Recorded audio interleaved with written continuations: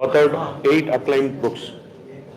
His 2-volume biography on Savarkar went on to become national bestseller and were acclaimed by Indian Prime Minister Sri Narendra Modi ji.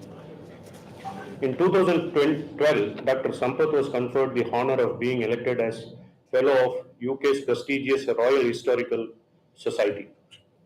He was awarded the Savitya Academy First Yuva Puraskar in English Literature and the ARSC International Award for Excellence in Historical Research in New York for his book Gauhar Jan. Dr. Sampath was among the 4 writers and artists to be selected as writer in residence at the Rashtrapati Bhavan in 2015. He has a doctorate in history and music from University of Queensland, Australia, was a senior research fellow at the Nehru Memorial Museum and Library. He is also an Aspen Global Leadership Fellow and an Eisenhower Global Fellow 2021, an engineer mathematician from BITS Villani, and he holds MBA Finance from SP Jain, Mumbai. Dr. Sampath is also a trained Carnatic vocalist. He established the Archives of Indian Music. He is the founder director of Bangalore Lit Festival, Indic Thoughts Festival, and Artha, a cultural fest. Once again, it's an honor and privilege to hear it from Dr. Sampath. Over to you, sir. Thank you.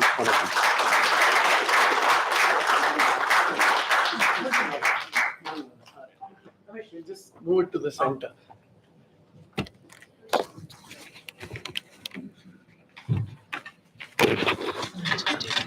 Oh, yes.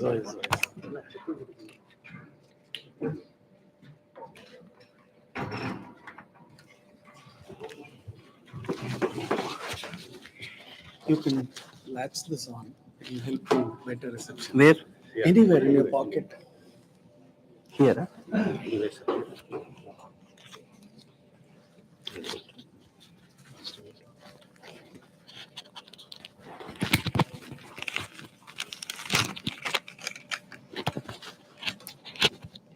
you.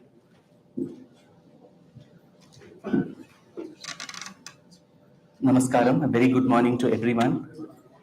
And wishes on Sharad Purnima, the auspicious full moon at the end of the Devi Paksha in the Sharad Masam. And one of the brightest moons of the year happens today. And I hope through this literature festival, the brightness of knowledge of our civilization, of our culture, of our past also illuminates all of us. A great initiative by the Verandah Club, Rajesh ji and his entire team, Jagannathan ji and others. It's not an easy task putting together a literature festival. As an organizer myself, I know it's a completely thankless job. There's always something that people find fault in. So kudos to you and your entire team for doing this. Thank you. And on a Sunday morning to talk about history and to actually, be attentive about it is going to be a very difficult task, I know. So the onerous responsibility of keeping you all awake is also on me, and I realize that. But before I start, let's be candid and honest. That how many of us in this room, like history? No, the next question will probably clarify that. How many of us liked history the way it was taught to us in school? Wow. But there was one person who actually liked the way it was taught in school. I'm so glad you are in a glorious minority. To be very honest, I mean, in my own growing up days, most often in the history classes, I used to be found kneeling outside class because I don't think I could memorize who succeeded whom and which war was fought in which era and so on. The rote learning and the boring manner in which it is taught to us, unfortunately, in this country, strips away all the importance, all the relevance of this very important discipline, which as we grow up, we probably realize that it is one of the most important disciplines, the most important areas to understand ourselves as a civilization, as a nation, as a people. And maybe that's also the design that, you put in so much disinterest in this subject so that no one pays much attention to it. And we don't think and ruminate about these ideas and subjects.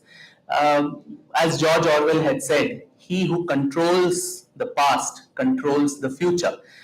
So I think history becomes a live battlefield today in India, and most of the trouble, the discussions we have are on subjects related to the past. Sometimes when we switch on the news channels, including the ones where my dear friend Anand is fighting for 30 more seconds. We wonder if we are living in the times. I mean, Aurangzeb is contesting an election, Tipu Sultan is having a manifesto, because all our discussions are around these characters who have died several years, centuries ago. But that itself shows how important it is, our history, our story. Uh, and we may have been, politically independent today, but I think, as we all know, our minds are far from being decolonized. That very famous word, which is thrown back again and again at us, as to what decolonization actually means.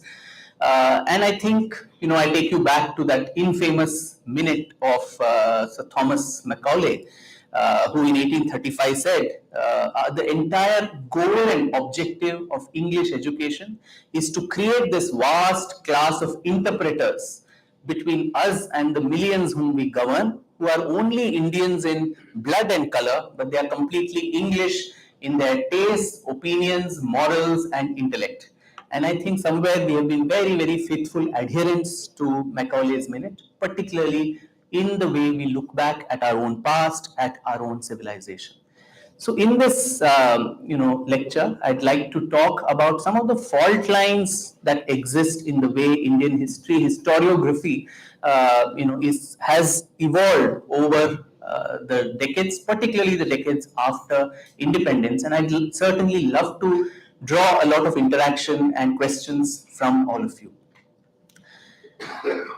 In the 1880s, there was this English civil servant, Sir John Strachey, who was in charge of training all the young civil servants who were part of these Indian imperial civil service.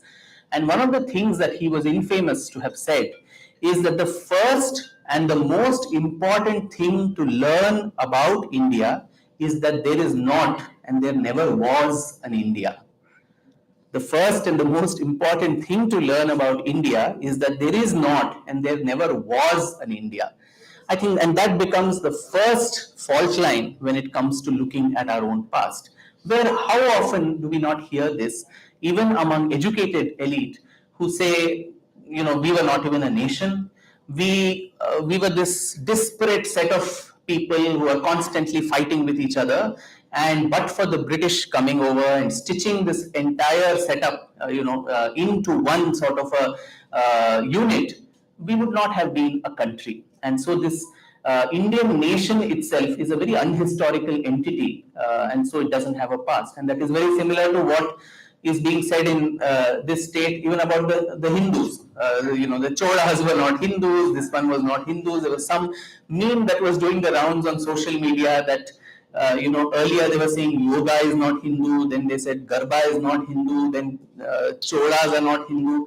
By the time we come to maybe 2047, 100 years, Hindu itself will not be Hindu. So that is the level of, total self-loathing that we have tried to actively, initiate into ourselves. And the idea is very simple, that to say we had no achievements, we just existed just like that for 5,000 years or more of our long march of civilization, and that everything that came to us was external.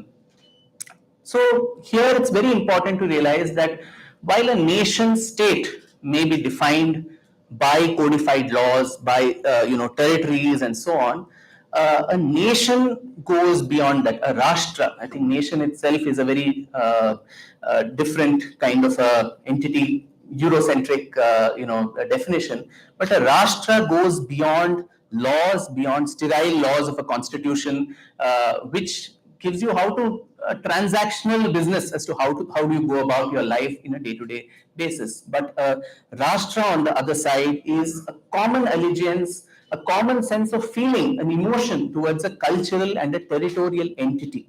And that is something that we see in the several millennia of our existence, that has been an uninterrupted flow. right from, the way we do the Sankalpam itself in our pujas, an Indian is actually defining that geographical entity where they are sitting and conducting the Jambu Dvipa, Bharatavarsha, Bharatakhanda that they are talking about. That is not just something that came in any section or article of the Constitution. It's something that's part of our civilization for millennia now. Similarly, if you go back to the Mahabharata, the Bhishma Parva, it has more than 70 verses which talk in detail not only about the geographical parts of the country, but also different ethnic groups within the country, right? From Kashmir to the Dravida, Kerala, Kuntala, the Magadha, Vidarbha, every part of India as it exists today has been described in those verses of the Bhishma Parva. And what can be more evocative than what is said in the Vishnu Purana, which some people say was composed between 400 to 300 BCE, some say in the 9th century, but whatever it may be, 1,000 years at least. In that, the famous quotation of Uttaram yat samudrasya himadraschaiva dakshinam varshatad bharatam nama bharati yatra santati. The whole landmass which is south of the Himalayas and north of the oceans, vast landmass, the Varsha, the country is Bharata Varsha, and its children are called Santati, are called Bharati. So our texts have always spoken about this sense of nation and nationhood. Though we may not have been politically, the contours of no country. United Kingdom, the way it is today, would not have been how it was 500, 600, 700 years back. The US was not what it is today. So similarly, political entity, the boundaries of the country may be different, but the important part of our consciousness as a nation is that we have always thought of ourselves this way. And this common unified sense of cultural circulation, I think, finds its manifestation in the best way in the manner in which Adi Shankaracharya went about his Digvijayas through the country. Starting from a small village in Kerala where he was born, there was no need for him to traverse this landmass. It was not by accident that he went across the four contours and very aptly setting up the Sarvagnya Peeth, the Sharada Peeth in Kashmir, which was the bedrock of our civilization, where all our the scriptures, our knowledge systems evolved. And the four markings that he did from Sringeri, Puri, Badrinath to Dwarka, it literally marked the country in this quadrilateral that our nation actually was. And interestingly, he never found any opposition that, why are you entering my country, or this is not, you are an outsider, nothing like that. He traversed the entire country, which was part of his journey there. So that itself shows that, the entire, as I said, the common unified sphere of cultural circulation that always existed within this country, that is something that is so undermined, so purposely ignored all the time. The splattering of all the, Divya Kshetras that are there, that also had a meaning, a reason. 51 Shaktipithas scattered across the country, the 12 Jyotirlingas, the 7 holy cities. All this was also not by accident, because if anyone had this parochial sense that, my part of the country is the holiest, there were 100 others who were equally holy, if not holier than yours. So I think it was a great effort or a consciousness by our ancestors to, fuse environmental consciousness with faith, with also a sense of patriotism, all of it coming together, because everything we found, from mountains to rivers to natural features to animals to animate, inanimate, everything was sacred. So environmental consciousness too was seeped into the way our faith systems operated. So in this current context of how, other than the one brave person who actually liked how history was taught in our schools, and why is it that we don't like the way Indian historiography is dealt with? Is there an alternative? Indic version to how history needs to be presented. Because all the time we are also told this, right, from Al-Baruni, who said the Hindus don't even have any sense of history, they don't keep any, accounts, which is completely, bunkum, because we may not be maintaining our records, our, the way in which the Western world did, in a chronological, in a linear fashion, but our records are in multiple places, on coins, on temple walls, the inscriptions. If the Brihadishwara temple in Tanjavur has the records of all the 400 Devdasis who were part of the temple worship, their names, their addresses, their emoluments, and their entire lineage, obviously somewhere we were looking at documentation to the last T. Of course, it is not the way in which the Greeks or the Romans did contemporaneously.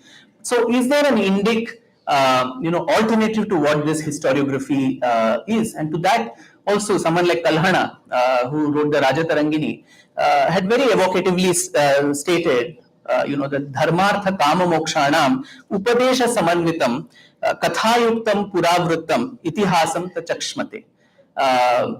Kathayuktam, in the story form, puravrittam, the narratives of the past told to you in a story form, which have very importantly an upadesha component, a didactic component, a sense of moral compass for the society, which will lead you in the pursuit of the four purusharthas of dharma, artha, kama, and moksha. That is called itihasa. Itihasa. Thus it happened. So we have a very defined idea of not only what history is, what is its objective. It is not just a dry catalogue of rote learning of who succeeded whom, what war happened, but it has to be told interestingly. It has to be told in a manner that interests, excites, inspires, and also has an upadesha component which leads to a societal improvement. So the Mahabharata, the Ramayana, which are called Itihasa, the Puranas, to a Western mind who was looking at it, these look like fancy tales, a lot of mythology, a lot of crazy stories, but embedded within all that flourish, within all that beautiful tales, was also the kernel of what actually our chronology of the various rulers, the various dynasties, and all of that was embedded. So the first important fault line that I wish to cover was this: are we a nation? Is this a British creation? Have we not had this sense of what Bharatavarsha means and what it has traversed through these several millennia? The other, sad point, and this particular thing that is denied, and there's been a continuum of this civilizational march. They may have been different, matas, panthas, and so on, including, Jainism, Buddhism, which again are seen from a Western eye of a Protestantic kind of faiths, which went against the clergy, the Catholic clergy. So you have to create these false equivalences of the Brahminism versus Buddhism versus Jainism and so on. But the conflicts, so creating conflicts among Indic faiths when none existed, that is another super project, not only of the Marxist historians, but also of several anti-India, breaking India forces, which do not want to, first of all, make us feel self-loathing, make us feel that we didn't achieve anything, and make us also feel that we are so desperate and so broken into so many segments that we were constantly fighting with each other. Along with that also comes a complete denial or an erasure of all our achievements, be it in various fields, scientific, mathematics, alchemy, chemistry, philosophy, medicine, linguistics, each field. How often does a young child who is in an Indian school read about all this in their books? We very faithfully, have to have Shakespeare and all of them in our growing up years, and nothing wrong with that. We should take the best of everything that comes from every part of the world. But where do we even read either the originals or the translations of Kalidasa or Tiruvalluvar or Sankaradeva from Assam or different parts of India, Annamacharya and all of that? These do not form a part of our curriculum also when we talk of our own past. The other problem which I foresee in the way Indian historiography and our story is told is that the story of India is almost always seen through the eyes of her invaders. If you see even the way popular history books are, it is one after the other a litany, a long list, a laundry list of battles that we lost. Right from the Arab invasion where India lost, and there was the Battle of Tarain, Indians lost. You had, the Panipat Wars, Indians lost. The Anglo-French Wars, Anglo-Maratha Wars, Anglo-Sikh Wars, Anglo-Mysore Wars, all of which were right till 1857, which again we lost. So what is the idea behind this? This is to tell us that right from that myth that was created of the Aryan invasion theory, that you as a nation are not capable of governing yourself. You as a nation are not capable enough of ruling yourself. You are always, right from your earliest ancestors, were people who came from the outside, who invaded you, who conquered you, who ruled over you, who gave you civilization, who gave you a concept of what nation is. And that continues all through. But today, if we are around as a civilization, while Greek and Rome and all the contemporaneous civilizations collapsed, there must have been some wars we won also. There must have been some bravery, some resistance that we put as well. So where are these stories in our popular discourses? Where are these stories of valor and resistance in our history books, in our textbooks, particularly for our children? And at the risk of sounding like plugging my forthcoming book, but my new book, which is to come out in a couple of weeks, called Brave Hearts of Bharat, touches exactly upon this aspect of about 15 stories of unsung heroes and heroines from different parts of India. There was resistance posed across the country to invasions all the time. There may have been occasions where we lost, but there were more occasions when we won, which is why we are around as a civilization. We've kept our faith, our languages, our religions intact, our culture intact after so many centuries of barbaric interventions in our civilization. So Lalitaditya Muktapida from Kashmir. I don't know how many of us in this country even know of this great man of the Karkota dynasty of Kashmir, who ensured that the Arabs never conquered beyond the Sindh region. They were driven away. I mean, there was no reason why Muhammad bin Qasim was just interested in that small Debal seaport in Sindh after defeating Raja Dahar. They could have expanded through the whole of India. Within a few decades of the Prophet's death, the Islamic forces had managed to conquer the whole of Syria, Persia, that entire region, and Islamize it. But how is it that they did not manage to do that in India? Lalitaditya and some of his contemporaries, Bappa Rawal, Pulakeshin, Nagabhatta, all of these people ensured that the Arabs were completely thrown out. Similarly, Rani Naiki Devi of Gujarat, in the 11th century, a Kadamba princess from Goa princess, who was married into the Chalukya dynasty, Solanki dynasty of Gujarat, who defeated Muhammad Ghori. So much so that Muhammad Ghori was so ashamed and embarrassed to be defeated by a woman that he never turned back towards Gujarat again. Much later, it was Kutubuddin Aibak who managed to defeat the Chalukyas there. Similarly, if you come down south, from the state I come from, Rani Abbakka of the 16th century, who dealt a death blow to the Portuguese, who never managed to capture that part of coastal Karnataka, though they had established themselves in Goa by then. Marthanda Varma in Kerala, who in the Battle of Kolachal defeated the Dutch East India Company to such an extent that the Dutch collapsed as a global power, and their entire idea of colonizing Bharat was completely defeated. Otherwise, we'd probably all be under the Dutch East India Company instead of the English East India Company. Given the rising power and influence of that man in any other country, Marthanda Varma statues would probably be there in every city and venerated. Here, other than those in Kerala and maybe Tamil Nadu, very few people in the rest of India even know who Marthanda Varma is or what that Battle of Kolachal was. But we all know the Battle of Panipat and that we lost, and all of those things are ingrained into our heads right from childhood, that you are a nation of losers. Velu Nachiyar from here, who was the first woman to lead a campaign against the British, Lachit Borphukan from Assam, who ensured that the Mughals never managed to occupy Kamrup.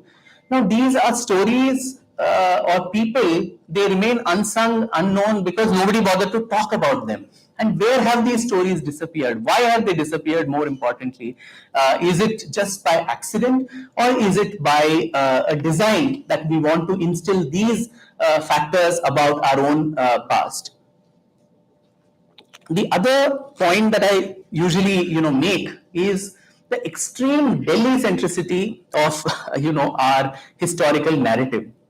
Again, in the growing up years, we all memorized every small dynasty, the Lodhis. The Lodhis, Tughlaq, Khiljis, I mean, what was their real contribution to this country or its progress? Barring a few architectural pieces here and there, by and large, they were marauders and invaders and bigots.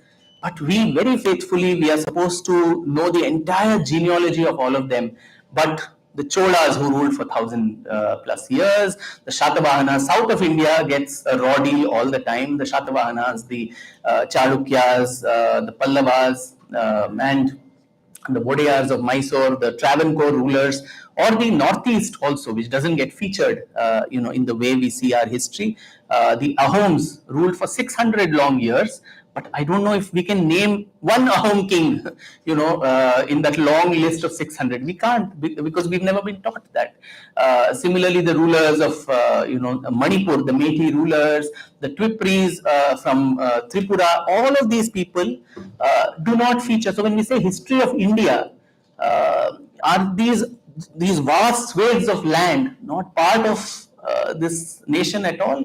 So I time and again say, I think India needs to snatch her history, her story back from Delhi.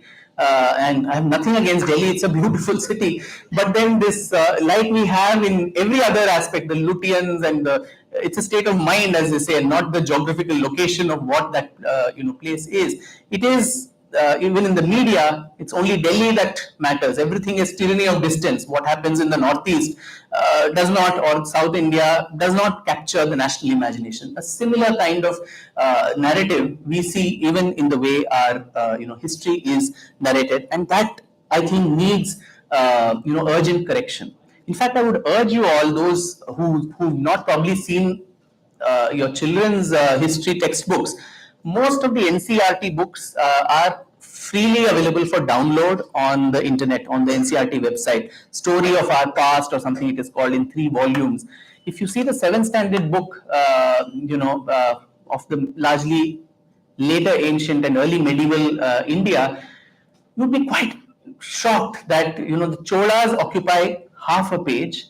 The Vijayanagara Empire, probably a few lines. The Marathas do not have much importance. Chhatrapati Shivaji Maharaj, only appearance is in the photograph. That's all. And a caption to that photograph saying who this person was. So imagine that a young person who's growing up, this is all that they know about all these important dynasties and personalities, whereas you have 3 chapters on the Mughals, almost one and a half chapters on the Delhi Sultanate. So I think this needs urgent course correction and a balancing, and I hope the governments are listening, or if they are not, I think it's left to individuals and civil society to actually start talking about these and create those active lobbies to ensure, because democracy is nothing but competitive lobbies which ensures that these things matter to us. The way our story, our past is told to us and our children matters to us, and that is why that needs urgent correction. Another fault line that I move to is, a complete reticence to talk about the darker elements of our past. Will Durant had called the Islamic, American historian, he called the Islamic conquest of India as one of the bloodiest stories of human history, not just Indian history, but human history, one of the bloodiest stories. But how much of that actually finds a manifestation in the way we look at our past? Probably none. And that is because we labor under the misapprehension that somehow talking about these inconvenient truths of this wounded civilization, of this bruised civilization, will somehow upset today's social, setup. And so people will get upset, some groups will get upset, some community will get upset.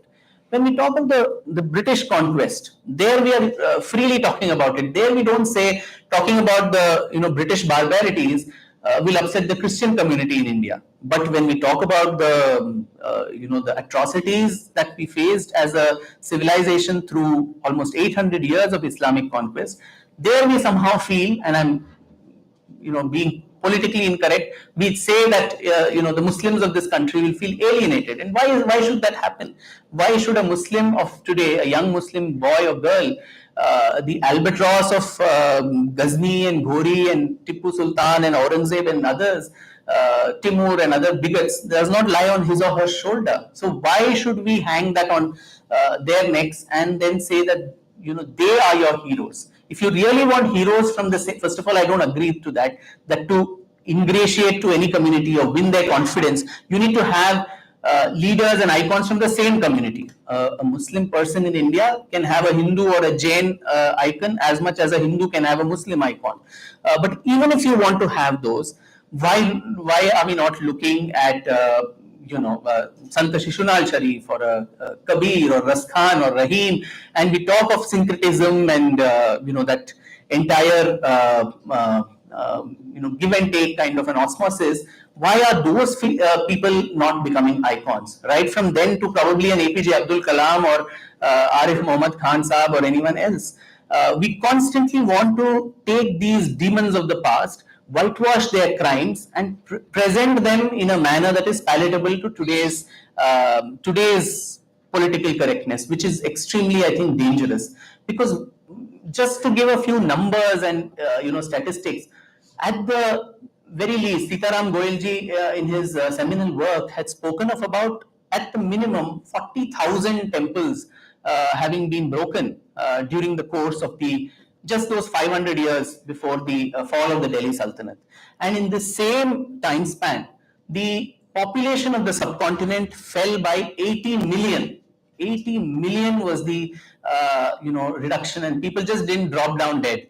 There was obviously barbarities that were done to them. Sex trade, the manner in which women from the subcontinent were taken away. In fact, in Ghazni, in Afghanistan, there is supposed to be a pillar with an inscription which says, "Dukhtare Hindustan, Nila mein do dinar." The Dukhtare Hindustan, the daughter Dukhtar of Hindustans, were auctioned, nilam, for 2 dinars each. Lakhs and lakhs of women who were taken away from this part of the country and sold away as sex slaves there in different parts. Unequal laws of jizya and so on, the tax that you had to pay to keep your faith. Always working under surveillance, that you are not able to express yourself. Despite all that, we have overcome that and survived. So it talks something about our resilience too as a civilization, and I think that aspect needs to come out. And we really, in a conversation with Congress leader Dr. Shashi Tharoor, there was this thing where he inadvertently mentioned that the goal of history, particularly after independence, history was marshaled for the cause of nation building, and that is why we had come out of the horrors of partition. So to make people feel good and so on, we could not talk about this, and this will upset social cohesion. But dare I say that the foundations of a country cannot really rest on the false equivalences of whitewashed history, whitewashed crime. Social cohesion cannot rest on that. And so tell the truth as is. The Truth and Reconciliation Commissions that we had in South Africa, where people faced the victim and the perpetrator faced each other in the eye and said, "We forgive." Now we cannot change these things. That Minar in Afghanistan cannot be changed. But can we just deny that? That's a double whammy, the insult of actually facing that trauma, and also the civilizational memory that we have, intergenerational memory that we have of these things, to even deny that such things never happened. These are all some, right-wing propaganda and all these things.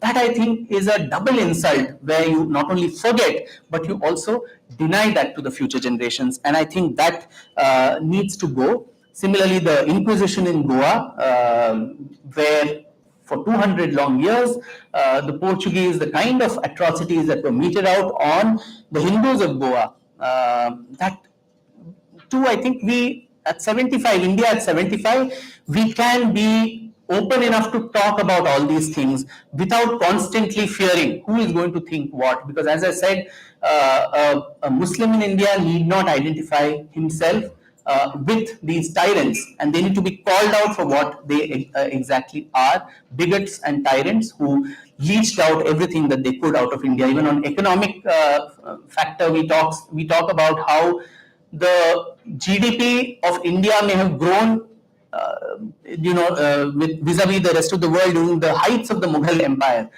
because the money was obviously not sent out of India like it was during the British times. But if you see Angus Madison's book, The Economist, he talks about GDP per capita. Per person's GDP, even at the heights of the Mughal Empire or through that entire 200 to 50 years, was a constant decline. So the money was probably concentrated there, but it didn't really reach out to each and every individual. Finally, the modern period, which we get to. And there, of course, the importance of the entire freedom movement that we talk of. There too, we are presented a very, very simplistic, linear, monochromatic version of what the freedom struggle was. Like that Richard Attenborough film, frame to frame, it just goes from one, convenient episode to the other. And that also that Bollywood song of "Dedi Hame Azadi Bina Khadga Bina Dhal Sabarmati ke Sant Tune Kar Diya Kamal." We just, without any kind of violence, we just kept pleading that quit India, quit India. And one day the British got fed up and they just said, okay, we are going away. You pleaded too long, and so we are just so tired and we'll go. So, so in that narrative that again has been dimmed into our heads, we ignore or don't acknowledge the constant, armed rebellion, armed struggle that was there throughout. It was an unbroken chain of incidents right from 1857, the first war of Indian independence, till 1946, the naval mutiny in Bombay. We still call it mutiny. While Sepoy mutiny was what the 1857 thing was called, with Savarkar changed to the first war of Indian independence. Ideally, the naval mutiny should be called the last war of Indian independence. But anyway, till this entire period, from different parts of India, you had this uninterrupted chain of an armed struggle. Which, how does it appear in the way we read our history?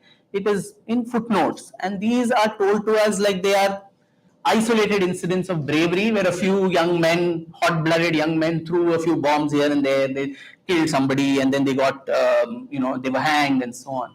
But that was not what it was. Throughout this journey, from 1857 till 1946, the strategy of the armed rebellion was to insurrect the British Indian Army, and to ensure that a rebellion brews within that army. At the peak of the Second World War in 1945, the strength of the Indian Army was about 2.5 million, out of which there were only 40,000 who were Europeans. The rest of them were all Indians. So the idea was, even if 1%, 5% of this vast number, 2.5 million minus 40,000, if that small number is seduced to patriotism and they can switch over and create a rebellion in the army, then the days of the British Raj are numbered. That was the belief of the armed insurrection, and they were working constantly towards that. The Ghadar party, which organized cross-continental, propaganda and efforts during the First World War, that was also aimed exactly at this.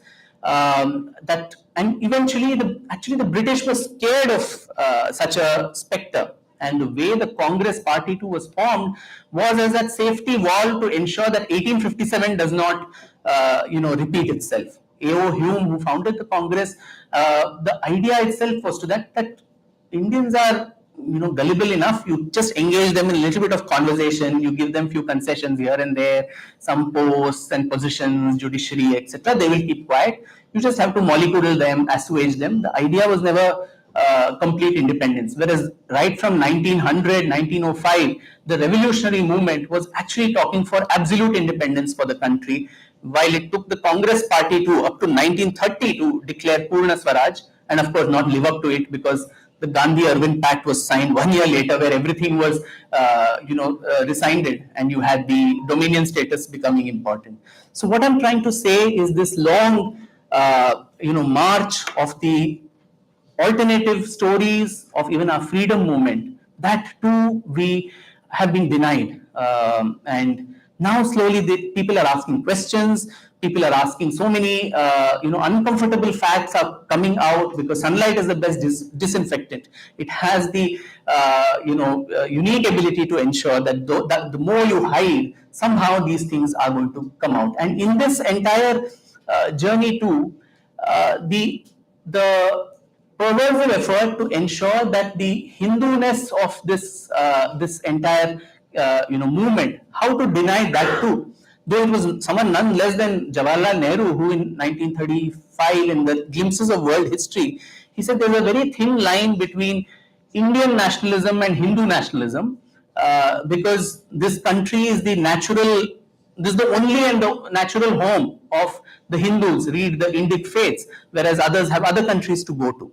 So despite that, the Nehruvian, the Marxist stress has been on the fact that we deny the Hindu-ness of this. So right from Dayanand Saraswati to Maharshi Aurobindo to Swami Vivekananda to Tagore to Veer Savarkar to everyone, Lala Rajpat Rai, Tilak and others, this invocation, Bankim Chandra Chatterjee, who invoked our motherland in a divine feminine manner and gave the clarion call of Vande Mataram, all of this has to be denied constantly. That the Hindu-ness of this freedom movement too is somehow subservient to the larger narrative of ahimsa, which I think is extremely detrimental to the way, once again, that we look of ourselves as a nation and a civilization. So I think these are some of the broad, fault lines that I see in the way we tell the story of our past. A famous quotation that is attributed to Voltaire says, "History is the lie that we commonly agree upon," among all of us. But when it comes to Bharat, I think even that lie eludes us, because there are multiple contestations, and in this, particularly in the decades after independence, which is very sad, even in the heights of the British Raj, you had space for an alternative historiography. You had the nationalist historians like R.C. Majumdar, Jadunath Sarkar, V.K. Rajwade, so many others who constantly challenged the colonial narrative of James Mill and others, who thought of us as a decadent country and civilization. To that, in Maharashtra particularly, there were lots of articles that were written by anonymous people, the first Hindu, the second Hindu, the third Hindu. That was how these articles would come anonymously, challenging everything that Mill in his History of British India wrote about, degrading this country and the civilization. So there was space for that even at the heights of colonial government. But it's a terrible irony that after independence, in a democratic India, there's been such a thraldom and suffocation in which historiography has been held hostage to ideology, particularly the Marxist, Nehruvian Marxist narrative, that no alternative voices can grow. Anybody who tries to bring up another narrative is terribly cancelled. It's a blasphemy going against the holy book. So it's really, I think time has come where these alternative voices are actively encouraged, and in that efforts like what you are all doing and forums like this and so on, I think they play a very, very important role.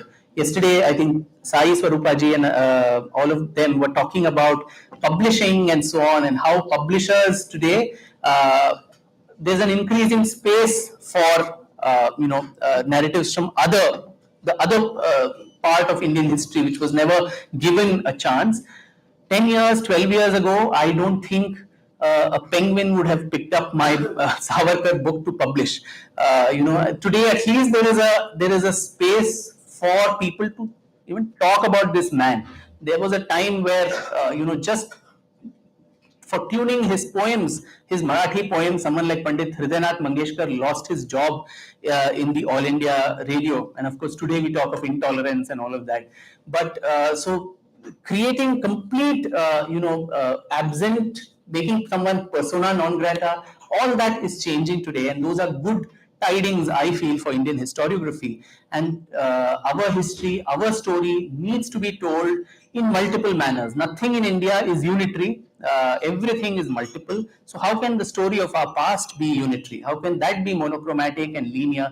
They have to be a million flowers bloom, like the man who shall not be named said. So I think that's more germane in the case of Indian history and historiography. So once again, thank you so much for being such a patient audience on a Sunday morning.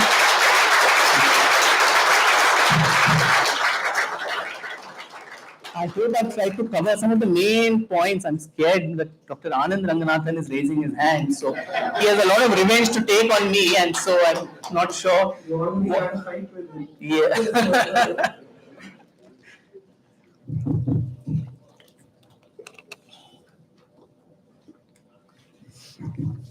That was really masterful rendition, and Thank you. as usual, completely suffused with facts and the correct narrative. But as usual, it was very painful to hear. I'm sure. The reason for that Because it was not in Tamil, which you are a scholar of. Standardly since yesterday. So the reason for that is that you gave out the facts, but what you did not give was the solution. And here I want to bring out the problem. The problem is, or let me put it this way, is the solution to this problem that we have of multiple wrong accounts that are dictated by the political dispensations that are ruling our textbooks or the schools or colleges. Should education anymore be concurrent on the state list? I ask this because it is completely in the hold of the governing, dispensation of any state. For example, in Kerala, you have, Stalin and Mao eulogized people who killed 65 million people of their own people. To such an extent is the brainwashing that, quote unquote, our own Rahul Ishwar once tweeted that we need Hindutva Che Guevara. He put a pillar on Che Guevara, ignoring the fact that the fellow was a monster and a mass murderer. We go to Kashmir, where the state government eulogizes Sikandar, who burned, who burned 210 kilograms of jalebi. That many Kashmiri Hindus were killed, and one jalebi weighs 7 grams, so you can imagine. To Rajasthan, where you eulogize, Aurangzeb and Tipu to Deccan, and it's not just that, non-BJP governments are doing it. BJP governments, although correctly are talking about Hindu India or something, but they're also, wiping out a lot of facts that need to come out, for example. Maybe the truth or whatever you may say of a lot of other people who did not have the right to dispensation. So, unless you are a child of an IAS officer who's transferred 40 times all around the state, I dare say you will not have a composite picture, the true picture of our history. But if you have a centralized education policy, which will have one book. One book.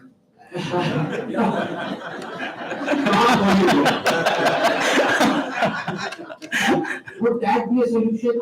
In fact, even by saying it seems very odd and not a solution, because what if that one book is dictated by, again, a political ideology? So what is the solution?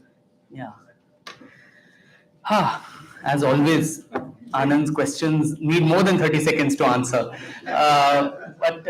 No, that's a great question, Anand. And I think the first step in solving a problem is to understand that there is a problem. I think vast majority of our country lives in complete blissful ignorance, and not to blame them for anything, but it's just that these things don't matter much. We don't even see the importance of how we tell the story of our past, is it of civilizational importance to us or our future generations? So yeah, as painful as it may be to hear these uncomfortable truths, I think the first step to solution is to acknowledge that there is a problem and not live in complete blissful ignorance or amnesia about it. The second part, it's a brilliant question, but a right question addressed to quite a wrong person here, because we also are from a country where we've had a HRD minister who said that we have not changed a single line in our history textbooks, though that is not something to be proud of, but rather ashamed of. I think today the way moving beyond the history textbooks, I think there are other avenues available for a young person. It presupposes that the textbook is the only thing that a young child consumes today, which probably was how it was when we were growing up. But today, particularly other media, social media and other multimedia things that exist, I think that tells the story in a much better way. So maybe till the time governments wake up and we are able to convince the governments of the importance of this, maybe it is to rely on books like the kind of things that all of us write, and ensure that it is read by young people too. Also use these mediums which talk to the millennials much more interestingly than probably a textbook would, and debunk some of these myths in those Instagram reels of 1 minute and 2 minutes, give out these facts, stun people to ensure that young people, to ensure that they sit up and say, hey, what was this?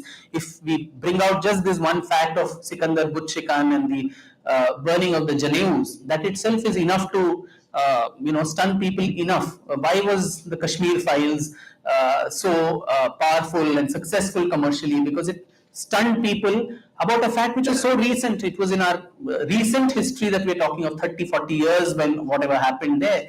But we had already forgotten that, and it needed a visual medium to come and stun you in your face. So maybe that is this interim solution in the short term, till the time probably governments and bureaucrats and others wake up and say that this is important. And the onus of that too, instead of constantly blaming the governments, because I'm sure they have multiple other priorities, and changing a class 6 textbook is the last on anyone's list than dealing with Pakistan and China and this and that and so on.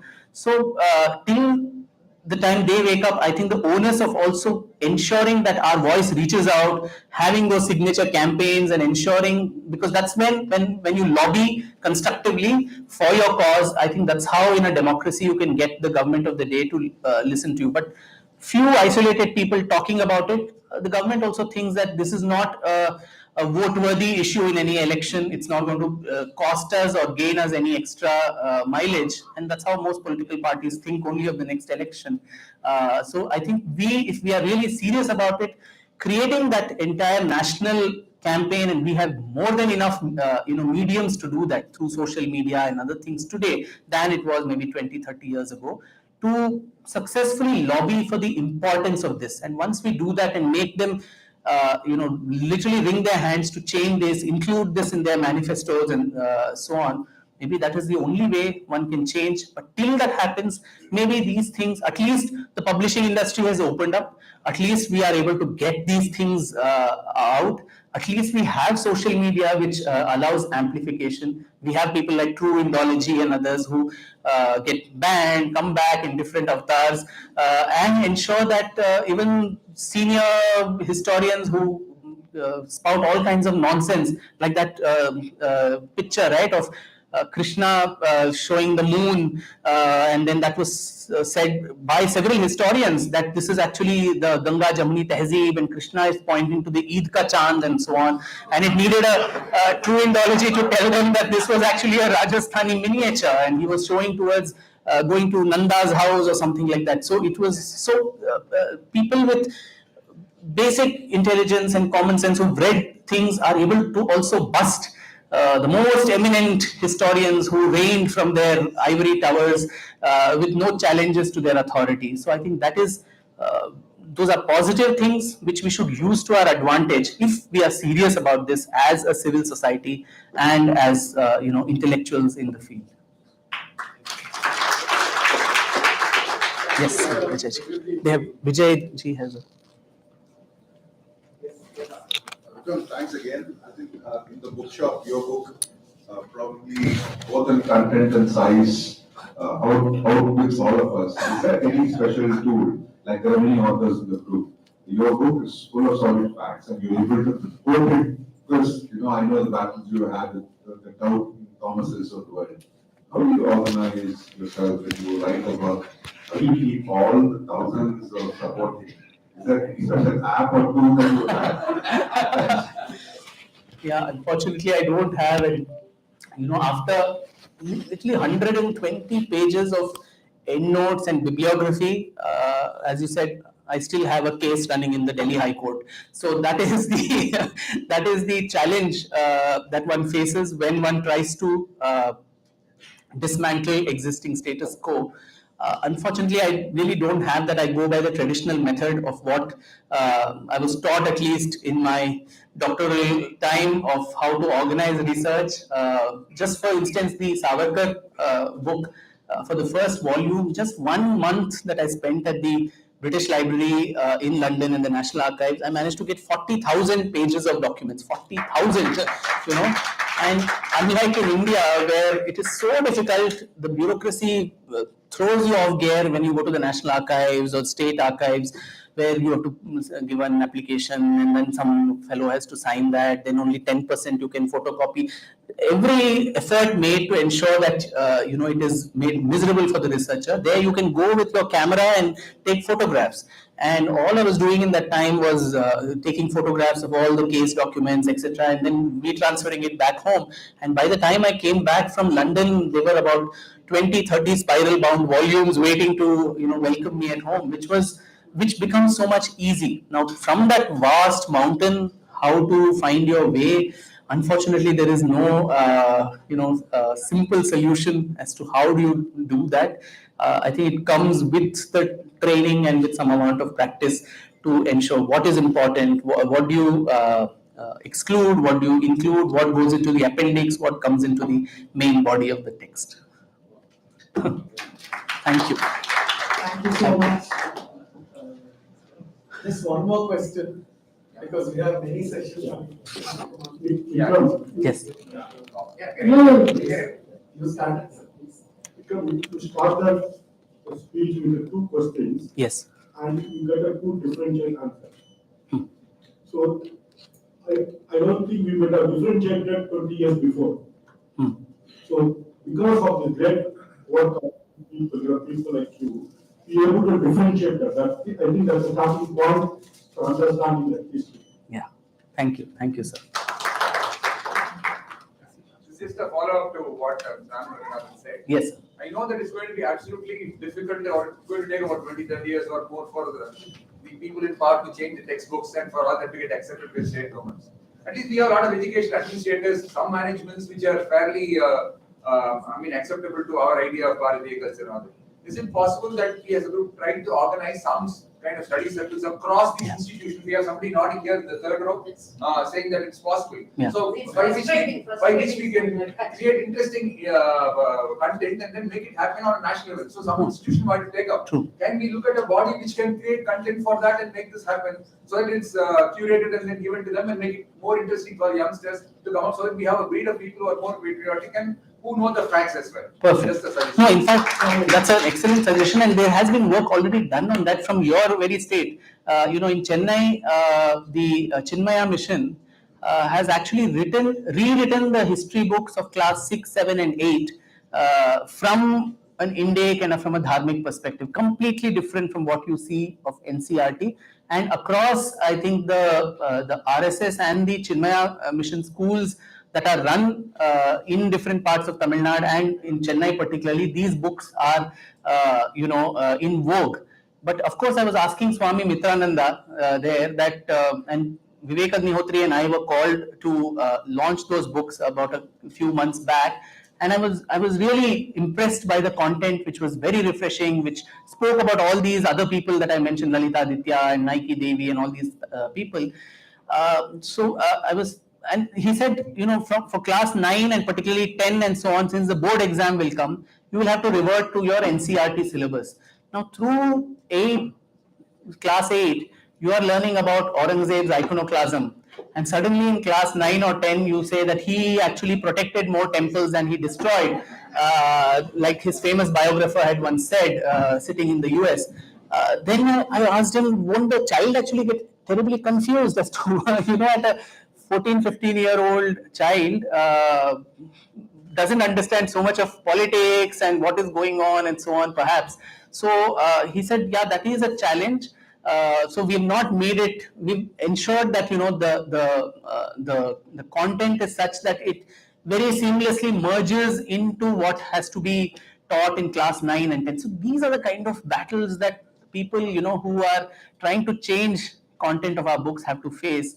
But two groups, that one is the formative 6th to 9th standard, and maybe the colleges where it's possible for us, and leave the yeah, 12th out. the board exams, because it's a common exam. If you have a different content, if you actually say Aurangzeb destroyed temples in the board exam, if you say that, maybe you lose marks. So Thank you, sir.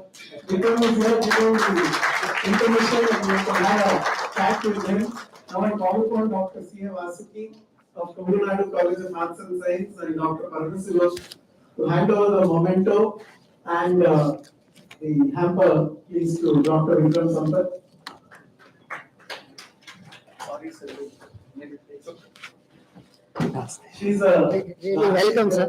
I was really so itching, to tell you, because as an educationist, I found it really hard to see when people come with wrong ideas from schools. that's so true. Yeah, I'm in higher education. Hello, sir.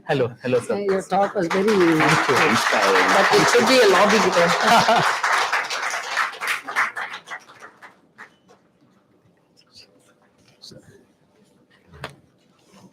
Thank you. Thank you. Thank you, Dr. Vikram Sampath. People interested in having a chat with him, getting his autograph done. Subbu's got his books. Please to get them. Now, Resisted by the India's search for equality. Your answer to Ranganathan. Questions we are. And I also went through the 6th, 7th, 8th books. India Bharati's school. Excellent. Very nice. Yeah, that is the only solution. He's had a very interesting past work experience. Now with And IPS, then, I find it really difficult to implement this. Suppose we are succeeding, I've but had the good fortune of listening to his Bhagavatam. Oh, sorry. Saptaham in Coimbatore. I think at the Karnataka Perumal Temple. He's a frequent visitor to Coimbatore. And I have great pleasure in sharing his work, Vedanta Desika, the book which was published due to the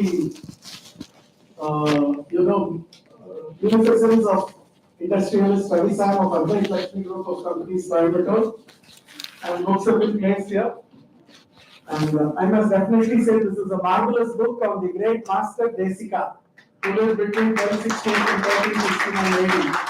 And a salutations to you, sir, for having brought this out really well. Thank you, please.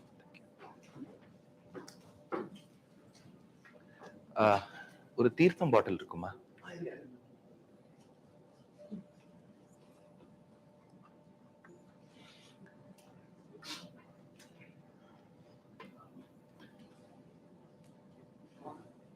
Lakshmi नेत्रोत्पलश्रीः सततपरिचया देशसंवर्ध्यमानः नाभी नाळीकरिङ्गन् मधुकरपटली दत्तहस्तावलम्बः अस्माकं सम्पदोगान् अविरलतुलसी धामसञ्जातभूमा Kalindi कान्तिहारी कलयतु वपुषः कालिमा कैटभारेः. Namaskars to the Astikas present in this August gathering.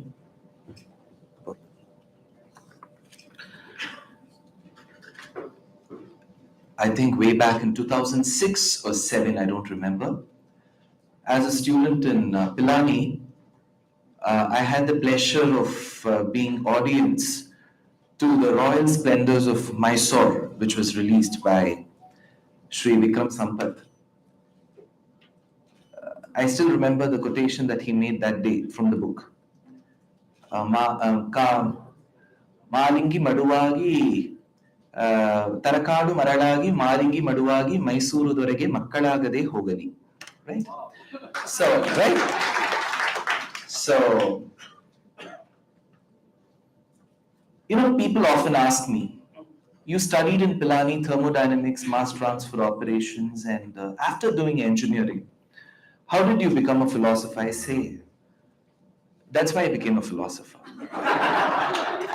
So, I don't know what answer he has to give to become a historian. So, my obeisances to Sri Vikram Sampath here. Generally, traditional lectures, discourses which are called Upanyasams or Pravachanams, they go on for days together. Anantarama Dikshitar used to give a 48-day mandalam for Mahabharatam, and if it's Ramayanam, it goes for 9 days, Bhagavatam 7 days. That's how I've been doing. Typically, the duration is 2, 2.5 or 3 hours per lecture. So in the last few months, some of my own relatives have stopped coming for my 3-hour lectures. They say, whatever you say, this man called Anand says it in 30 seconds. From the bottomest of my heart, however bottom I could get, I would like to sincerely thank Sri Anand Ranganathan for taking away my audience. In Srimad Ramayanam, there was a debate as to what should the director who has directed a movie which is going to release on Ramayanam had to do with Kriti Sanon's dress. I said, see, I'm not the director of that movie, so you shouldn't be asking me the question, but you know how journalism works. So while they kept harping on me to give an answer to this question, they asked what should they have done. I said they could have just drawn a beautiful Banarasi brocade to her purple sari. Why? Because in Srimad Ramayanam, Dasharatha commands. He says, Lakshmana, my daughter-in-law Sita should not suffer in the forest. She has chosen, she has volunteered to come to the forest, but she shouldn't suffer. So for all the 14 years, you should be carrying all the necessary ornaments and dresses for her. So Sita did not wear valkalam in the forest. She wore silk saris with perfect borders because Vedanta Deshika says, Taddakulanka Murtau, while she was kidnapped on that day, she had a silk sari with a Hamsam border. So the verse in Srimad Ramayanam Ayodhya Kandam goes, Vanavasam hi sankhyaya vasam syabharanani cha. Lakshmana carry as many saris she needs for the 14 years. So Lakshmana, this comes in Srimad Ramayanam, so he was rattled. See, for how many days can I carry the saris? So he probably would have asked, is there somebody who can give her a match in the saris? Here is Shafali Ved. So, with such luminaries present and so many astikas that I know of, there's still left to be a temple built in Coimbatore where the temple has not called me for a lecture. I'm so very grateful and thankful to the astikas of Coimbatore. I often say, if Chennai, Madras is the cultural capital, Coimbatore is the spiritual capital. So, my namaskarams to all of you again. In the recently taken movie of mine, I have one person whom I'm very close to. She played the role of Gautami, Shakuntala's foster mother. Here we have Pavitra with us. Vedanta Deshika, while speaking about Bhagavad Ramanuja says, Upavitinam Uddhapuntavantam Trijagat Punya Phalam Tridanda Hastam Sharanagata Sarthavahamide Shikhaya Shekharinam Patim Yatinam. This is that state. This is the bhumi where Bhakti was born. Now I'm not making this statement with no reference. Srimad Bhagavatam states, Utpanna Dramide Chaham. Bhakti tells Narada, Narada, know where I was born. Utpanna, I was born. Dramide Chaham, I was born in the state of Dramidam, Dravidam or Dravida. So Bhakti was born here. क्वचित् क्वचिन् महाभागा द्रमिडेषु च भूरिशः ताम्रपर्णी नदी यत्र कृतमाला पयस्विनी कावेरी च महापुण्या Pratichi cha Mahanadi, says Shuka Brahman. All the Ayavars were born here. And this is that state which is given Bhagavad Ramanuja, who fostered, who nurtured Visishtadvaita as a philosophy, as a Siddhantam, which just did not stick itself to the borders of Tamil Nadu. Agastya Bhasha Deshatikku Uttaravadhya Irukka Kuya Idam, says Vedanta Deshika in his commentary called Munivahana Bhogam to Tiruppan Alvar's work called Amananadipiran. It went beyond borders. In fact, Kanakadasa, the celebrated poet of Karnataka, in the 15th century, in his work called Mohana Tarangini, in the opening statement states, Bhagavad Ramanuja Muni Charano, he says, I salute to the feet of Bhagavad Ramanuja, the man from the coastal Karnataka. Bats, Akshardham, which we are all aware of, the stringent followers of the Swami Narayana Sampradayam, who was called Sahajanand Swami, in his work called Shikshapatri tells, oh my dear students, if at all you would like to know the quintessence of Vedanta, Mimamsa and Bhagavad Gita, read only the commentary of Ramanuja. This is his statement in Shikshapatri.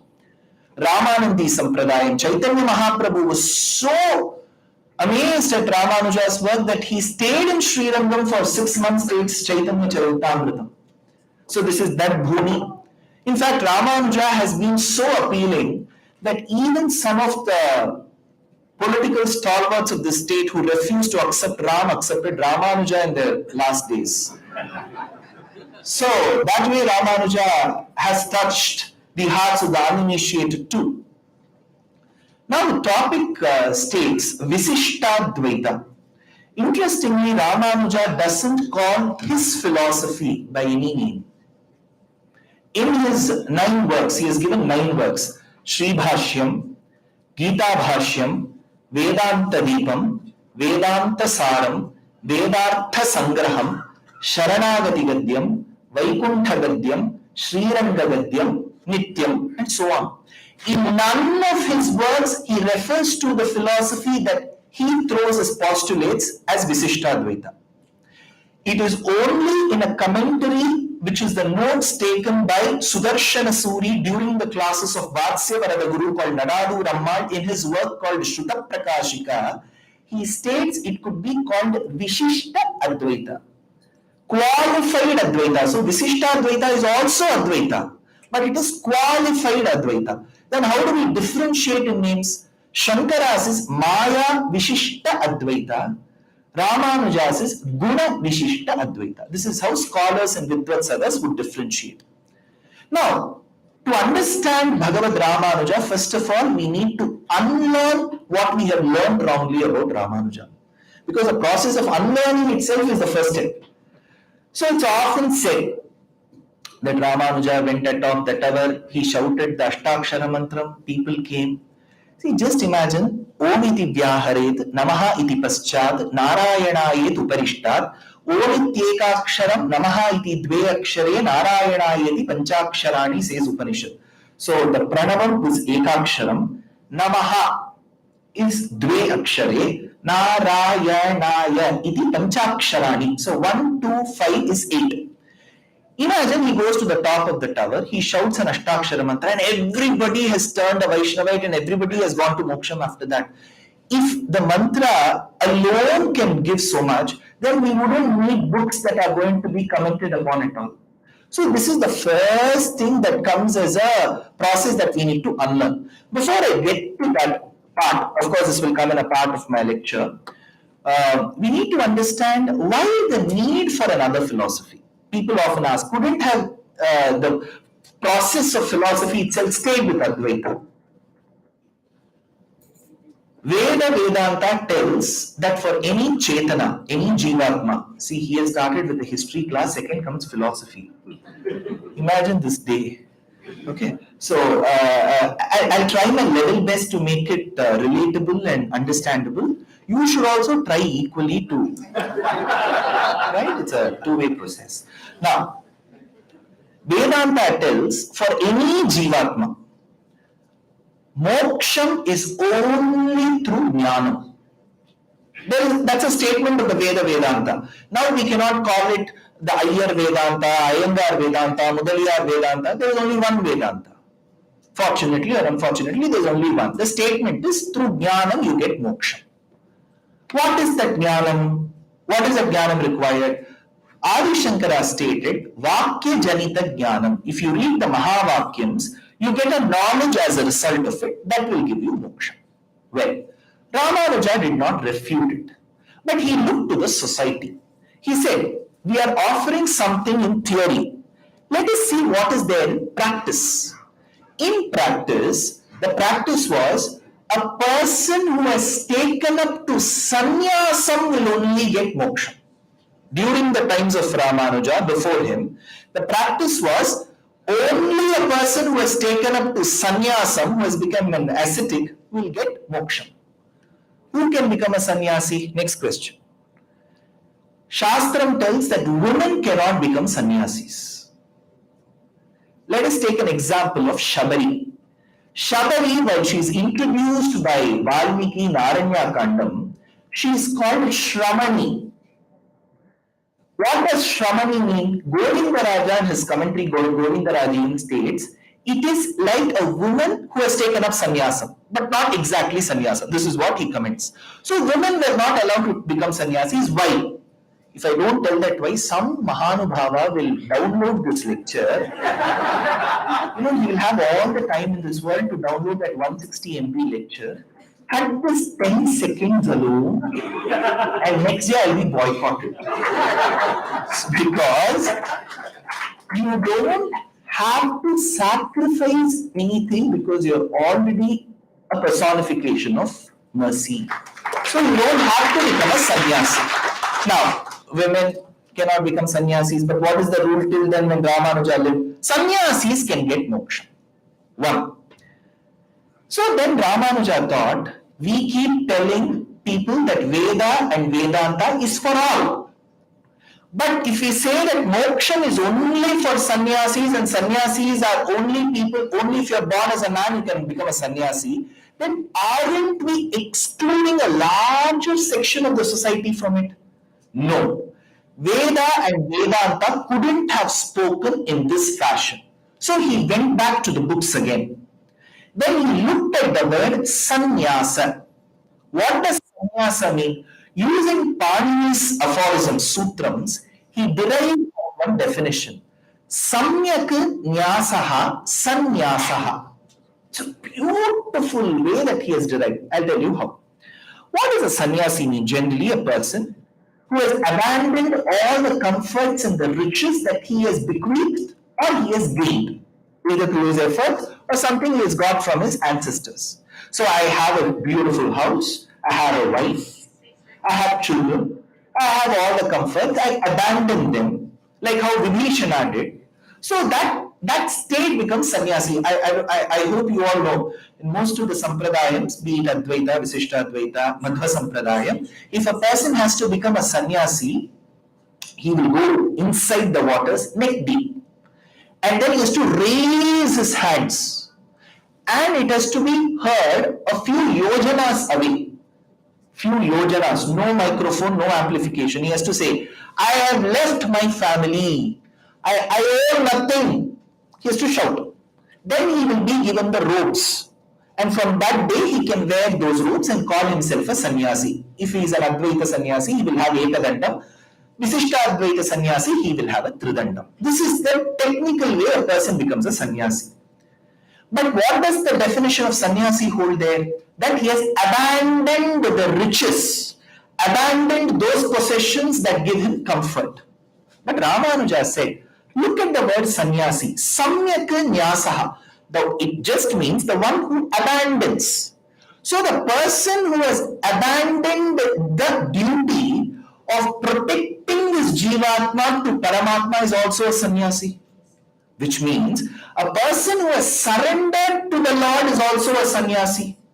So you can be a sannyasi by wearing your jeans pant, a good kurta, and if you have surrendered to Paramatma, that moment you become a sannyasi. Thereby he said, then everybody is entitled to moksham. Though Veda and Vedanta, which doesn't differentiate, will not differentiate this way. This became a huge revelation in this scholarly world.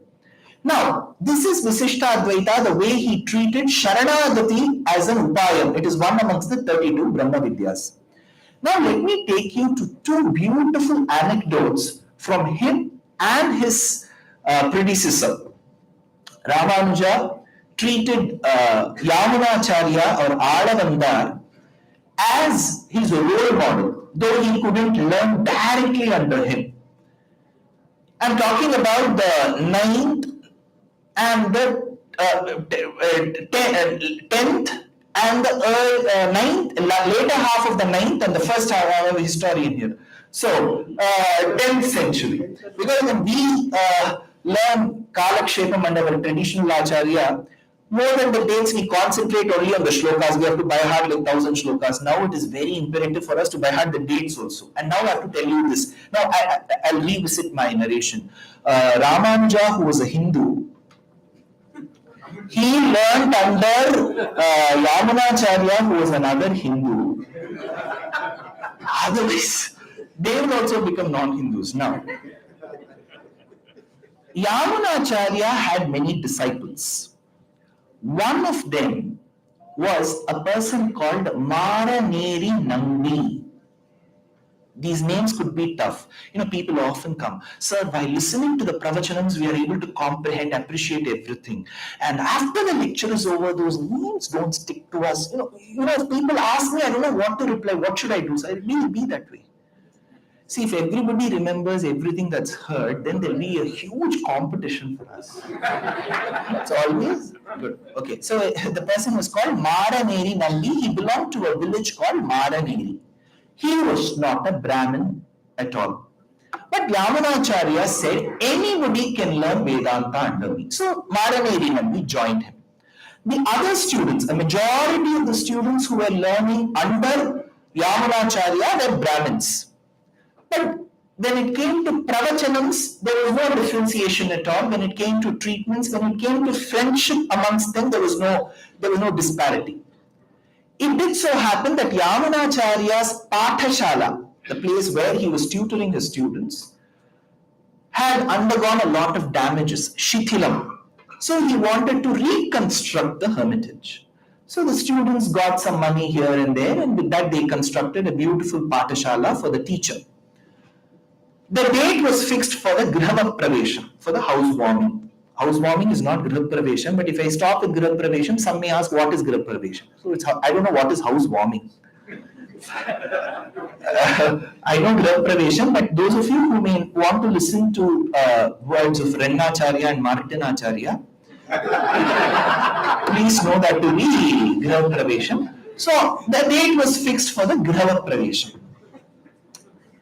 On the previous day, just before the Griha Pravesham, the other students invited Maraneri Nambi and said, see, this is where we are all going to study from now on. Look at this place we have constructed. You like it, Maraneri Nambi? And Maraneri Nambi took some photos and everything. He said, it's also all good, and he went away. The next day was the actual Griha Pravesham. Everybody, every Sishya had come with their family, but Maraneri Nambi. So Yamunacharya, the teacher, was seated and he was looking at when Maraneri Nambi would come. And then he asked his other students, where is Maraneri Nambi? They were a bit hesitant to reply, but then they mustered courage and said, Maraneri Nambi is not amongst us because he is not us. So we called him yesterday and we've showed him the house. From tomorrow when the classes happen, he'll come. Maraneri Nambi said, Griha Pravesham is already done. They asked, no, sir, we are yet to do Griha Pravesham. Yesterday, Maraneri Nambi had come, right? That is Griha Pravesham for me. Today, there will be no Griha Pravesham. So, this was Yamunacharya in the 9th, 10th, and 11th centuries. Look at his grand disciple, Bhagavad Ramanuja. Again, remember names. Under Yamunacharya, there were 15 Sishyas who learned, says Vedanta Deshika in Guru Parampara Prabhavam, which is a preface to Rahasya Traya Saram. 15 Sishyas learned. The most important, the primary amongst them was Mahapurna called as Periya Nambi. There was another person called Periya Thirumalai Nambi called Sri Shaila Purna, who was Ramanuja's own uncle. Now, while Ramanuja went to Sri Rangam and wanted to bring about changes in the administration patterns, he gathered a lot of Sishyas. He was just like a magnet, a sponge, says Vedanta Deshika. Yamuna Apita Sharinona Yatirajena Nibhadda Nayaka Shrihi Mahadi Gurupantihara Yashtihi, he says in Yatiraj Saptati. So during the times of Ramanuja, while his teacher Periya Nambi or Mahapurna also lived in Srirangam, there was this issue. What was the issue? I spoke about this person called Maraneri Nambi. Maraneri Nambi was not a Brahmana. Because he started learning Vedanta, his community excommunicated him. Why do you want to learn all this Vedanta that belongs to the Brahmanas? Is this going to be of any help to you? So he started learning Vedanta. In his last days, he told his Sahapati, the classmate, who was Mahapurna, see, I think in a few days from now, I will die. You know, people, you should understand the life history of all our acharyas.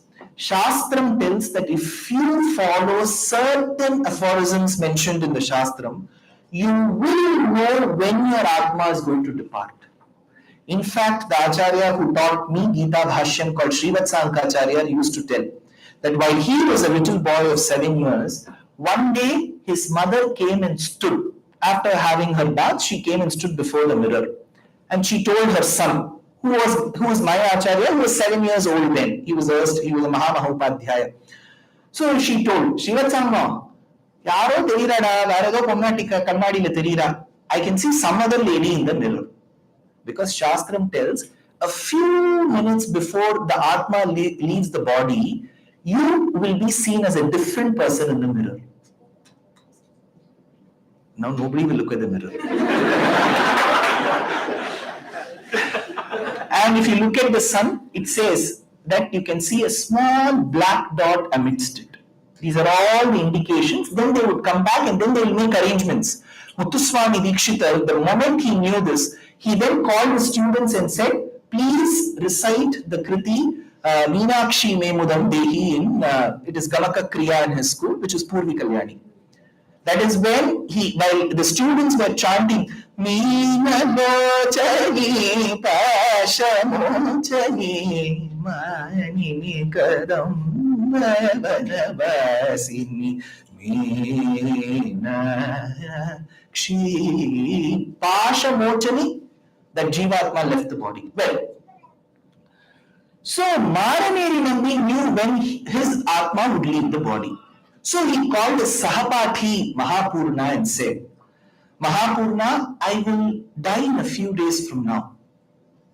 This body, which is being carried by the Jivatma, remember, you have to be very careful in Vedanta. The body doesn't carry the Jivatma. The body has been carried by the Jivatma. The Jivatma carries the body. So this body, which is being instrumental in acquiring the quintessential knowledge from this Acharya, should not be cremated by people who are kith and kin to me, because they have excommunicated me, thinking what I'm doing is wrong. So you should be the one who should be performing the funeral rites for me, Mahapurna. I'm talking about an incident 1,000 years before.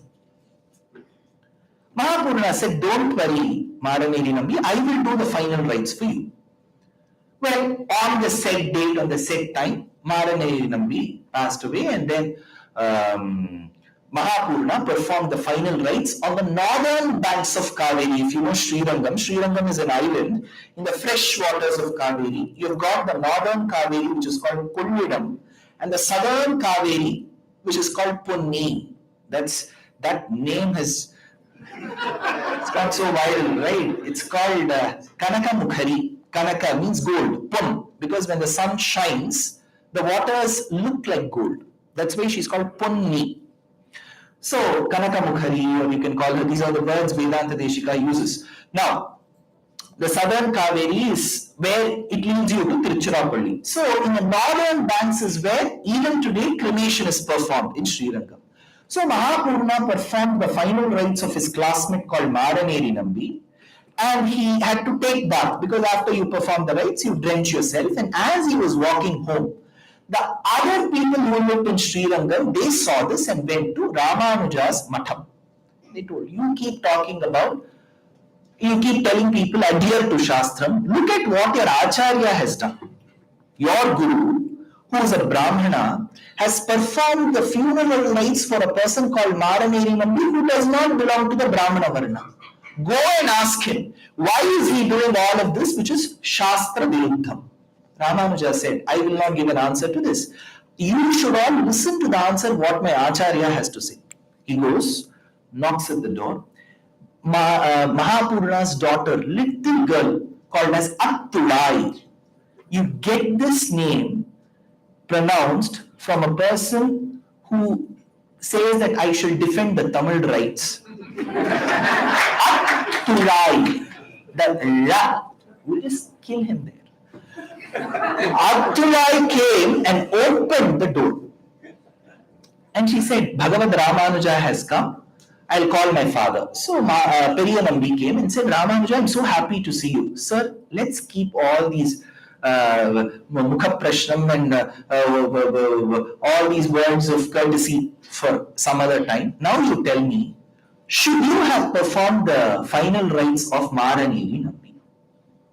This anecdote, what I'm stating, is mentioned twice. Once in the Vyakhyanam of the greatest of the Tamil Vaishnava Acharyas called Manavaya Mamunigal. He states in his commentary, Indaniyani Chayyalanu, can you do this?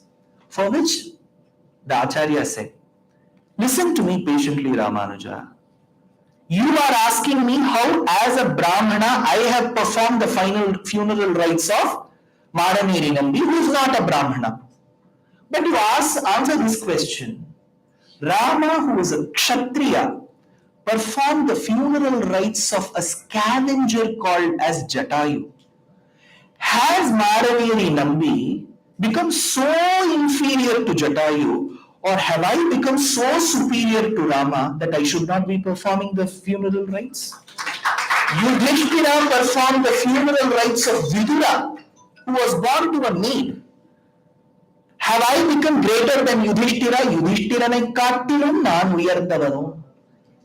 Viduralvane kattilum avar taandavaru. Chakravarti Tirumagane kattilum Perumalai kattilum naan uyarndavanu. Periyudayare kattilum avar taandavaru. Payilum Shudarvimurtiyum Nedumar Kadimayum Kadalosayu. Alvar Sonnadai Sivideyum Seyalpadutta Vendavo Jiya. Shouldn't you put what you have learned in philosophy to practice where you treat another person with the same respect? This was Ramanuja of the 11th century. Now, while we talk of Ramanuja, of course, a lot of the people in the state in the last 60 years, they have nothing against Ramanuja. They won't speak a word against him because they know that he fought for a certain cause. But what they refuse, or probably they don't know, is he remained within the system and reformed the system. There is a difference. You can always get out of the system, throw abuses at it, say that let's get this system dismantled, break. Then throw another option for us. You have to be within the system and reform the system. This is what Ramanuja did 1,000 years back. He never went against a single line of the Shastras. He went against the mentality of the followers of the Shastras. There is always a difference. This is one. And another point that I would like to make is with respect to the languages. How Visishtadvaita brought in Tamil as an equal, if not more powerful, but at least at par in the Vedic tradition. Yes, there was a notion that if at all one has to propitiate the God in the Agamic format, it has to be in Sanskritam. But Ramanuja said, Bhasha Giti Prashasta Bhagavati Vachanat Rajavachopacharat. If you have to praise the good deeds of a king, How does it matter in which language you do? Right? When a political leader is seated, "Ingalai vaazhavikkum thalaivarai," is another Deivame Talagare. Then there's another person who comes with the English praises as well. Now the person may not be able to comprehend English, but he would still love to listen to it because he knows there is something good being told about him. Correct. Bhasha Giti Prashasta Bhagavati Vachanat Rajavachopacharati. If a Raja is being praised, Upacharat, it has to be in any language. So it is very imperative that we bring the Nalayana Divya Prabandham of the Aayavars within the sanctum sanctorum of the temples. This was a huge revolution in those days, and Vedanta Deshika carried this torch further through Adhyayanotsavam, which was an erstwhile practice. Last point, because there are other sessions as well. Last point. Okay, the last 30 seconds. Around the 5th, 6th, 7th centuries, the Aayavars who came up with the beautiful verses, it is called Pasuram, Eerachokkal, Aruni Chayal. These are the words that we use.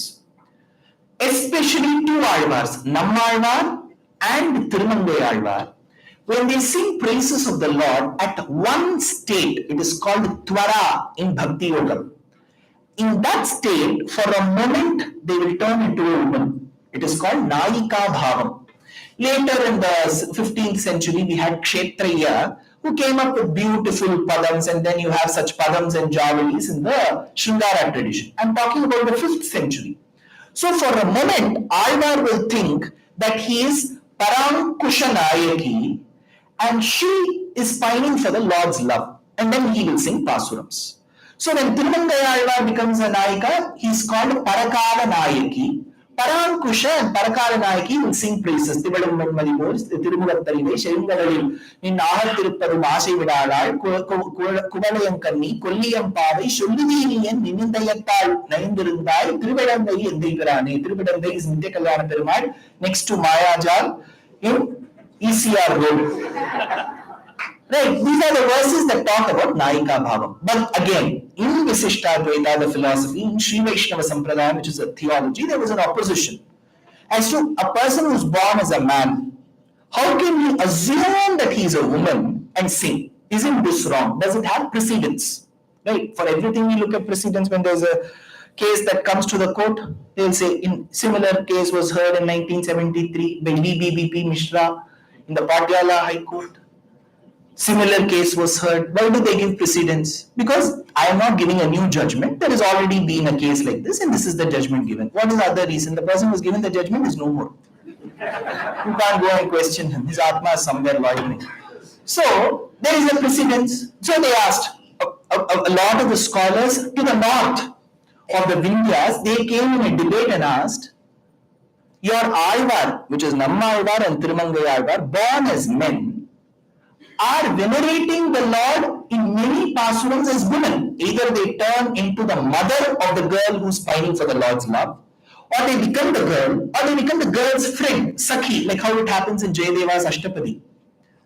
For which Vedanta Deshika gives a beautiful reply. He says there is precedence. They ask from where? Show that reference. In Mahabharatam, there is a reference.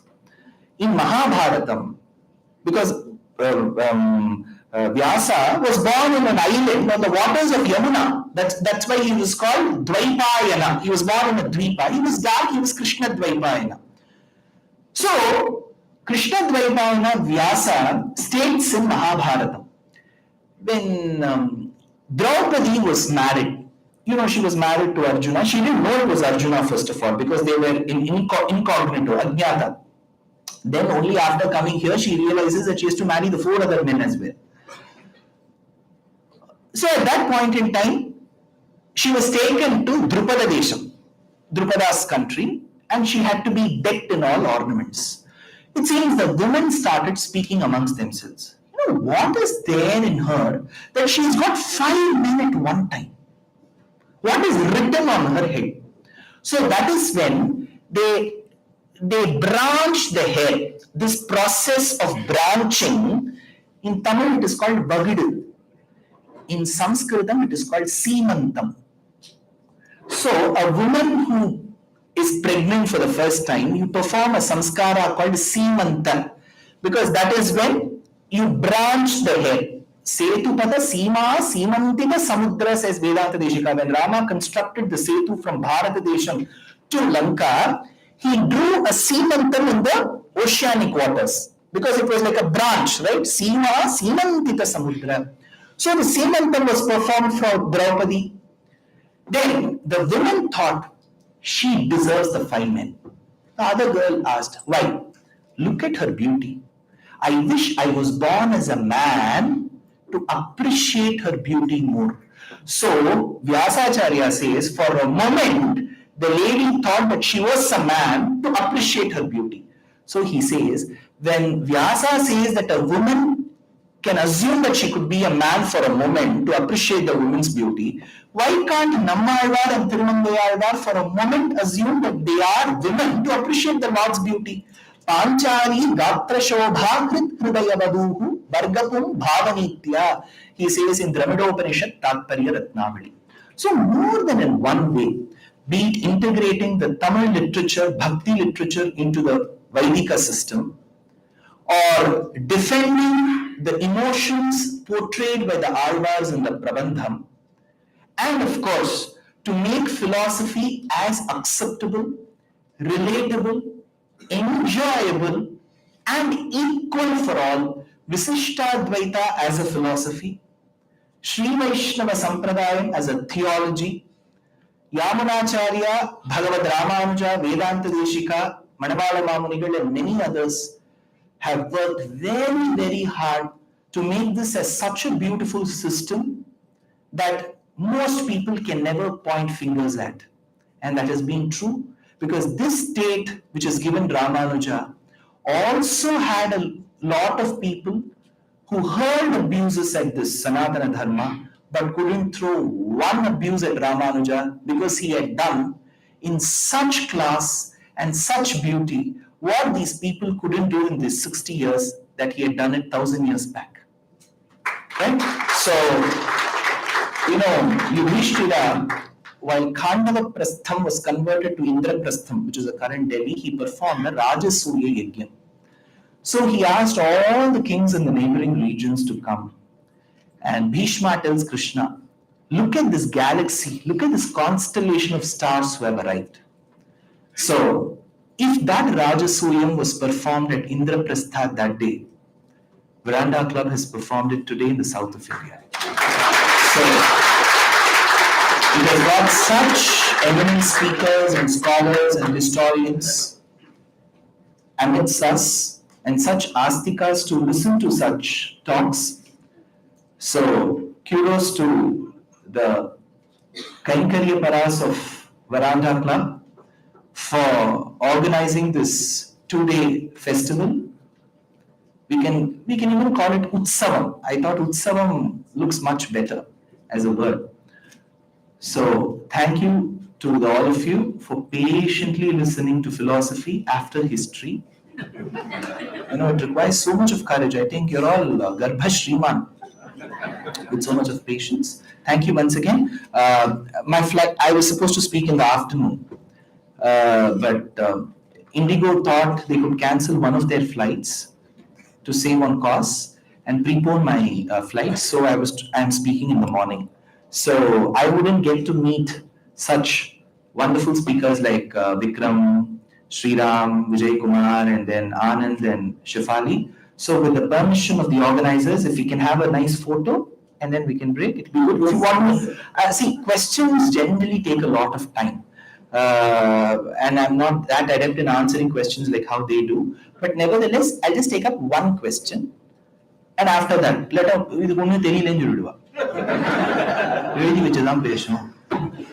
so, yeah, okay. You can ask. So thank you for clearing the women and moksha concept, because I had once heard that so in my family's ritual, when there's a death, for the next 10 days we read Garuda Purana. Huh? For the 10 days after someone dies, we read Garuda Purana at home. And I was told that it says women don't deserve moksha. And I refuse to believe that. Thank you for clarifying that. And I had a doubt regarding Ramayana. So I read only till the Patabhishek, the Rajput Panchari's version.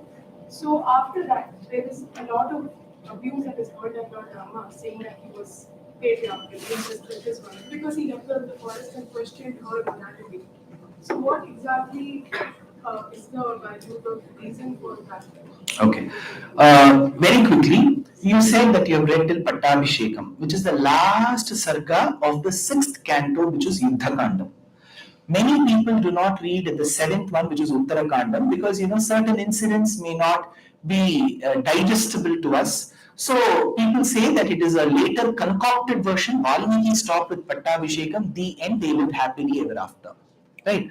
But Uttarakandam is a genuine part of Ramayana. Just because I may not agree or some of the events may not be convincing to me, I should not discard it. There is no Prakshiptavadam here.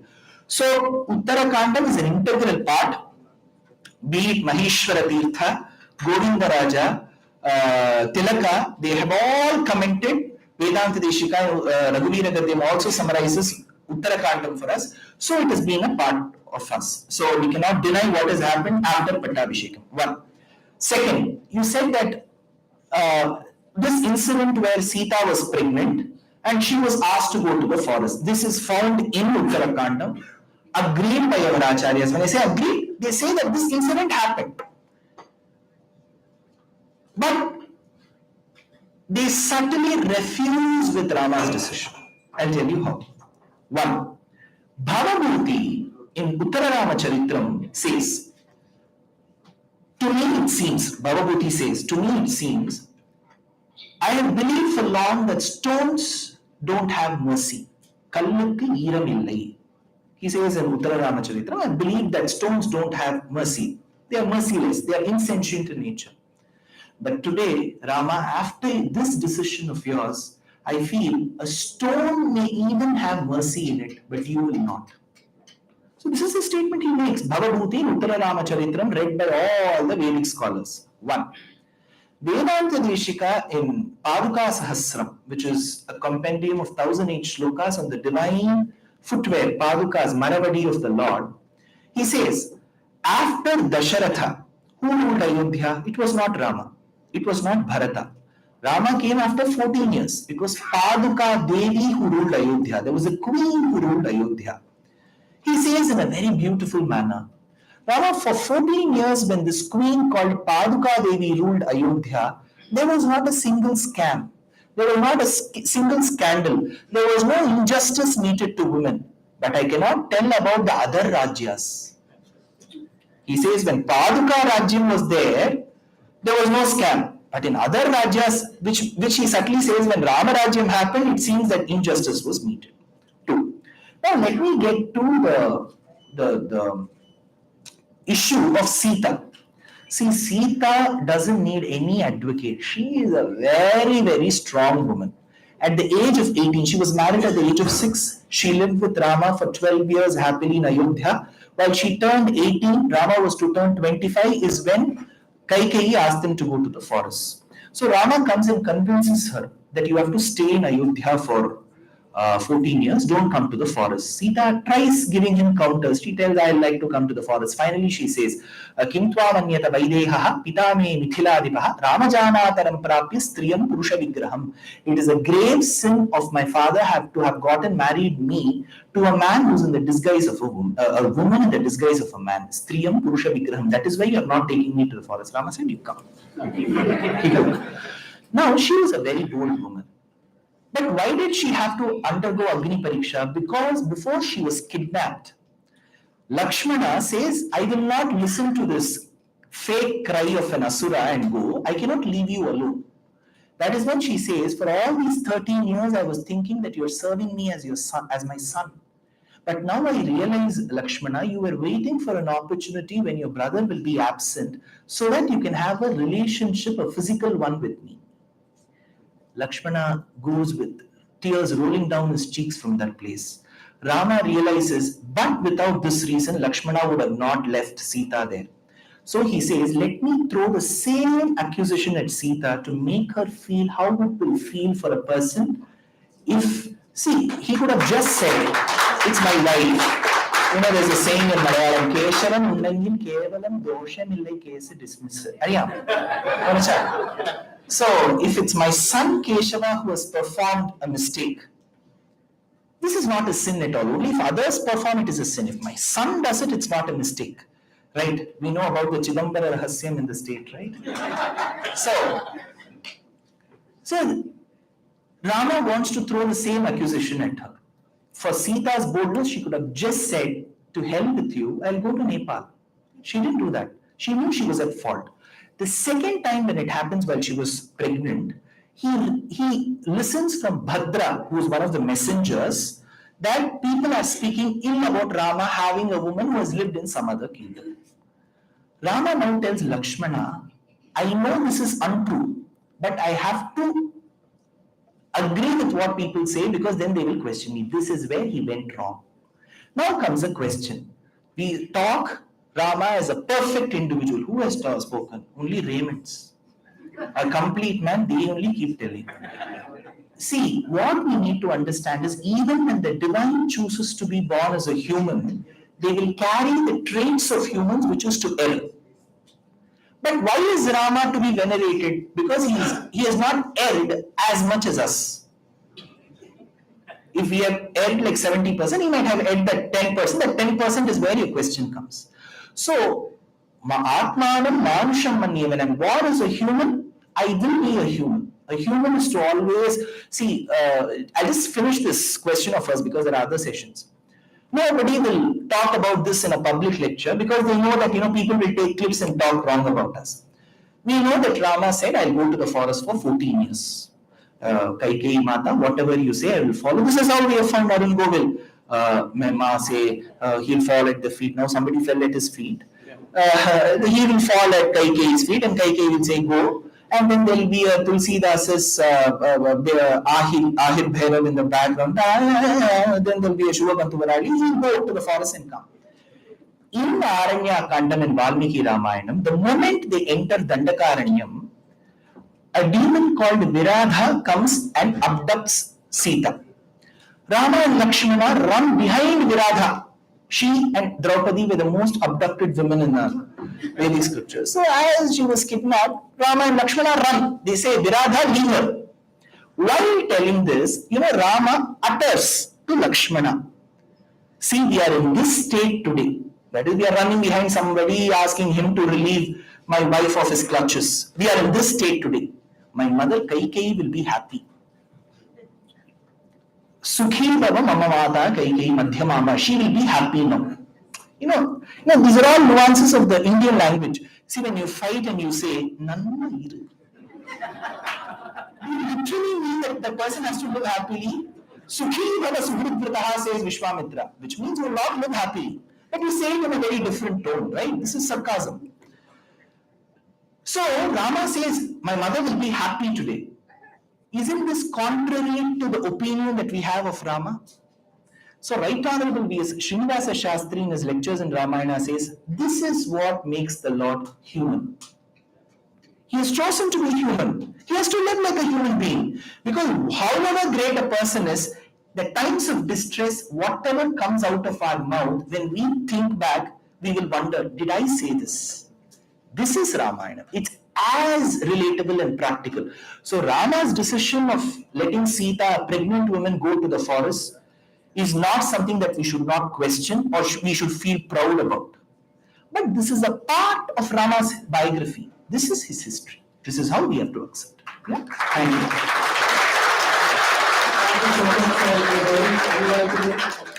And I hereby request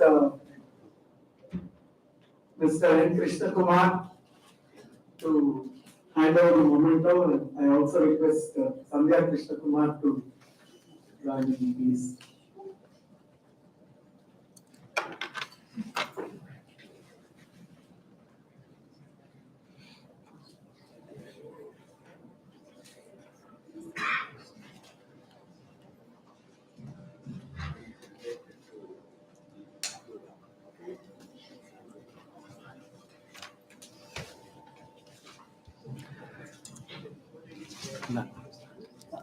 Mango.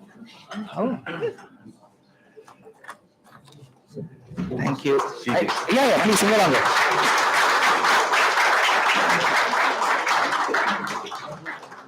Thank you. Pleasure. Request all the speakers, myself, Aayog, M.R. Deepak, Vikram Sampath, Professor Kanaka Sabapati, Vijay Kumar, Anand Ranganathan, Pavitra Srinivasan, to gather to the stage. Here, Venkatesh Nangal, Ami Ganatra, Shefali Vaidya,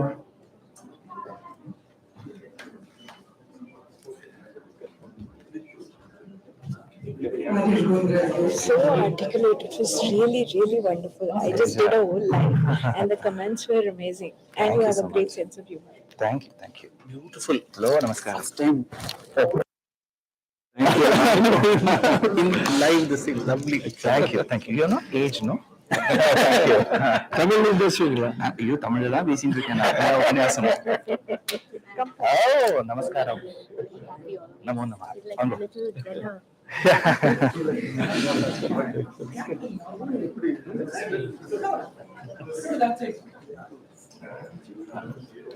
Okay,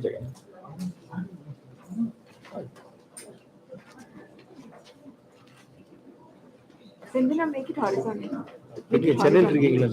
Bangalore. Ami Ganatra.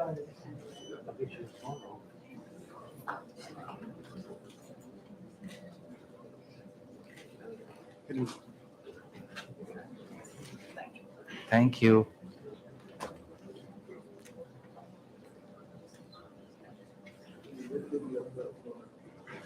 நீங்க எடுத்தாச்சுன்னு சொல்ற வரைக்கும் எப்படி நின்றுருக்கோம். எடுத்தா? Thank you so much. Thanks a lot, Krishna. It was really wonderful. Thank you. Good idea, sir.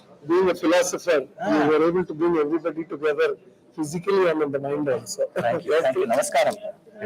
We have to speak economics in the afternoon. I know. Excellent language.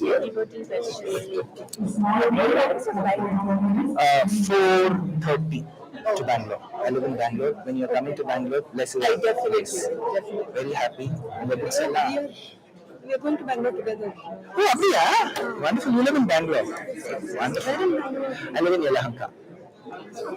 Kerala, not so. Oh. But all the good part happens in the South Bangalore, so I used to have a lot of bad drishti on South Bangalore. Now North Bangalore is good. Thank you, Shefali. Thank you. You need to give off your mic. Oh, yeah.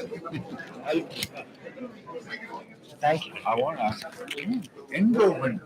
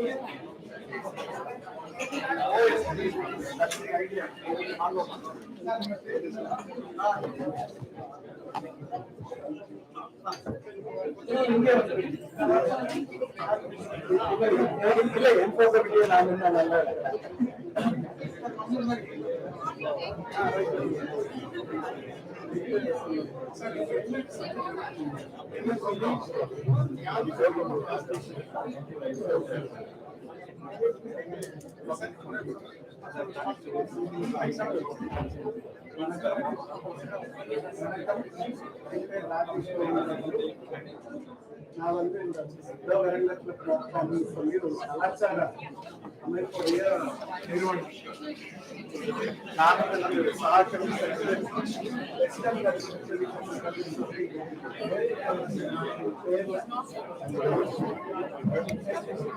கலாச்சார இதுல வந்து I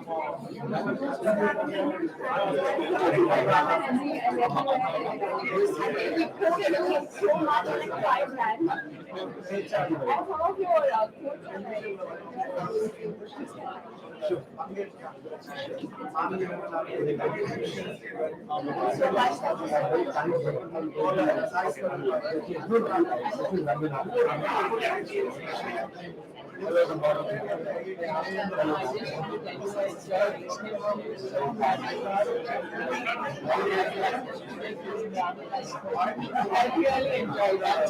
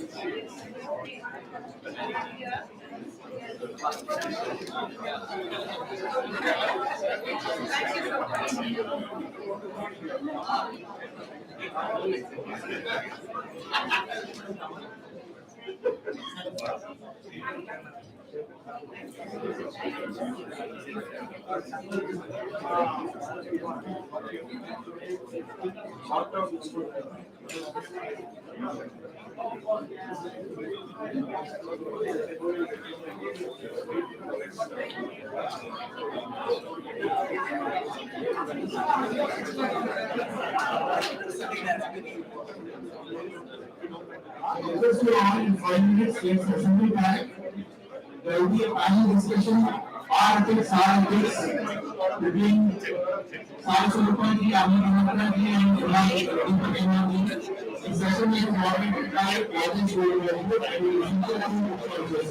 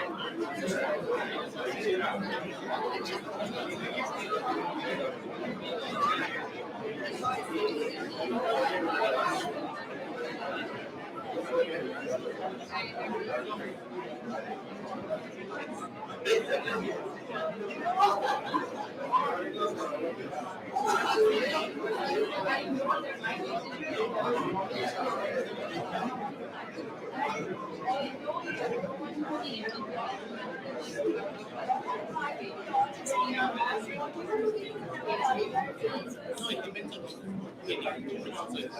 organization set up as the Director History Club or something like that, and then bring out reels all the time. It's an anonymous handle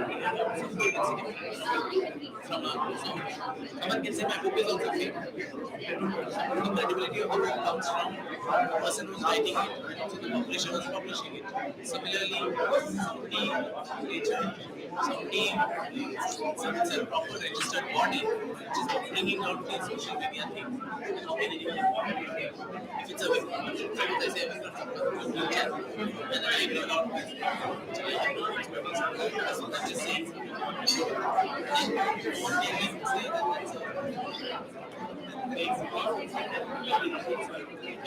back to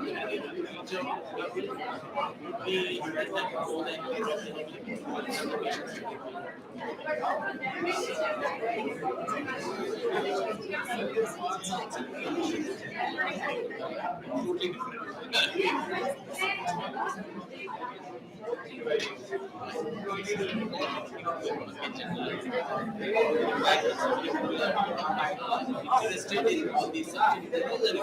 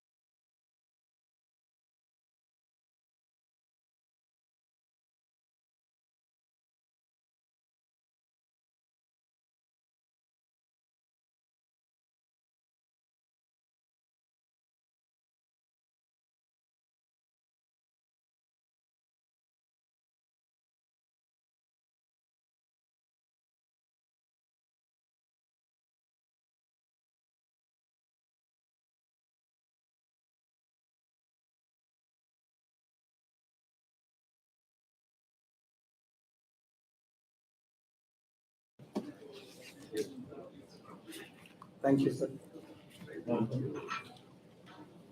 No, you hold it. M.R. Deepak is a very interesting and humble author.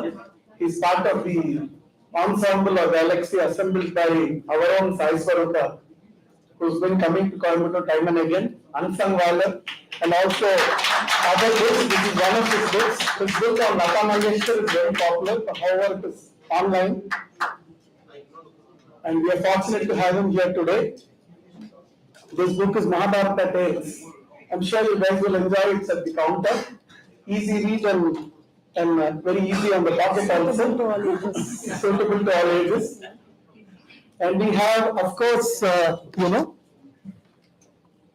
Ami Ganatra's book, Ramayana Unraveled. I request Madan to share that. Bhargav is releasing Mahabharata Tales, and Madan Lund is releasing Ramayana Unraveled. Please show the books. The books are all Ramayana Unraveled and Mahabharata Unraveled have been sold out already in the counter. If anybody wants, they can place an order there. And we have these two authors along with Sai Swarupa. Sai Swarupa again is a very eminent author. If you tell her that you're going to write a book, she'll be after you. And she'll get it done. Now he will write the next book. He will 100%. Even I propose to write now. Give your phone number so that I can.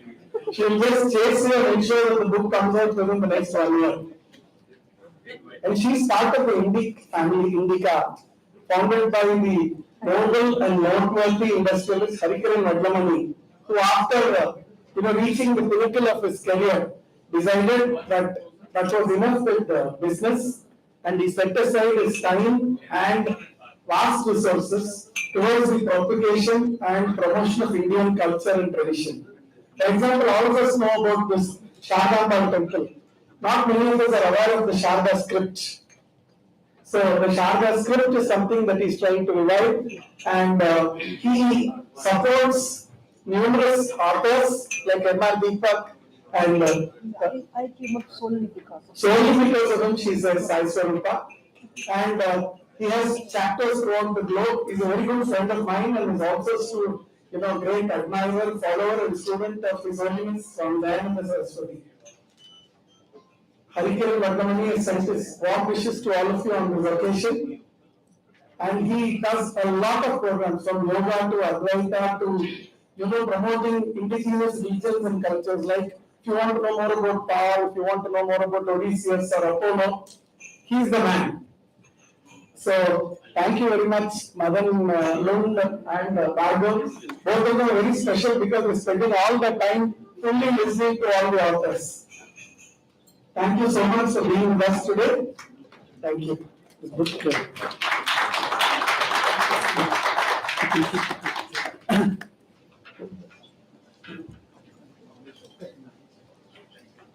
I'll give one more information about her.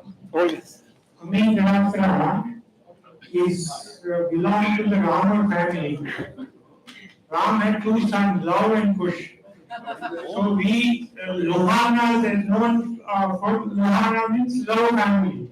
So belong to that family, so it is in the blood of Ram.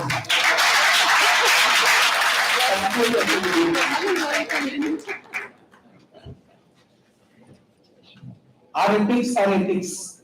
We are often using the word mythology, and it is by default that is what is coming out of our mouth, and that's how it functions.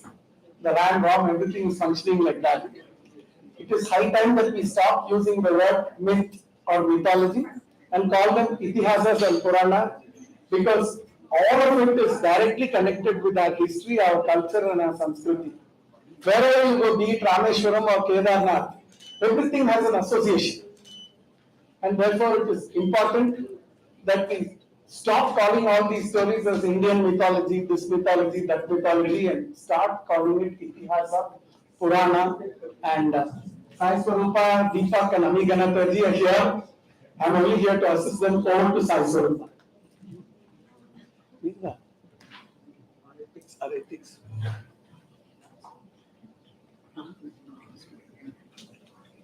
I didn't want to. So we will start with Deepak. He is a content writer and he participated in this contest during the COVID period perhaps. And 10 authors were selected. And one of the authors was a 13-year-old boy. And another, out of the 10 authors, I think 3 or 4 of them were very, very young. Yes. One boy we couldn't get for the online interview because I think he was busy with the 9th standard exam at that time. So, I can talk about yeah, she will, I think Sai is a better person. Namaste, Srimati Namaha. Good to be back here on this dais. Yes, Unsung Valor is one very unique anthology that is dedicated to the forgotten barriers in the Kurukshetra War. So there's an interesting story behind how we came up with it. Harikiranji had once, sometime in 2016-17, he had at that time Game of Thrones was a rage. It was coming, some 5th or 6th season was coming, and there was one graphic, the numerical analysis graphical company, Vengeance, if I remember the right name, that had made some very attractive graphics on which character did how many betrayals, which character suffered how many betrayals, or something like that, because that story is full of betrayals that by the end of the season you don't know who you are supporting. So I felt this this kind of numerical point analysis can also be done so beautifully to the number of confrontations that happened in the Kurukshetra War. Because till then I was, reading individual battles. Okay, 14th day, Abhimanyu, 14th day, Arjuna killing Jayadratha and facing the whole, force in between. There is Bhagavatta. There is, there are all these great warriors. But what if we really count the number of confrontations that happened in the Kurukshetra battle? And I just started it out of passion. It felt like a crazy exercise, but I started it out of passion. And the way it shaped up, I just thought, let me start sharing it with the world. So I started tweeting. This is the day one, what is the Pandava Vyuha, what is the Kaurava Vyuha, what was the plan, the battle plan. And Kurukshetra, the Bhishma Parva, Drona Parva, Karna Parva, Shalya Parva, especially the war chapters are a great revelation in emphasizing that Mahabharata is an itihasa, because nobody can imagine and write a war of that scale. It is so real. Because it's not like the way movies show us two stationary chariots with arrows defying gravity and forever going and very politely meeting each other and some Deepavali style fireworks bursting. It was not like that. The role of a Sarathi was so important, because the chariots would be moving. The warrior would be busy fighting. The duty of him not getting hurt by the other arrows is of the Sarathi. He has to keep driving the chariot with that, precision, so that the arrows don't fall onto the Rathi. So they work as such a, inseparable team. So all these kind of findings were, the qualitative side of it. And I discovered that along the 18 days, there were about 466 confrontations that took place. And there were individual duels, like say Arjuna and Karna, Arjuna and Bhishma, Bhima, Duryodhana. They were one against one. Then there would be like, suppose Satyaki is fighting Karna. Satyaki will start dominating. Then, somebody from the Dushasana doesn't want to see Karna fail. So he'll come to help. And then Satyaki will engage both of them. That's cumulative. Abhimanyu is a cumulative battle because he faced multiple. And throughout his 13 days, Abhimanyu has never done very rarely done a duel, I guess. So he engages multiple, he starts by engaging and attacking multiple warriors. That's his style.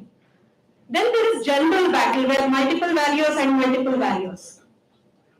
So it starts as a general clash, then it divides into individual, depending upon the expertise.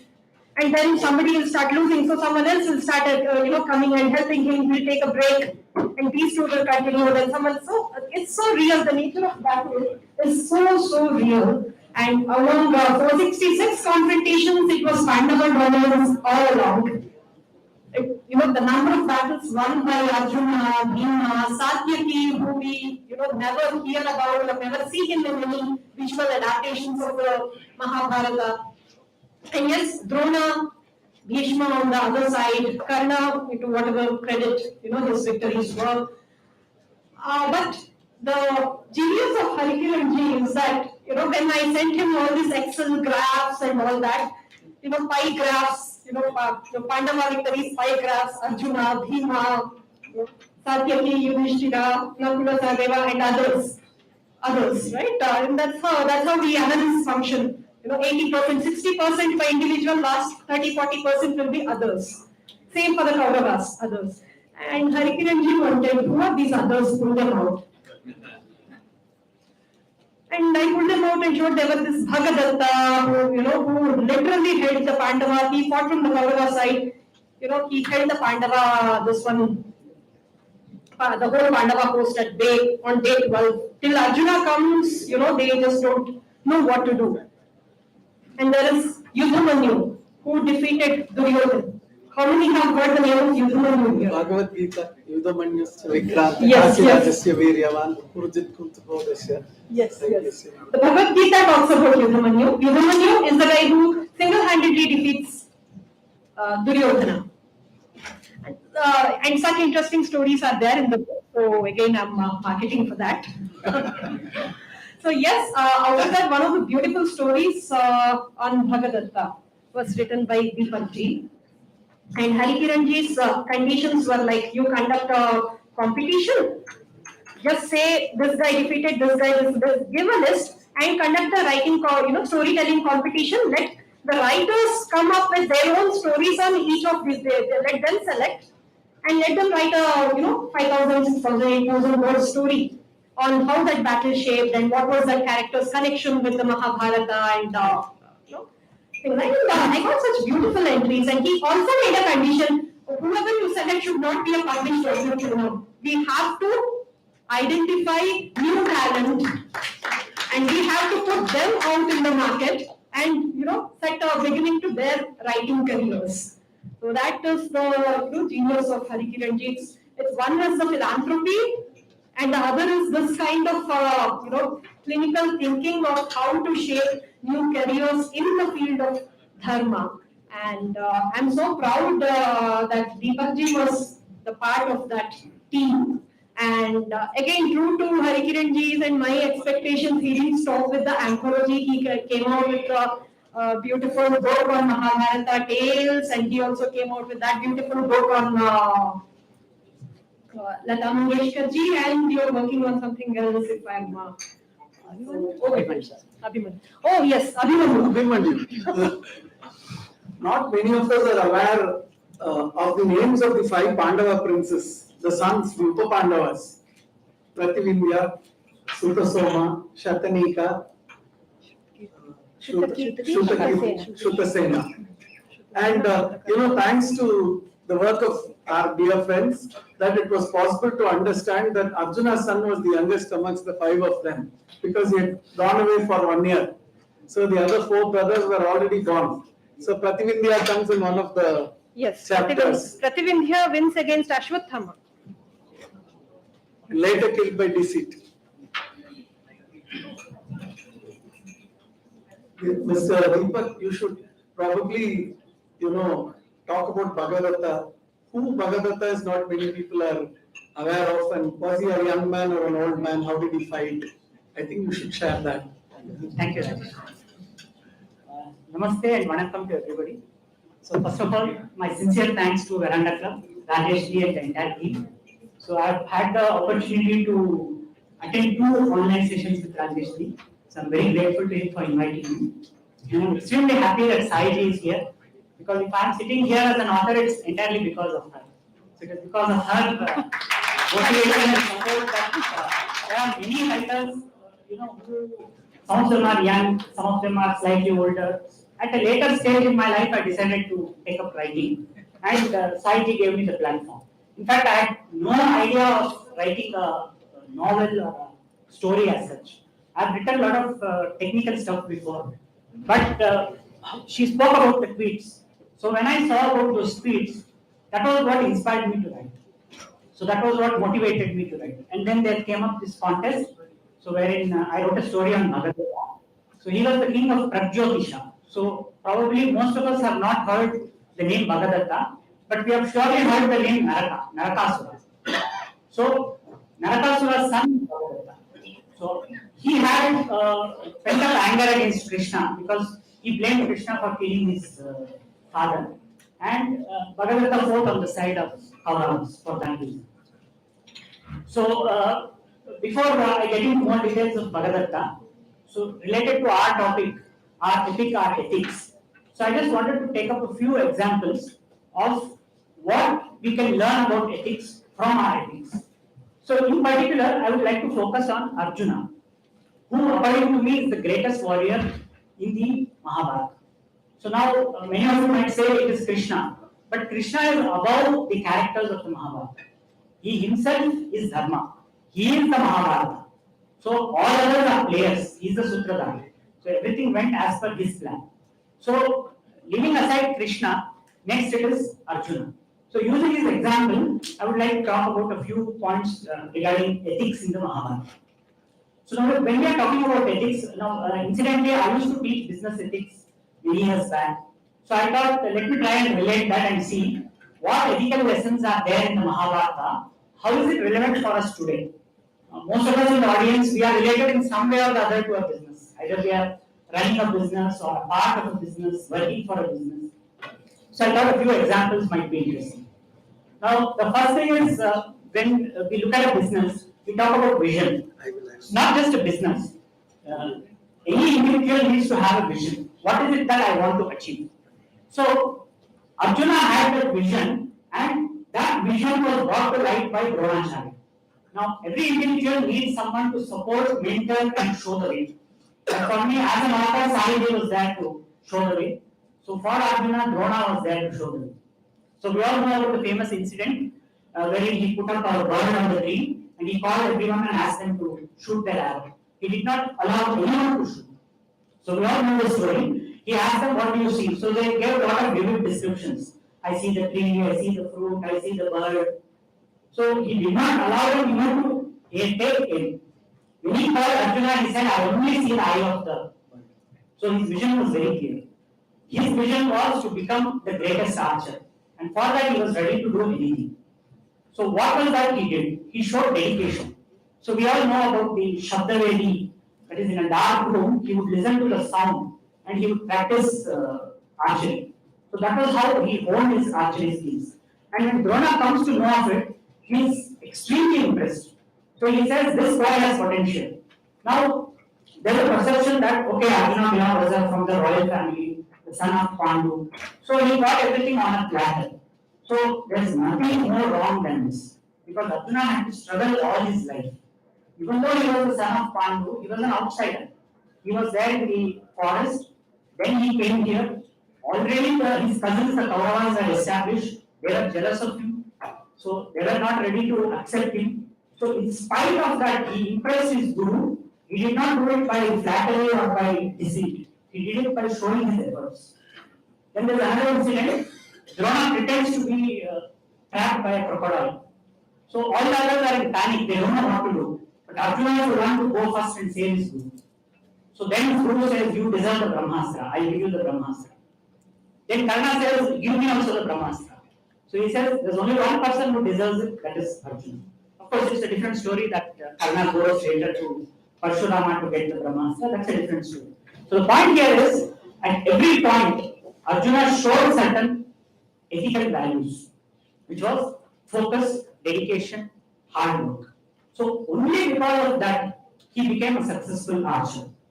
And even later on, we all know that Arjuna had divine weapons, the Divyastras. So some of the astras he had got from his guru, Dronacharya. The others he got when he went to Indraloka. Now Indra was his father. Indra was his biological father. So Indra said, he is my son. So dynasty matters after all, the family. So let me hand over all my weapons to him. He said no. In fact, he goes to Devarota. Indra comes disguised, and he said, you won't get all these weapons, go back. So he said, no, I'm determined, I'm going to stay here and pray until I get it. Then he remains himself as Indra, and he does not do the weapons. He says, to enter heaven, to get the weapons, you need approval from the High Command. High Command is Shiva. So pray to him, convince him, only then you will get the weapons. So then you all know what happens. Shiva comes in the guise of a Kirata, he tests him. Arjuna shows a bit of arrogance. And Shiva pulls him down, he brings down his arrogance, and then immediately, with humility, Arjuna accepts that he has made a mistake, he prays to the Lord. That's when he gets all the divine weapons. So it was only through hard work and by proving himself, he was beaten, he was thrashed by Shiva, who came in the form of a Kirata. So he had to take that. Only then he proved himself. When he proved himself, when he realized his mistake and corrected himself. So at every stage, Arjuna had to struggle. And then he got one of the most powerful weapons, which is the Pashupatastra. So Anandji was here, demolished his opponents within 30 seconds. Arjuna could have done it within 2 seconds. On day one of the war, he could have just fired the Pashupatastra, the war would be over. But what would be the consequences?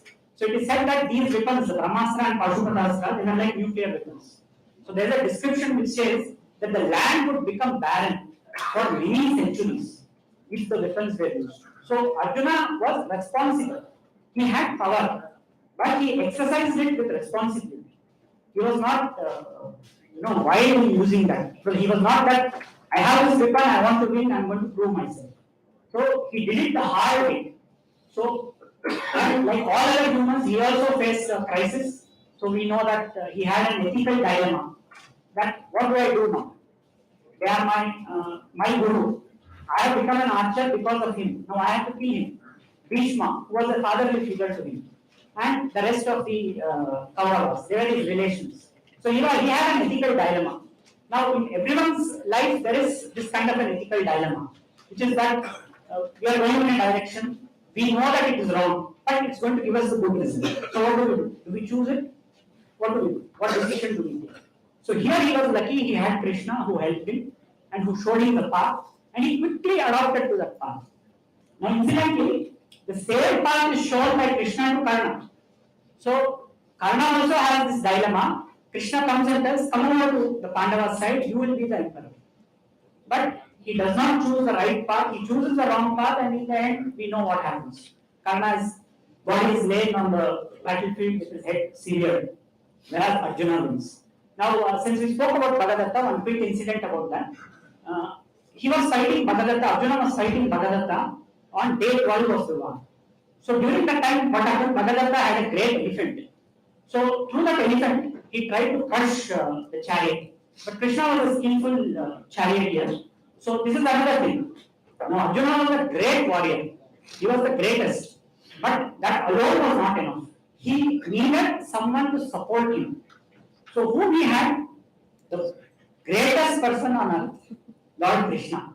And how did he get? Did he get just like that? No. That option was given by Krishna to both Duryodhana and Arjuna. He said on one side is the Narayana army, which is an almighty army, other side I am there. But I am not going to fight. I will just support. You decide what you want. So Arjuna did not hesitate. He said, I want you, Krishna. And he made the right decision. So we can see that Arjuna did not get anything by luck. He made the right decisions. He stuck to his values of hard work, of focus, of determination, of effort.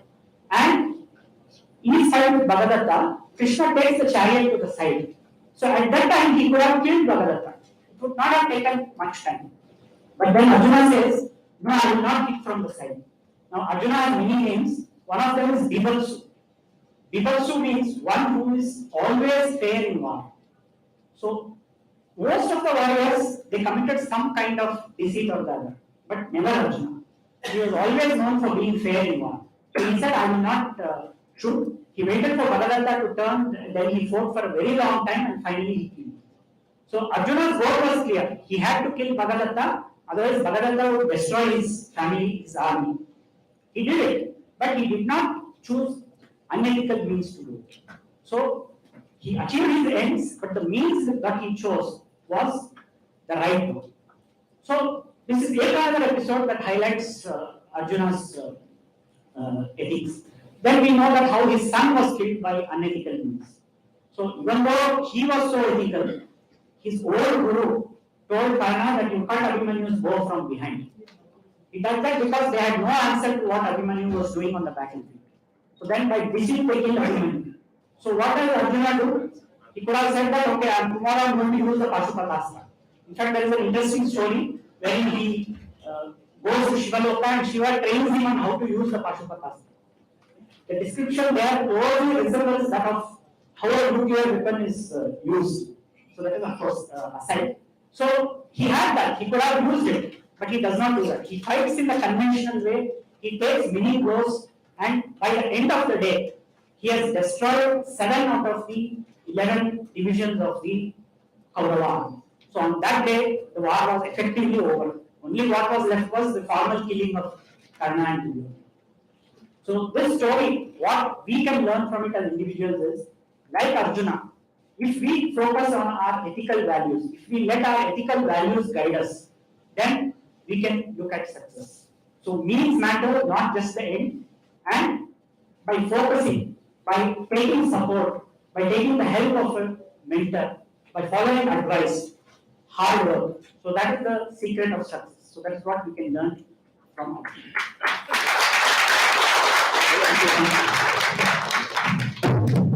Wonderful, sir.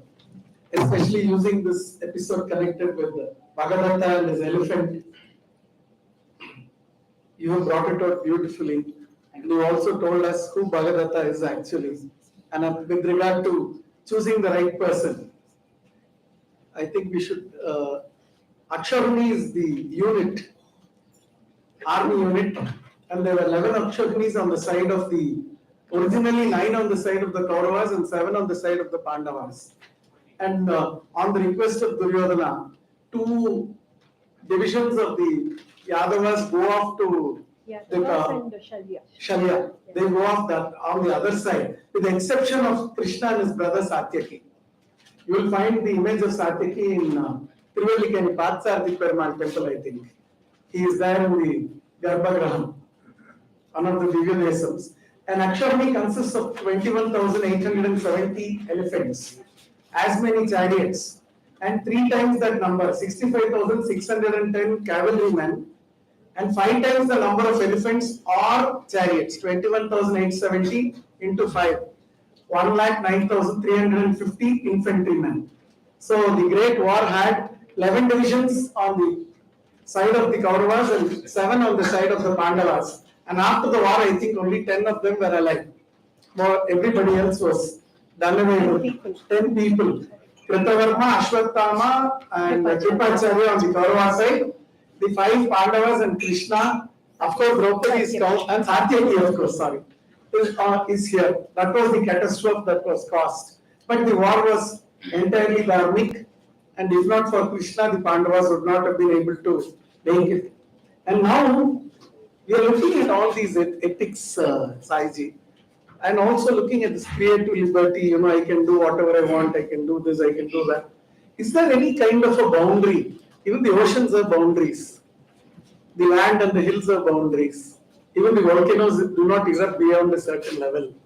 Even the music, you talk about some level of an octave or whatever. Otherwise, your throat will go. How much that you can take. And what is this? There are 2 things that I'm reminded of here. The Nizam of Hyderabad and Sir Mirza Ismail. I'm sure all of you will agree to that. So, while asked about the Nizam of Hyderabad, Sir Mirza Ismail, the Diwan of Mysore, said, intelligence has its own limitations, but stupidity is not thus handicapped. Operation over the Razakars. So when we are talking about creative liberty, I was just but reminded of Sir Mirza Ismail's quote only. And I want you to throw some light on creative liberties, so that it will help youngsters and students to understand how they should feature themselves in their right. Today we have these neoliberals, these woes, like this Maggie noodles in the Ashoka University. I saw one and how redeeming that it was. I didn't know where we were going to. Please throw some light. So, Rajeshi, creative liberty, I'll say the kalpana, the ability of kalpana, right? Ability to visualize what would have happened 5,000, 8,000 years ago. Ability to see that, hear what they would have. No, one thing is doing the swadhyaya, the reading what Veda Vyasa Bhagavan has written, listening to pravachanakartas like Dushyantji's, very engaging lecture we just heard, and then reading the poets, not Vyasa Valmiki, but the Kalidasa, Bhavabhuti, and Bharati. So they have all applied creative liberties. There is the Nataka, but that said, the Nataka itself, the Nataka and Kavya, it had certain characteristics of how a Nayaka should be, how a Nayika should be. So, following those rules, Kalidasa took the liberty to glorify Dushyanta and justify him, with the curse of Durvasa. Right? So those kind of, I think those are the bounds that, I won't call them the bounds, but I'll call them the guidelines. They actually empower us. The creative liberty of the Indic way, the Dharmic creative liberty actually empowers us to see what, we are not Vyasas, I have not seen what, how, say, Rukmini was carried away by Krishna or something. That is not what I have seen. Right? But I have to, then the publisher won't publish me if I just, retell everything, line by line and say, then what, I don't have the right to put my name, it should be Vyasaji's name, right? To have that, to earn that capability to put, Sai Swarupa here on Rukmini, I need to have done some contribution to the whole story. So that is the duty of poets. Now comes where it stops, and I'll admit there is no easy answer. But I personally believe in one, beautiful story. That's my metaphor. The Ganga Avatarana episode from the Ramayana. Bhagirath and his ancestors as well have done tapasya. They have one aim, that is to grant moksha to his ancestors. Bhagirath, that's his aim. So he wants Ganga Devi to descend on the earth and come to that place. So Bhagiratha's point is single focused. Ganga has her own plans. Right? She doesn't follow Bhagiratha like a good girl. She diverges, reconverges, goes the way she wants. But at the end, she reaches where Bhagiratha, because that's her purpose. To grant the moksha to those ancestors of Bhagiratha. I think modern day Kavis should have, that's my guiding light as to I can, take liberties like Bhagiratha follows a highway, Ganga follows that rural countryside, enjoying the culture and lifestyle there rather than just speeding on the highway. She just goes to all those countryside villages and, experiences all that and finally reaches the destination. So as long as we are keeping the spirit of Valmiki and Vedavyasa, I think we will they will set the bonds, they will bless us with the necessary this one required. And do I have the time to narrate one incident? Please. Sorry for taking time. After you. Yeah. So I was writing Rukmini and I was, looking at, I was finally taking liberties. I skipped the whole Tulabhara incident because it didn't sit with me, the rivalry of Rukmini and Satyabhama. We just daily say Rukmini, Satyabhama, Bhyam Sahitam, Krishna Mashtaye. We want both of them, but I can't visualize them as rivals. So, I took the whole liberty of how, I portrayed both of them. But both the Shaktis of Krishna cannot fight against each other, come on. So, this is where, this is my, my Ganga departure from, Bhagiratha's highway. But there came one incident of Durvasa visiting Rukmini and Krishna. It's there in the Anushasana Parva of Mahabharata.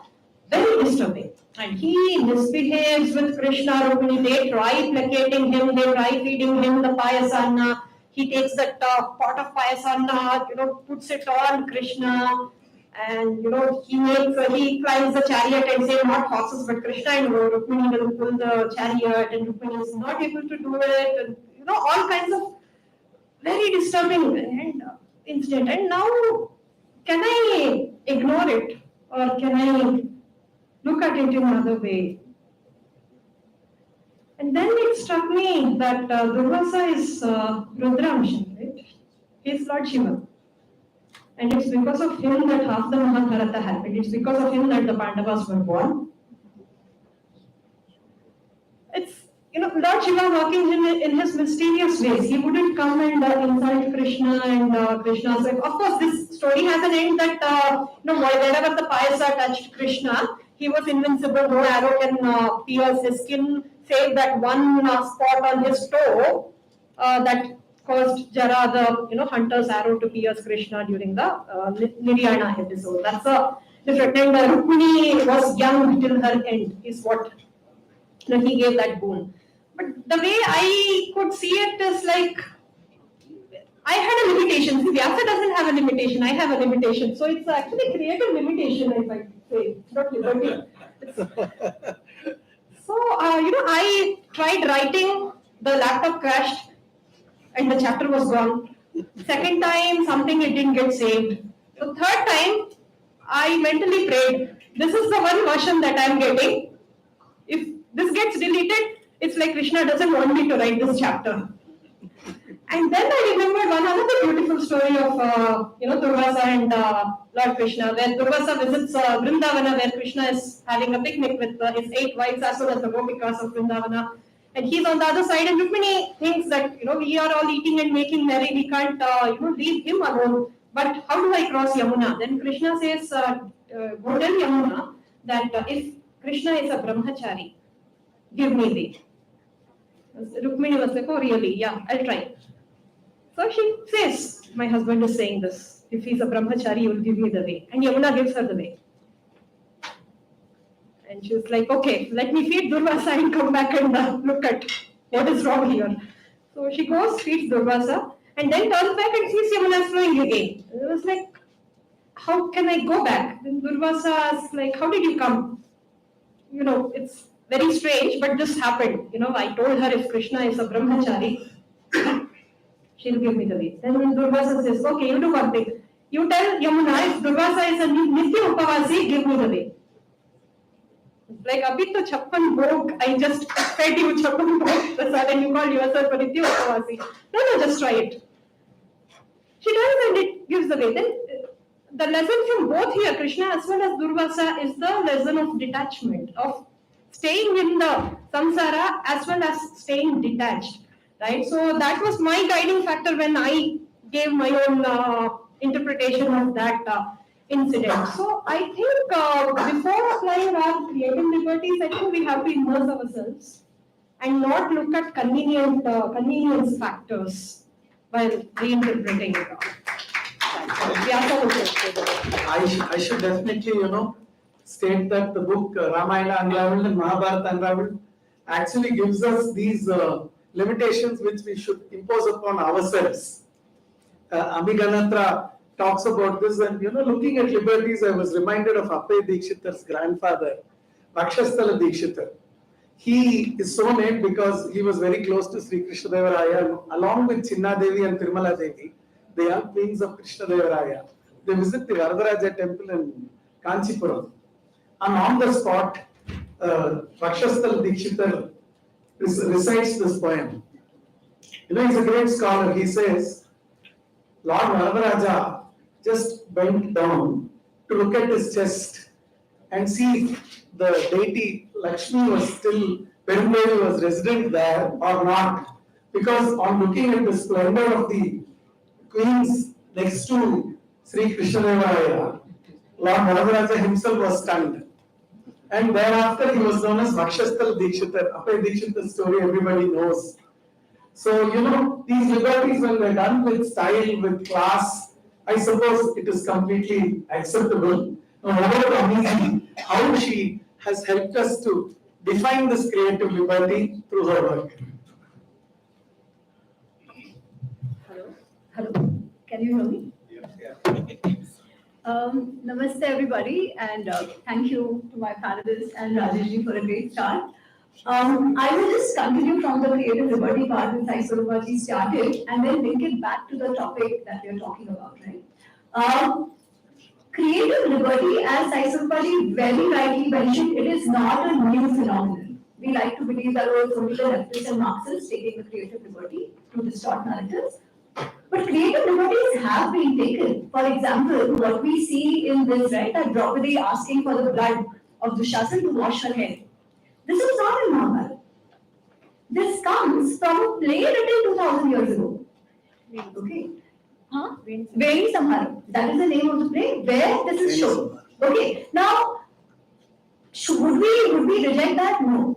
So what is the difference? How should we think about literature which is written with creative liberty? Because these are beautiful kavyas. Take another very simple example. Yeah, we know that Sri Ramji killed Vali from behind. Okay, this comes in Valmiki Ramayana. He kills Vali hiding behind a tree. Now, a lot of people cannot digest this because Sri Ram has to be perfect, right? As Dushyant Sridharji said, we impose that view on him that he has to be perfect, so he has to do only the right thing. But now this happened, so this needs to be justified. So how do we justify it? There is an imagination that actually Vali had the strength that whoever comes in front of him, half of his strength will be taken away. So now it's okay, yeah? Because this is what we have in our mind. This is also creative liberty. Where we have it in Kamba Ramayana. Now, will we reject Kamba? No, he's a rishi. We will not reject it, we don't have to. But I would make a distinction between a kavya and itihasa. Okay? So we need kavya. Beautiful kavyas have been written. What Sai Swarupaji mentioned about Abhijnan Shakuntalam. The whole character of Shakuntala is different in Abhijnan Shakuntalam versus Vyasa Mahabharata. Yeah?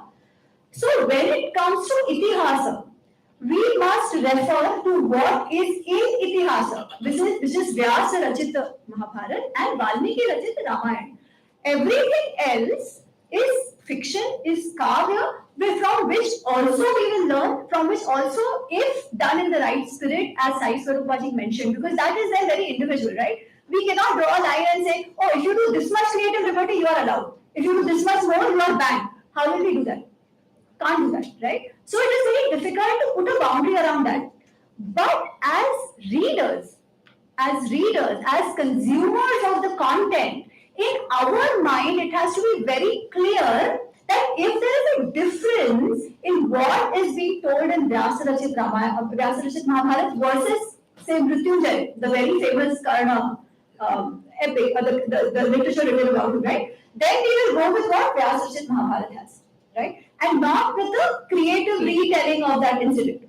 People can have creative liberty. I think that is imagination. Let it bloom. Let as many authors come up to write with their imagination. That is going to only add to the literature. Why not? And the beauty of Mahabharata and Ramayana is that after all these years, they still help create authors who can think creatively about it. That is the beauty of our epics. So let that happen. But as readers, we should not confuse between what we read in fiction, kavya, versus what we read in itihas. Now, why is that important? That brings us back to the topic of the day. Epics and ethics. Our itihas has been told to us with a purpose. The purpose is dharma, artha, kama, moksha, to give us the lessons of dharma, artha, kama, moksha. If we want to get the right lessons from the itihas for which it is meant, we have to know it for what it is, right? Otherwise, what will happen, as is happening now, we take Karna and we say, Arey Bichara, so much wrong has happened to him. Life is not fair. Hinduism is all about casteism. Yeah, that is the takeaway we have. And we somehow glorify the victimhood. Why? Because it is coming from creative retellings where somehow Karna has become the hero. Is that true in Mahabharata? No. In Mahabharata, it's very, very clearly given. When Vyasji describes Duryodhana, he says he is the tree of Manu. He is of passion, of rage. The trunk of that tree is Karna. Yeah, the trunk of that tree on which this tree of Duryodhana is standing, he is Karna. And the root is, of course, Dhritarashtra. So Karna is not a victim by any means. But to know that and to know why what happened to him happened, we have to know Itihas for what it is. Yeah. So this is where it is. Now, what are our ethics really telling us about ethics? First of all, why do ethics matter to begin with? In our heads, we have it right, like, sach bolna chahiye, we should speak the truth, we shouldn't steal, all that. Great. But why? What is the whole purpose? Right? That is where the definition of dharma comes. What is dharma? As Bishop Shikharji very beautifully said, I was laughing away. He said, Ranacharya, Martinacharya don't have the exact words for dharma. So he said religion and chalya. So, no, but what is dharma? The definition itself we get again in Mahabharata. Dharanat dharmiti ahu, dharma dharayati praja, yasyat dharana sayukta sah dharma iti nishchayah. Dharanat dharmiti ahu, that which upholds and sustains, जो धारण करता है. धारण क्या करता है? किसे धारण करता है? What do you have to uphold and sustain? This society, right? Now, how will this society be upheld and sustained? If all the stakeholders, I'm a consultant, all the stakeholders are behaving in a way that promotes sustainability, that allows the society to go on, there will be sustenance. But if they behave in a way that is going to harm that society, then it is bad. What are ethics? Those virtues which help the sustenance. What are vices? Those things which do not help, which will break the society apart. That is why it is important to speak the truth, to not steal. Because if everybody starts, we say ahimsa paramo dharma. Of course, today it's like a bad word, yeah, ahimsa paramo dharma. But ahimsa is a paramo dharma. Definitely, it is written in our shastras. Why? Because if everybody starts doing hinsa, what is going to happen to the society? But if a person who's doing hinsa, if he is led away, will there be sustenance? No, right? So not punishing the person who is a criminal is actually hinsa. It is not ahimsa, right? And to understand all this, knowing the ethics of what it is very important. Now, this is about ethics, yeah, like, why these are ethics which promote dharma, adharma. Yesterday, we had this beautiful performance by Pavitra Ji. She showed us the 6 things. She told us to count that why is Duryodhana Atyayi? Yeah, Atyayi. Why is he called that? Yeah, and she performed and she shows that how he's taking away, how he's killing somebody who's innocent, how he's taking away what did not belong to him, how he's the whole karvi, ahankar and all of that she showed, right? What is all this? Like, why is Duryodhana behaving this manner? Let's take Ramayana. When first time Hanumanji sees Ravan, his immediate expression, do you know what it is? He says, Aho Rupa, Aho Dhairyam. Aho Rupa, Aho Dhairyam, Aho Sattva, Aho Jyoti. Look at this man, what is his Rupa? Look at his Dhairya, look at his Sattva. This Rakshasheshwar, whatever, the king of the Rakshas, has Sarva Lakshana Yuktata. He has all Lakshans of a great man. But there is one thing which is not in his favor, which is Adharma. Yadi Adharma na Balvan Syat. If his Adharma was not so Balvan, what would have happened? He would have taken care of Indra also, of the entire Suraloka. He would have ruled over it. But this is the Adharma which is taking him down. And the beauty of Ramayana comes when Mandodari cries after Ravana's death. She comes and says, your death, why did your death happen? She says, Indriyani Purajitva. Before, you controlled your senses.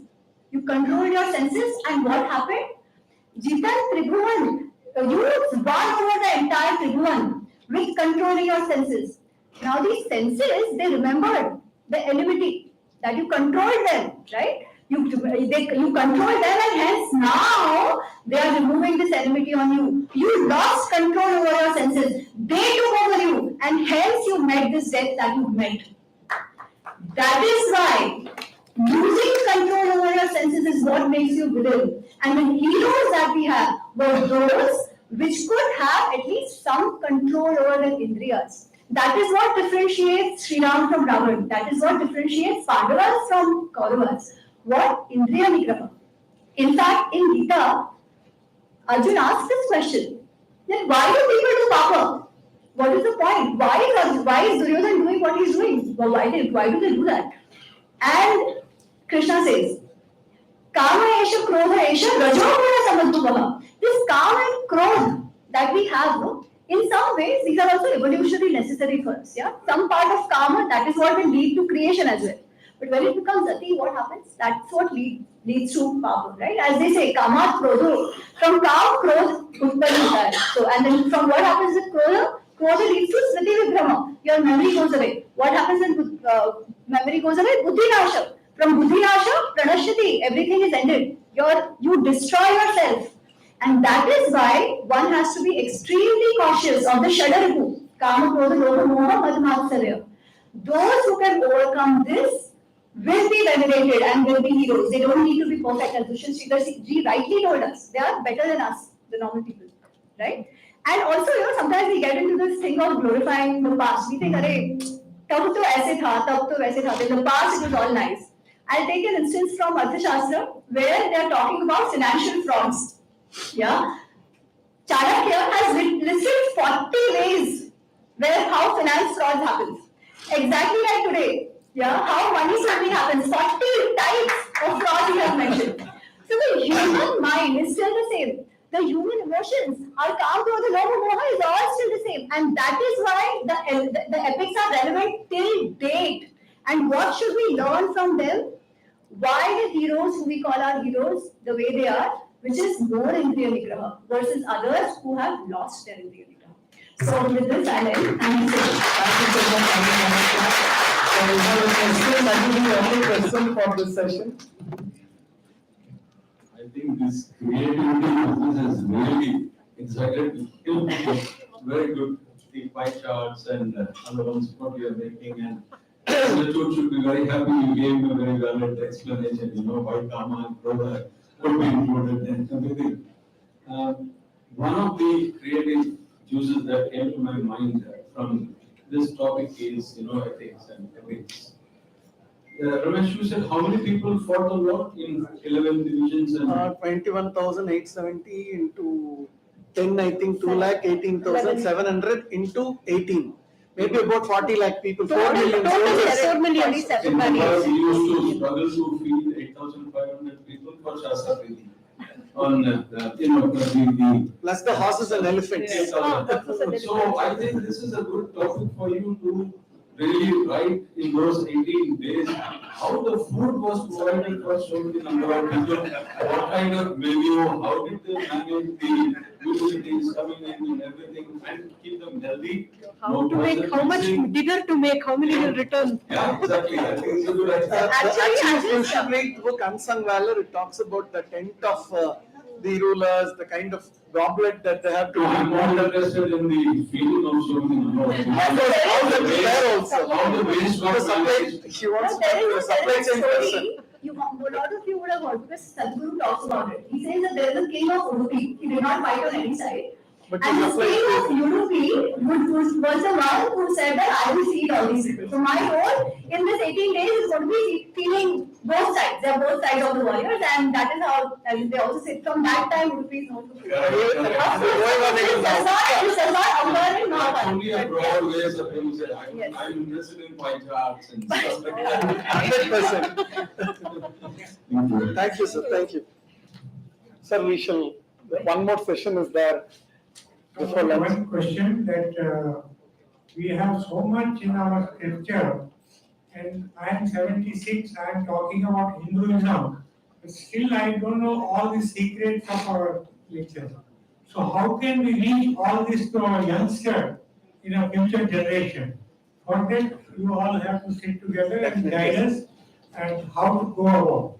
Because even the parents doesn't know about all this. How they are going to teach children? To reach children, we have to think of something which we should work on. Sure. That was a wonderful session. Thanks to Deepak, Ami, and Sai Swarupa.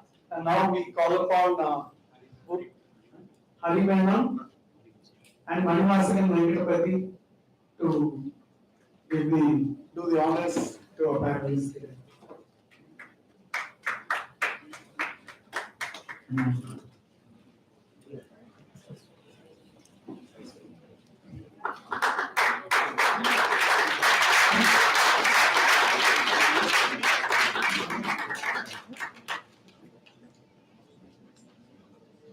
Madam, congratulations. I've already taken you through up to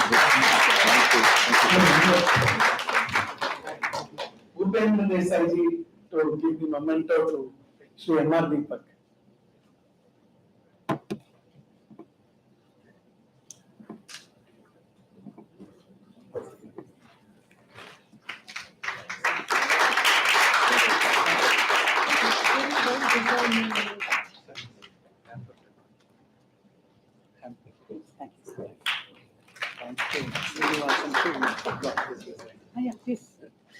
Thank you, ladies and gentlemen. Now over to the next session.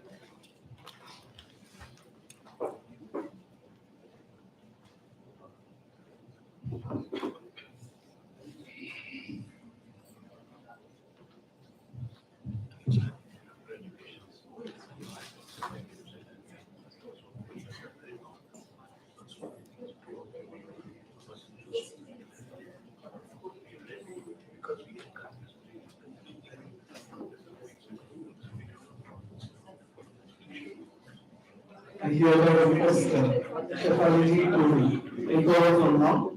We are having this nice young banker from Mumbai, Venkatesh Nandan, who's from Asuli, Dharmapuri originally. He has done a lot of research on Maratha history and gone through all the Modi records.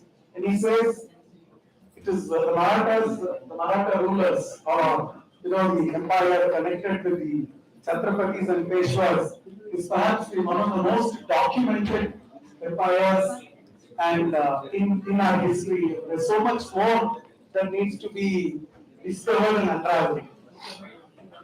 And it was wonderful engaging with him through his book, The First Republic, through which we have discovered 3 dates which he will only announce, which we can nationally celebrate. It's very important that we celebrate. And we are here to, Shefali will now begin with the age of pi and prose by Venkatesh Nandan. Also, attack on first of all. Namaskar. I won't take much time actually. This is entirely the author's session.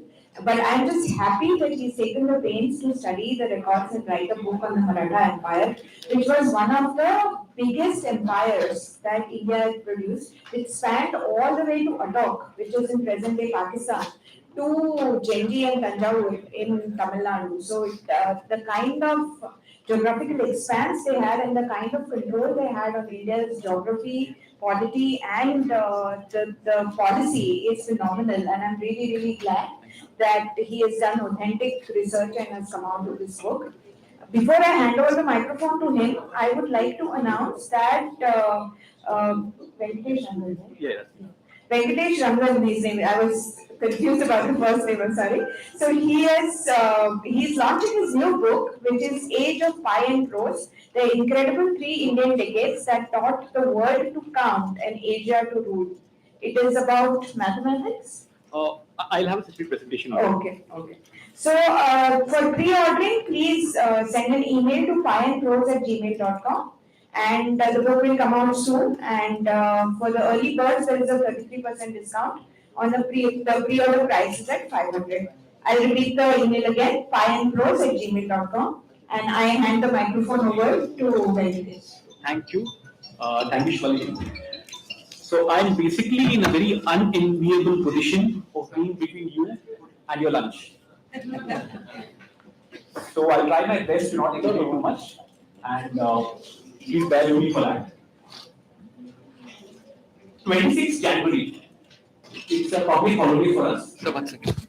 We call it the Republic Day. So 1 second. Hello. So we call it the Republic Day, and I think even a school child will tell you this, that 26 January 1950 is when the Constitution of India went into effect, right? Constitution of India, our parliamentary system. We are called a republic because we don't have kings. We have a president. We have elections. We have political parties. But we basically, our sum and substance is that on 26 January, all of India, for the first time perhaps, went into a constitution parliamentary democracy. That's a general belief. Now, in earlier years, I used to debate very ferociously with a lot of people who used to claim to be liberals. Okay? So I used to tell them, hey, see, we have a very ancient democratic tradition. In the Vedic age, we had the concept of a Ganarajya. In the Mahajanapada period, we had the Vaishali and Lichavi republics. In the Chola Empire, we had the Ur and Sabas. In the Gupta Empire, the Ashtakula Adhikarana. So I said, we have all these examples of democratic elected councils. So how can you say that India's democracy is borrowed from the West? The liberals then would counter. They would say, see, Vaishali was very ancient period, localized. Can that same constitution be applied on an all-India basis, unifying Kashmir to Kanyakumari in the present-day complexities of India? So when we talk of a Dharmic constitution, can we really have a Dharmic constitution today based on our ancient Vedic knowledge? So then I started researching, seeing that do we actually have a live example of such a Dharmic constitution in our ancient history? And this is what I found. I found that not only do we have a Dharmic constitution, we have a Dharmic constitution unifying all of India in a republican structure, in a parliamentary structure, years before the American War of Independence, years before the French Republic, and years before the British parliamentary reform. So what we have is not just the first Republic of India, we have the first Republican national state anywhere in the world. And this government or this state was called the Karbhari Sarkar. Okay? The word Karbhari comes from the word Karya, which is basically action, and Bhar is basically responsibility. So people who take the responsibility to act in government, that's the executive, they call the Karbhari Sarkar is the government. Can you go to the next slide, please? Now, just to ask a question, how many of you have heard of Mountbatten? Wait. How many of you have heard of Akbar, the Mughal emperor? Fantastic. How many of you have heard of Nana Fadnis? Right? Yeah. So we celebrate. The second. Yes. So we celebrate 26th January, okay, as our Republic Day. 4 days later, on 30th January, it was this very personality called Nana Fadnis who envisaged an all-India Dharmic Republic, okay, based on parliament and based on election system. Now, this is not rhetoric, this is not a WhatsApp forward. How did I find this out? What are the evidences, etc.? So I first started researching on the. I'm sorry? I'll give you a mic. Oh, okay. Oh, I'm very sorry. Okay. So I first started reading on the 18th century history.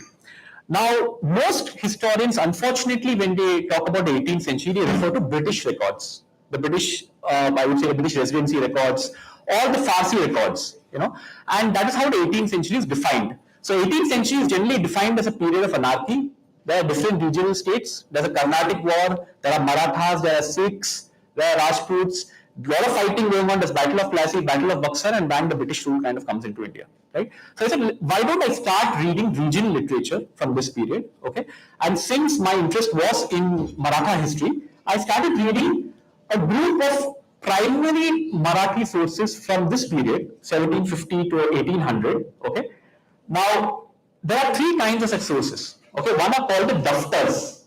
So we see state papers, communications, actually eyewitness accounts, letters written between different statesmen. These are recorded together in what is called as daftars. Okay. Secondly, there were people in that time who wrote down what they witnessed in terms of small historical novelettes. These were called bakhars. There are people who wrote news, like just like we have media today, they used to write news and used to write newsletters. Okay, these were called hakikats. So all these, so reading through 417 such state papers, daftars, bakhars, and the different, I would say, hakikats, I came across this very fantastic kind of government, okay, this fantastic kind of, I would say, republican kind of state, which also had a lot of military and political achievements to it. Secondly, I cross-checked this with English, Portuguese, and Persian records. So we can go down. So we find that in 1786, a British officer in his dispatch says that the government of, which is there in Pune, is a very different kind of government than other Asiatic governments. It has a lot of similarities with the British parliamentary system, but somehow there are also things which are different. Around the same time, W.H. Palmer, under British President, writes that the form of government which is prevalent here, that is in India and under the Maratha rule, a person who was a nobody yesterday can become a leader today. Now, I correlated this with the French records. So there's a French diplomat at that time called Monsieur Montaigne. So Monsieur Montaigne writes that, in the famous translated papers of Vijay Hatkar, he writes that the form of negotiation of this form of government is very different, in the sense that every single point of a treaty has to be passed by majority in a council. Unlike France, where Louis XVI used to pass it by executive order. So this piqued my interest. I mean, two people, English and French, are saying there's something different happening here. This is around 1774, years before the American War of Independence, years before the French Revolution, etc. So that's when I kind of got interested in it. I got interested in Nana Fadnis and the Karlbhai Sarkar. So what I'll do is I'll start off with just talking about 10 myths which we generally have of late 18th century history. I'll give a short story, very short story, on how this republic came to be formed, who are the main founders of it, what was their vision, and why did they get that vision, you know. And finally, I'll just maybe have a comparison between the First Republic and the Western Republics. Before I jump into that, why is this very important for us, all of us, you know, all Indians today? If you go to the next slide, please. Firstly, this form of government not only envisaged a unified India under a, I would say, democratic kind of setup, it also revived several ancient Vedic institutions. The Ghatika tradition, which was prevalent in Nalanda, Kanchipuram, in Takshashila, etc., was revived on a national scale by this particular form of government. A lot of temple restorations, which are very invisible today across India, from Rameshwaram right up to Badri Ashram, are actually engaged by this particular form of government. Militarily, this government defeated the British not once or twice, but 7 consecutive times, and dealt shattering blows on it. In battles such as the Battle of Sibri-Collares, the British suffered 2,200 casualties. In the Battle of Chowk Barwai, 3 regiments of the British were dissolved, and the British suffered 1,500 casualties as per Indian records, and 417 casualties as their own records. So these were shattering blows. In no other battles, including the Napoleonic Wars, was such massive defeats suffered by the British. And no, this was not by Tipu Sultan, etc., etc., etc. This is by these guys whom we hardly haven't heard of, right? Then we often talk about our history is generally linear. Okay, so we had the great Chola Empire, then the Pandyas kind of came in, then we had the Delhi Sultanate and the Mughals, and finally the British. But what we don't realize is that the British took over India not from the Mughal Empire. The British took over India from this government, and I would say largely the Maratha Empire, and I'll see how it is connected to the Marathas. Because on December 1st, 1784, the entire Mughal administration, the entire administration of Delhi, after 650 years of foreign rule, when it was considered impossible for any indigenous Indian power to rule Delhi, for any Dharmic power to rule Delhi, after 650 years, lock, stock and barrel, the entire administration was surrendered by the Mughal Emperor Shah Alam to one of the great generals of this government. And that is something which we all need to be aware of, especially when we go ahead in our present quest on what kind of country we want our nation to be. Going next. So, just quickly go into what are the myths we have of 18th century history. Now, can any of you name just one battle between the British and Indians? Any one battle? Which you have heard of? Any one battle? Battle of Buxar, Battle of Plassey. Okay, Battle of Kirby. All battles, generally, which in history we kind of read, are battles we lost.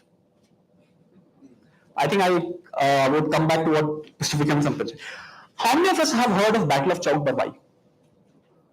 The chief commander of the British East India Company at that time, called Goddard, who was one of the most decorated military generals in the 18th century in Britain, had to run in disguise, ordering a flight without discharge in this battle. How many of us have heard of Battle of Shivpuri Kolaris? Battle of Vadgaon, in which 6,000 British soldiers and the Allies surrendered and became prisoners of war. They were escorted to Bombay by the Indian troops. So that's a myth. So the late 18th century was not a period of anarchy. In fact, a very celebrated author has written a book called The Anarchy. And a lot of us have also read about that. So the late 18th century was not a period of anarchy, it was a period of national reunification under the Karbhari Sarkar. Okay. Second myth we have is that the only all India empires we had after, so Maurya, Gupta, Chola, then we had all the foreigners like Mughals or then the British who kind of unified us. That's not true. This particular empire spanned over 2.8 million square kilometers. Modern day India's area is 3.2 million square kilometers from the Sindhu to the Kaveri. Okay, go next please. I won't get into very technical, there are a lot of technical matters in terms of Maratha history in which a lot of Maratha historians debate, and I won't get into that for this particular, I would say, session. You can find that in my book. Second, another kind of myth which is made is that 18th century India was a feudal society. Women had no rights, there was sati, there were all these bad things, caste system, everything was there. So we were such a dormant society, British came, that's why we couldn't fight them and then went off. Again a myth. As you will see, one of the first gender-sensitive police reforms in I would say world history particularly, even today in the 21st century we're talking about gender sensitivity in police reforms in the West. Here they actually had a law and a constitutional covenant enacted. Civil military separation, again we have a constitutional document of covenant. I will actually show some of the snaps of the manuscripts in this. And also the separation of the judiciary and the executive. Okay, so there are just a zillion things of this government we don't even know of. I had to read about 800 such kind of manuscript papers. There are far more. In fact, there's a very, I would say, in Bharat Itihas Sanshodhak Mandal, which is an institution in Pune, they have more or less than 1 crore papers, according to a person who is convening that. So I just said 800 and you have so many, so you can understand how much more. So Indian history doesn't suffer from a lack of information, it does suffer from a lack of research. Go next. Finally, the biggest myth we have is that democratic republicanism has arisen in the West. I think we have anyway disputed that. We have, let's say, our Vedic Ganrajya, we have our Vaishali, we have our Ichavi, whatever. But also from a modern context, relevant to us, we also have the Karbhari Sarkar, which had a lot of these so-called liberal provisions in the Indian context. Now, how did they do it in the Indian context? How did they interpret the Vedic Shastras, the Smritis, etc., to actually establish its constitution? That's what we'll see going ahead, basically. Going next. Okay, so just to give a very short background, there's just an ABC of Maratha history before the Karbhari Sarkar. So, Chhatrapati Shivaji Maharaj was coronated in 1674. So, he established this Swarajya. Surajya, Swayam Rajya, our Rajya, okay, a good Rajya. Okay. After his death, there were a lot of ups and downs in the Maratha Empire. Around the early 18th century, the prime ministers or the Peshwas took over de facto control. One of the great heroes of the Peshwas, Thorle Bajirao, actually campaigned and extended the empire across India. In fact, he also successfully attacked Delhi. After him, there was his son, who was also very famous, Peshwa Nana Sahib or Balaji Bajirao. We had a battle called the Battle of Panipat in 1761, in which Ahmad Shah Abdali, an Afghan invader, in conjunction with certain Mughal Sardars, such as Rohila Najibullah. There was a great battle, and I think it's a very famous kind of battle, where there was a tactical defeat for the Marathas in that particular period. The Maratha Empire, however, revived under another young Peshwa called Peshwa Thorle Madhavrao. And the Marathas again reached up to Delhi, but unfortunately, this Peshwa died young. Okay, he died about 1772, just when the Marathas were on the cusp of, let's say, consolidating the hold in Delhi and North India. So basically, we come to 1773, where a dynamic Peshwa has died. His younger brother, who is just a teenager called Narayan Rao, has ascended the throne. Now, there is a plot or a great conspiracy by his uncle, who is called Raghunath Rao, to dethrone Narayan Rao. This leads to a ghastly murder. So Raghunath Rao is responsible. There is a huge story behind that, which is there in my book. But murders Narayan Rao Peshwa, and he becomes a Peshwa himself. Now, all this would have been history. All this would have been something we all know: kings fight, succession, there are wars over succession, etc. If not for one man. This man was not a military general. This man was not a minister. He was a judge. Okay, today we talk about Supreme Court, High Court, judges, etc. This judge, the Nyayadhish of the Maratha Empire, was Sri Ram Shastri. In an unprecedented move, never heard of, perhaps I don't know if there's any other historical incident of this, Ram Shastri commenced a legal proceeding, a case against a sitting Peshwa, or a sitting ruler. So imagine if you had a Prime Minister of India, and some judge says that I am commencing a murder investigation and a kind of case against the sitting Prime Minister of India. So Ram Shastri kind of had this entire verdict despite all obstacles, saw the witnesses, saw the saksha, and concluded that Peshwa Raghunath Rao was a murderer and passed a verdict of death sentence against him. Now, imagine, he's a sitting Peshwa. How could he pass a death sentence against a sitting Peshwa? So obviously it wasn't implemented, and Ram Shastri, the ethical person at Ayog, he said, since this is my justice, and this justice which is as per the Nyaya, okay, and which is as per the dictates of Nyaya Murti, it's not being performed, I will go on self-exile. So he went on self-exile. Next slide, please. So we come to a situation where there is a sitting Peshwa, there is a verdict against him, okay. Now on your left-hand side, you find Nana Fadnis. That is a picture of Nana Fadnis, the person I was talking about. So in this administration, okay, there was the person who was a chancellor or the head of the finance and accounts, you can call him in modern days, called Nana Fadnis. Now Fadnis is actually comes from the word Fadnishi. Now Nana was actually a very brilliant prodigy. At the age of 14, he joined the Fadnishi. He was very good in Ganita. He was not a military person. In fact, in his autobiography, and this is very significant, one of the rare autobiographies we have of any 18th century Indian personality is actually of Nana Fadnis. He was a great scholar in Vedanta, all the forms of Vedanta, Advaita, Vishishtadvaita and the Madhava school. And his autobiography actually starts with an explanation of Vedanta. Can you believe that? I mean, a political statesman starting with that. But keeping that aside, so Nana Fadnis basically was the chancellor or the head of finance and accounts at that particular point of time. Now, Nana Fadnis felt that we need a different kind of system, okay, a different system based on our ancient traditions, which will end this fratricide, which will end this, I would say, the mutual distrust which exists, and have a stable government which takes forward the vision of Chhatrapati Shivaji Maharaj and Thorle Bajirao. Okay, what was the vision of Nana Fadnis? Why did he get into this? We have a live eyewitness account of this, or I would say a live primary source from that period. So a few years later, a great Bakharkar or a historian called Balaji Ganesh Chitnis wrote about what was the vision which animated Nana Fadnis. So I'll just read this out. This is actually from the actual manuscript, and then I'll translate it. पूर्वी पांडवांना श्रीकृष्ण परमात्मा प्रत्यक्ष सांगून त्याने दैत्य दानव पृथ्वीचे विलास मिळून दान धर्म आदान केला. त्या अलीकडे नर्मदेपासून पलीकडे उत्तरेस सम्राट विक्रम राजा व अलीकडे शरीवाहन शककर्ते झाले. त्या अलीकडे नानासाहेबांनी महाराजांनी रामेश्वरापासून इंद्रपृष्ठाभोवती शत्रू पराक्रांत करून देव ब्राह्मण प्रजापालन व दान धर्माची कीर्ती कलियुगी विख्यात केली. 3 or 4 very important points, media. Kaliyug. We all have this fatalist notion that we are in Kaliyug. Morals are going down, nothing will happen, we have no hope. Okay. So first and foremost, we said even in Kaliyug, a Dharma Rajya is possible.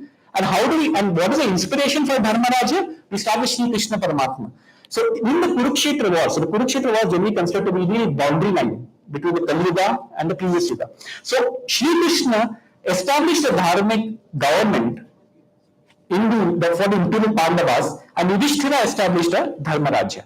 After him, as per Nana Fadnis's vision, pan-Indian emperors such as Samrat Vikramaditya and Samrat Shalivahan, so all those who are acquainted with Itihasa will know these are great emperors from them, they restored this form of government. So it is on to us, and Chhatrapati Shivaji Maharaj took the title Chhatrapati, which is a Chakravarti. It was not just a Raja Maharaja. It's on to us to revive this ancient dharma on a scale across all Bharatvarsha. So we have to see that Kali Yuga is not a Yuga of lost hope. It is a Yuga of also glory. We can reverse this trend. So Nana Fadnis demonstrates how do I kind of get this form of government done. On your right hand side, we have one of the most phenomenal women leaders of our 18th century is called Parvati Bai. Now, unfortunately, in Bollywood, Parvati Bai has been reduced to just a heroine and a wife of a great warrior called Sadashiv Rao.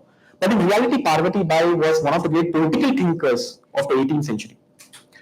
So, Parvati Bai actually, as per another Bakhar called the Narayan Rao Peshwanchi Bakhar, which is again written at this period, Parvati Bai tells Nana Fadnis, why don't four of you come together instead of one person, चार मुत्सदी आहे, चार एकत्र येऊन राज करावे. Why don't many of you, four is just a kind of term, but why don't many of you, instead of depending on one person, why don't many people who are very popular come together and form a government? Now, Nana Fadnis already had a conceptual and philosophical kind of, I would say, background onto this. So then Nana Fadnis said, yes, why don't we try this out? But how does he reach out to all people across India, right? He's in Pune, he has to reach out to Tamil Nadu, Karnataka, Punjab, Kashmir, all people have to agree with him, etc. So Nana Fadnis said, let's try a pilot project out. Okay, so in October, so generally this is a festival season. You have Dashara, you have Diwali, etc. Lot of Indian families celebrate together. So they generally go to temples, there are feasts, there are pujas, etc. So Nana Fadnis, I would say the solution is simple, the pilot project is simple, that during these festivals, we will assemble all the families together and ask each family two things. Number one, each one will take Ganga Jal, each one will take Tulsi. We'll ask them two things. Number one, are you happy with what's happening in this government? If not, give us two names whom you think will better the situation. Okay, why two names? Because every family will put its own member forward. So they should have an alternative name which is not from your family. So like this, 25 prominent families are first collected. And when I say family, it is not just a nuclear family of today. It includes Mama, Mami, Paripa, Parima, whatever, the entire kind of lot. So I have about 30, 40, 50 people in each family. Okay. So given this, they then counted all the alternate names, not the first name, the alternate names, right? Because first name I can always put my own son, my own daughter, or somebody's name forward. So alternate names are counted, and out of these alternate names is selected 11 elected people. So as you can see on the first kind of election, 11 people, and one person was specifically selected called Sakaram Bapu Dogun, who was a right hand side second right, who was just there for him because he was politically a very strong personality at that point of time. So these 12 people, 11 elected and one nominated or selected, came to be known as a Bar Bhai, okay, or the Great Council of 12, and this was a form of shadow government of Nana Fadnis. So this was the first experiment, okay. Now obviously the Peshwa still ruling. You have had this kind of conversation with a lot of these families. Word is going to come out, and obviously this is going to be some kind of a revolution. So the next step of Nana Fadnis was to organize a revolution which we call the Purandar Revolution. The revolution succeeded, and Pune was captured on 30th January 1774, and formally the Republic or the Barbhai Sarkar, which later became the Karbhai Sarkar, was declared. Now this is only the first step. Question is, how do I now spread this idea across India? Here's where Parvati Bai played a very, very important role. As per the Narayan Rao Peshwanchi Dakhar, Parvati Bai herself wrote a letter. Okay, they actually say Yadi, Shikchikotar, different times, her coin, her sikka, etc. But she wrote a letter, and with these and with agents, sent them all across India. So some of the agents came to Tanjavur, the Kaveri Valley. Some went to Nargund in Karnataka. Some went to Vashi, etc. And they said that we would like to expand this thing. So just like families, okay, were taken into conference in Pune, families all across a wider geographical region could be taken to say whom do you think is the best person who would kind of cover. Okay. So now we have a situation where around 1774 we have these different agents spreading. The Peshwa has been dethroned, but he still has power in large parts of the country. He goes and takes the help of the British. Okay, and that's how the British intervene, and we have the Great War which happens. In the meantime, Nana Fadnis lays down two foundations. He realizes that now we are an incipient kind of government, despite us talking about all the ancient traditions, etc. We know what we know our society. Humans are humans. They may not support us. So how do we establish institutions? So two very famous covenants come. You see, on the person on your second left is one of the greatest commanders and military generals of India called Mahaji Shinde. Now, Mahaji Shinde belonged to a provincial dynasty which ruled over central India called the Shindes. It's a very ancient dynasty. Again, I won't get too much into detail in this. But Mahaji Shinde was a very prominent military general at that time. So, Nana Fadnis engaged in a parlance with Mahaji Shinde in 1775 and signed a convention.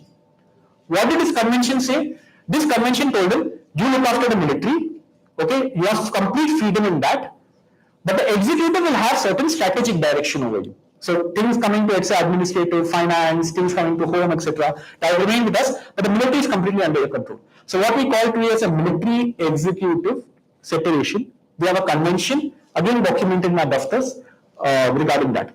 Second point, this whole, this whole episode started by a Nyayadhish, Ram Shastri, right?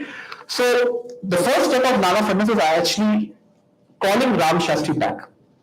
However, Ram Shastri was stickler to procedure. He said, I will not come back if again I'm going to have a murder, I'm again going to have, such fights which are happening. So a separate convention was signed with Ram Shastri, assuring and taking the oath, okay, testifying judicial independence.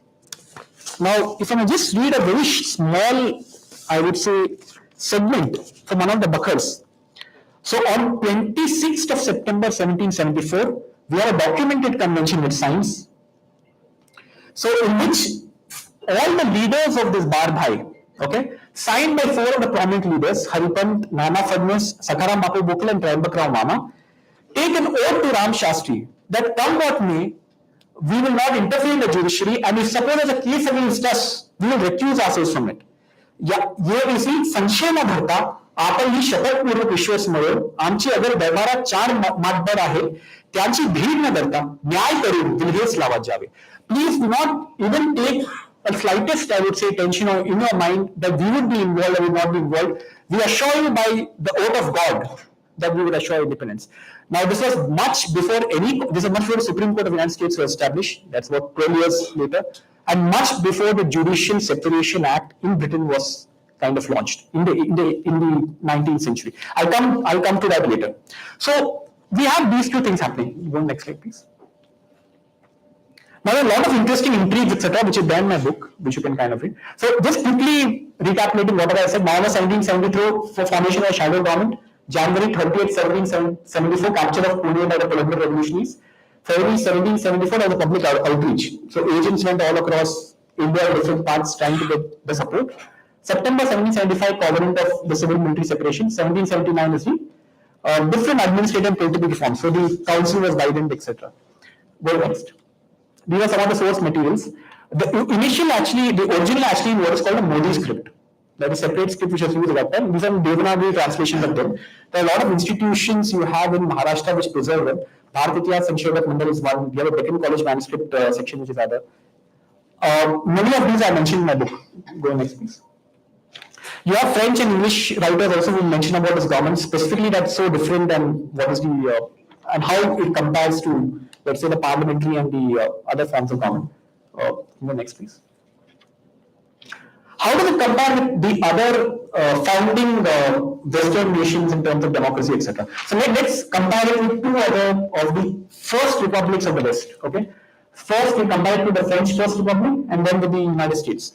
Britain I'll compare with Britain separately because that's slightly different. So firstly, here we had an electorate based on popular respected families. Importantly, women and men had the same rights. So in the West, adult suffrage, especially women's suffrage took a long time, 150 years. Here, women had, in fact, Parvati Bai gave 4 candidates. She was old with 2 candidates, as Narayana Peshwaji Bhakar, she gave 4 candidates. Equal vote in each family association, lot of people from all communities, as per the records, 66.86% of the people who participated came from what you call the non-upper castes, Adivasi, Shepherds, Dhankar, other communities. 9% were Muslims, all other, only the other section, over about 20% belong to the other castes. So you can see it was a widely spread. We have actual examples of, for example, the Koli Rajas of Jawhar. We have the Patkari kind of community. But there are many of those, I won't go into detail of them, but a large segment of the population was being represented. In the first French Republic, which was formed in 1792, only 1/3 of the seats were elected, and the electoral college of within these 1/3 seats were restricted to 30,000 votes, which was based on census suffrage. That is, a French nobleman gets a 1 vote, a French non-nobleman with landowner gets half a vote, and a French landless guy gets 0 votes. In the Carmel Sector, there is no such thing like that. 1787 in United States, during the great elections of 1780 and 89, the Philadelphia Convention of 1787, only 5 of the 13 states actually voted. Among those 5 states which voted, only white property owning males, that is 6% of the population, got a right to vote. Okay, and we are talking about 1787, 1792 to 1774. Executive government, a council of 12 executive members, which later expanded further, so that functioned like a mini parliament. In first government forms 5 members directly, and in the 18th century United States, there was a cabinet based on presidential system. Head of state, we have 3 symbolic head of states, Chhatrapati, Peshwa, and the Prithvipati. We'll come to that later. And process selection, there was not only that the executive selected in 1796 when Peshwa Savai Manavara died, as per the Kharjanchi Bakhar, there was also an electoral college faced for the Peshwa's post itself, which is proposed by Nana Fadnas. I'll again come to that later. Next slide, please. So there are a lot of, I would say, zillion things about this, I would say, government, and you can read that further in my book. I won't get too much into detail of it, but just too many constitutional components. Next slide. Method of election to parliament, constitutional provisions, provenance, etc. So, just next slide. But I go rather to the 4 major achievements of the Bhai Sarkar and then wrap up, because I know it's also your lunchtime. Firstly, the victory against British. I think this should really be heralded again and again and again, because this was a victory and a battle not just fought in Maharashtra, but fought all across India. You'll see in Bundelkhand, you'll see Maharashtra, you will see in somewhere in Goan Cry on the borders of Bengal and Orissa, etc. So there are more than 7 major battles. So I said that since Raghunath Rao escaped, and this was the infant republic, right? So the Peshwa wanted his power back, and since he wanted his power back, he asked the British for help. So the British intervened. The British strategy was very clear: we will liberate Pune. This is so they liberate Pune and reinstate who was a murderous autocrat, but against the kind of a democratic system. So this is what began what historians call the First Anglo-Maratha War. Okay, I just quickly go to the names of the battles. The details can be found in the book. So firstly, Battle of Arras. Similar point, the entire British Grenadier Company was wiped out with in this battle. So it's a kind of very famous battle. And all of us who read about Battle of Plassey and Battle of Buxar, especially military historians, should read this Battle of Arras, because the British believed that they had firearms, they had a very disciplined manpower. They could kind of overall large masses of let's say Indian armies. Battle of Arras destroyed the myth. Next.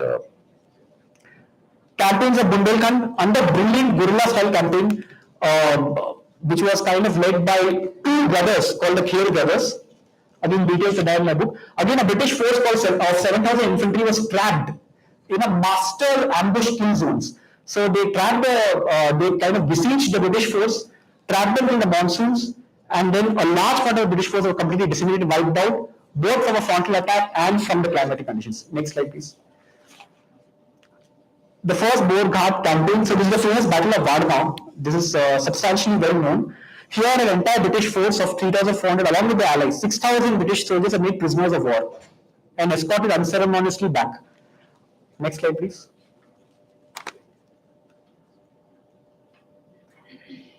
Yeah, next slide. Next slide. In Battle of Malangarh, a battle which was fought in a mountainous terrain, in one of the cream of the British troopers participated in this battle. In a single encounter, British suffered 75 casualties, while the Sarkar's casualties were 3. So all those who say that the British were very well trained, they have very good firearms, etc., it's 3 versus 75. Next slide. Battle of Chowk Barwai, one of the battles we should know about, where one of the most decorated officers of the British East India Company were destroyed. So entire regiments were completely dissolved. That's called the Battle of Chowk Barwai. Next. Next slide. Campaign of Shivpuri Kolaras. So our great General Maji Shinde, whom I mentioned earlier, who was now the commander-in-chief of the Karbhai Sarkar from the military angle, launched a counter-offensive. Okay, because his own territories in Malwa were under attack. So this led to what is called the Battle of Shivpuri Kolaras. British suffered in a single battle 2,200 casualties, which is one of the highest casualty rate of British in any campaign in India. That is the thing about the battles with Tipu Sultan. But here, in terms of the period and in terms of, let's say, the force which was facing, so it was equally matched. So it was not that the Indians outnumbered the British. It was about 10,000 troops in terms of Maharji and about 8,000, 9,000 in terms of the British. So again, a very famous victory of the Indians here. Next slide. And finally, a counter-offensive by Balaji Vishwanath Phatak, again, which actually broke the British naval supply lines also. It burned a lot of the ports which the British had. So the British often prided themselves of having a very strong naval arm. Okay, so this broke that that strategy of the British. Next slide. Okay, so what is the end result of all this? So the end result of the first Anglo-Maratha war is what is called the Treaty of Salbai. Now this is a well-documented treaty in several of our textbooks. But what is not documented is what is the main point of the Treaty of Salbai. The main point of the Treaty of Salbai is that the British agreed to withdraw completely from Delhi politics for the foreseeable future. So this is such a sensational achievement that the British, after Battle of Buxar, who had actually had the Mughal Emperor as their pensioner, completely withdrew from Delhi. The Mughal Emperor became a complete, I would say, in the mercy of the Karbhai Sarkar. So a complete reversal of fortune of the British. They came back to the position where they were in 1757. This reversal of 30 years is not talked about in my textbooks, but that is the Treaty of Salbai. Next slide, please. These are some of the references. They are also there in my book. Next slide. Okay. Now, what Nana Fadnis and Maji Shinde etc. realized is after the victory of the British, if the whole of Bharatvarsh had to really come under this form of government, something spectacular had to be shown. Okay, if that thing spectacular had to be shown, then the ancient cities of India, Indraprastha, Kashi, Hastinapura, had to be liberated from the rule of the Yavanas or the rule of the foreign rulers. So this came. Now the earlier Peshwas had launched campaigns against Delhi, but there was no permanent annexation or permanent conquest. Now what Nana Fadnis and Maji Shinde envisaged was a permanent annexation of the entire north. They called this as the Uttara Digvijaya. So the campaign in the south, just like Chhatrapati Shivaji Maharaj had Dakshina Digvijaya, here we have what is called the Uttara Digvijaya. Just like Samudragupta in the past or Rajendra Chola who went up to the Ganga, we have a Uttara Digvijaya. So this sensational military campaign, I think was both backed by covert and overt means. So Nana Fadnis developed a very extensive intelligence network which played one faction against the other. Next slide. Which played one faction against the other. Okay, and we have detailed information of the Secret Service reports in what is called the Himne Daftar. Okay, so a big family of Maratha which serve called Himne Daftar. So they played exact Chanakya Niti, just like Chanakya, what is called unified India in the 4th century BC with Chandragupta Maurya. Similarly, the Chanakya Niti being applied, different factions being played against each other, and a final strike was launched on the Dashara day on Vijayadashmi day, after the Shastra Puja, across the Vindhyas, across the Narmada, straight in a blitzkrieg. Finally, this blitzkrieg ended in what is called a Battle of Rupas. In Mughals, and the faction, or a Turani faction, which was dominating the Mughals, was completely defeated.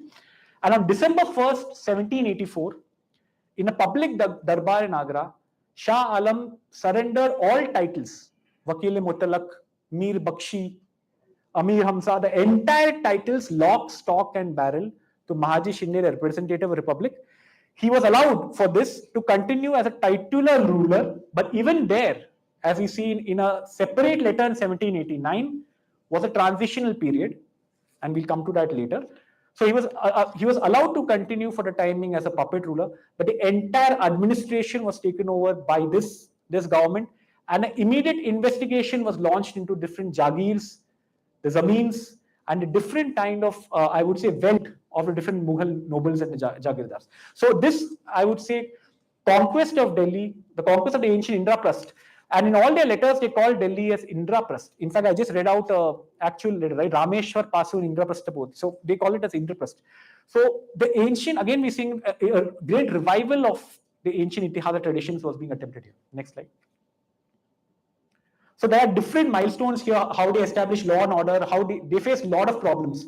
British tried to intervene, the Afghans tried to intervene. So despite all that, there were several battles fought, several fierce engagements fought. But still they managed to administer Delhi at least for the next 20 years. So for 25 years, we have an actual evidence of an indigenous power based on Dharmic constitution ruling over Delhi. Next slide. You can see your references in my book. Next slide. Now, obviously, when such a sensational event happens, right, that after 650 years, you have Indian indigenous power taking over Delhi, no longer Mughals, no longer Lodhis, no longer Tughlaqs, no longer Khiljis, no longer anybody, then obviously this creates a great tremor across the world. It's created a tremor in Afghanistan also. Taimur Shah Abdali, the son of Ahmad Shah Abdali, felt that his influence was waning out and launched multiple massive invasions of India. In 1787-88, 120,000 soldiers of the Afghans crossed the Khyber Pass to come into India to intervene. Okay, and obviously tilt the scales. Next slide. However, Mahaji Shinde or Karbai Sarkar got into a pact with the Sikhs who are then ruling over Punjab, the Sikh missiles, and the influence of the Sarkar was expanded over Punjab, and together through their tactics, Taimur Shah Abdali was completely outwitted and defeated. How he was defeated, what are the different skirmishes, how did they attack, it's all there in my book. I won't get too much in detail, but this defeat was so bad that in 1791, a representative of the Karbhari Sarkar went to Kabul. His name was Wajuddin. And Taimur Shah Abdali said, I'm willing to be your Mansabdar. Mansabdar means your tributary chief. I will give you 10,000 soldiers. Please don't attack at me. Please don't cross the Khyber Pass and attack me. I'm willing to be your Mansabdar. In 1791, also, importantly, the gates of Somnath, which were at Ghazni, were returned and explicitly asked and returned to the Karbhari Sarkar. So that humiliation which Mohammed Ghori had put on Bharatvarsh for over thousands of years, that was reversed. Now, there's often a myth that in Amritsar you have the gates of Somnath, which was brought by the first British Anglo-Afghan War. That gates were deemed to be not authentic by both the priests of Somnath and the other priests of any other temple. On the other hand, the gates of which Mahaji Shinde had brought back are still there in the Gopal Mandir in Ujjain. And even though the priests of Somnath did not accept it, there were other technical reasons for that. They did not deny its authenticity. So that's a very important point which we often forget and don't read in our books. Again, I won't go into too much detail. A lot of battles, a lot of skirmishes. It's brilliant. In fact, there's an entire book I said on the Secret Service, the way they actually step by step. In fact, there are two very interesting, I would say, covert operations were launched. One which hit the King of England himself, and the other which hit the court of Kabul, which is both are there in the Hingne Daftar. In the first, covert operatives of the Karbhari Sarkar are there in Kabul and in Tehran, and they actually find out that the King of Kabul is in a war with the King of Iran. Okay, and they say that this is a right time to attack. If you want to attack right now, let's say these positions, the Afghans, etc., right time to attack is in this period because they're going to be in a war with Iran and most of the forces are going to go west. A brilliant kind of letter by Shankarji Pant, okay, written to Shivram Yadav, who was a deputy of Purushottam Hingne, who was then in Delhi. But it's one of the covert operations. Second covert operations was when Hingne, who was the resident diplomat in charge of the intelligence operations all across North, writes to Nana Fadnis saying that Warren Hastings, so he was one of the British Governor Generals who was a big opponent of the Sarkar. The letter between Warren Hastings and King of England, which is scandalous, because there was a lot of money which was owed by Warren Hastings to King of England, and Warren Hastings said, no, I won't pay up because of certain blackmail. This letter was intercepted by the Sarkar Secret Service and leaked out to the merchants of Kolkata. And we have a letter of this in the Hingne Daftar. So brilliant code. You can just understand, we're just reading about a letter, but what they would have actually done to get that information, right? It's today, in today's world, it would be classified intelligence information. So brilliantly, this kind of wars are fought. Next slide, please. So after all these multiple achievements, I think a very important thing is on the cultural and civilizational renewal. This is what I want to really focus on before I kind of close.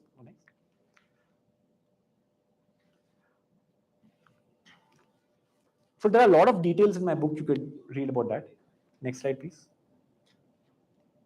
Yeah, this is the Gopal Mandir where the gates of Somnath are there, even today. Next. Yeah. So I would like to really pause here. A lot of people know about Punyashlok Devi Ahilyabai Holkar. In fact, there's also a TV serial right now on it. But a lot of people don't know that Punyashlok Ahilyabai Devi Holkar was one of the key forces in unifying the Karbhari Sarkar. So let's not forget, we had here not one person, but 12 people ruling. Okay, and later on, many more people ruling. So you need a moral figure who will sort out the small disagreements you have. Because obviously it will be there. When there are many people ruling, they have to take a decision. Majority matters, consensus matters. How do you take such a decision? So really, in that role of a matriarch was played by Punyashlok Devi Ahilyabai Holkar. She was also singularly responsible for a huge temple, I would say, and welfare regeneration across Bharatvarsha. So the Kashi Vishweshwar temple is a classic example of one of the temples restored. The Somnath temple was restored. Next slide, please. There are, I would say, no less than 175 temples, tanks, irrigation works, etc., which I have listed in my book. There are many, many more, but which I have listed in my book. Importantly, also welfare houses for the poor. Now, you will not believe this, but Punyashlok Devi Ahilyabai Holkar built 6 dharamshalas, not in Delhi or here, but in the Badri Himalayas at 14,000 feet. Okay, it was snow. Imagine 12 dharamshala. What is a dharamshala where you can come and stay? And each of dharamshalas, a blanket was given to the person who would come and stay. So imagine a traveler there, traveling in the icy Himalayas. He wants to go and pray to his gods, etc. He comes to a dharamshala established by Punyashlok Devi Ahilyabai and by the Sarkar. He gets a blanket, he gets food, and he feels warm. And that's why dharma is not divorced from welfare. Dharma is divorced from economic regeneration. And one final word before I kind of the Ghatika traditions of India. This is what I spoke about earlier. Now we had Nalanda, Kanchipuram, Takshashila, etc. The great universities of India, right? Unfortunately, they suffered a lot of pillage during the great invasions which happened. When Bhakti Khilji attacked Nalanda, it was left burning for days and days together. Takshashila was completely destroyed by the Ghaznavid and Ghurid invasions. Now, a lot of kings, and I would say every king invested in building Gurukuls, Ved Pathshala, etc. But the Karbhari Sarkar went one step further. They had a festival or they had an event called as Shravana Ramanna. Every year in the month of Shravan, 40,000 Vedic scholars in Vedanga, Jyotisha, Vyakarna, different sciences and arts would assemble in Pune and would be evaluated in the ancient Ghatika traditions. What do I mean by Ghatika traditions? A Dwarapalaka system. So in the ancient Ghatikas, they used to have what is called Dwarapalakas. In the Dwaras, in the gates, there will be a very renowned scholar who will kind of examine you. It's like an entrance examination, IIT, JEE, etc., or whatever you can call it in the modern day parlance. So in this system, these 40,000 scholars from Kanchipuram, Sringeri, from Mathura, from Surya Pahad in Assam, they would come. There would be Dwarapalakas.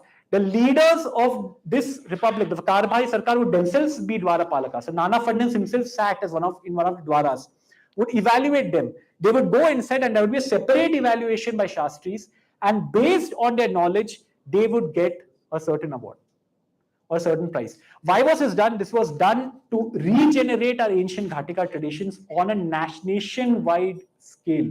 Nobody has heard of Shravan Ramana. In 1818, when the British took over finally Pune, etc., this system was stopped. It was made to continue for about 2 years. And even today, historians often refer to this as an alms giving or a Dakshina ceremony, which it clearly wasn't, with very detailed descriptions which we have. So I'll just end with this saying that we discuss a lot about interpretations of history, right? But unfortunately, in India, even the facts have not been discovered as yet. So how can we interpret or talk about facts when we don't know the facts itself? A lot of our information remains undeciphered, uninterpreted. A lot of manuscripts. I mean, I was telling you earlier, somebody said 1 crore manuscripts. I mean, how many of them even have been discovered? There have been great works, obviously, Sheshwalkar, Sardesai. I don't discount that. A lot of great work has happened in the past. We need to continue a tradition in the future and need to understand such great governments which really existed. Thank you.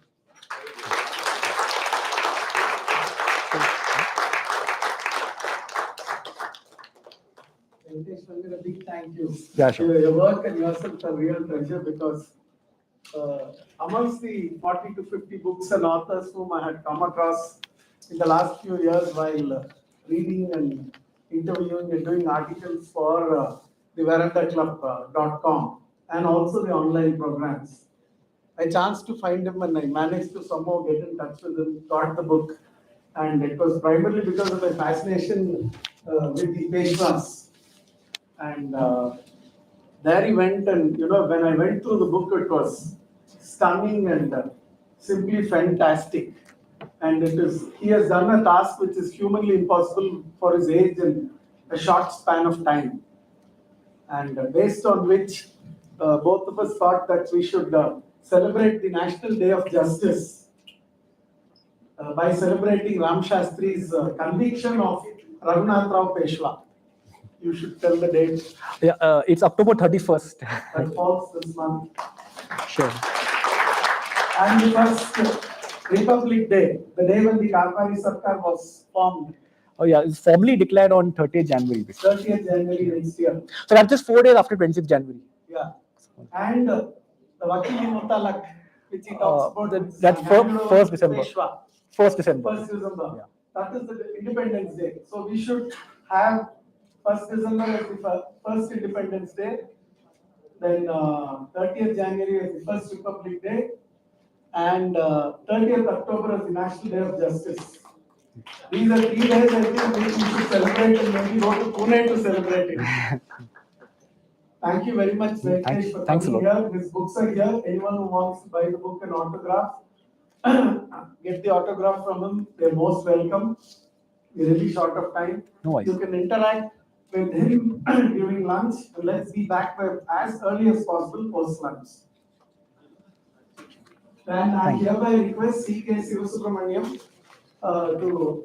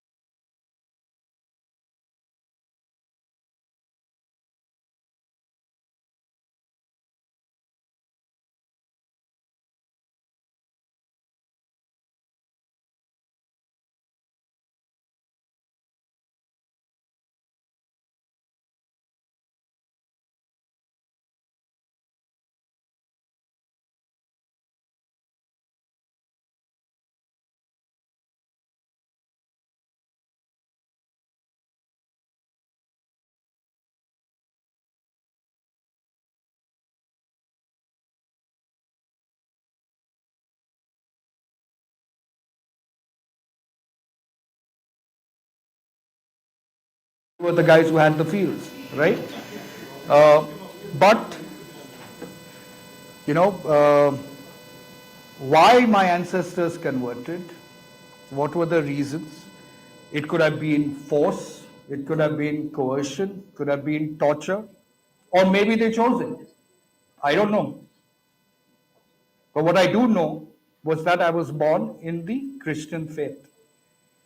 And what I learned from my mother in particular, because my mother is a very devout Catholic woman, who's brought me up in this very, very Indic value system. I wouldn't even call it a Western value system, but a very Indic value system. And let me tell you what I mean by that. So, because I come from Goa, because I have a Christian name, and because I have some connects to Portugal, okay, when I was growing up, because I lived abroad, I would consider myself to be a foreigner. And I detested everything that was Indian. So when I would come here on holidays, the first time I came to Goa when I was very young, I was like, this is a ghost village. I'm not going to stay here for more than 2-3 days, That was my reaction.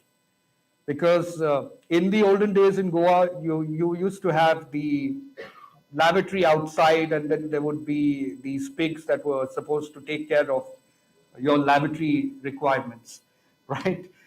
So I had a crazy experience with that, and that frightened me a lot. So I didn't, there was a snot that came out from somewhere, and I was screaming and I was running naked around in the home of my ancestors, and everybody was laughing at me. So that stayed in my head.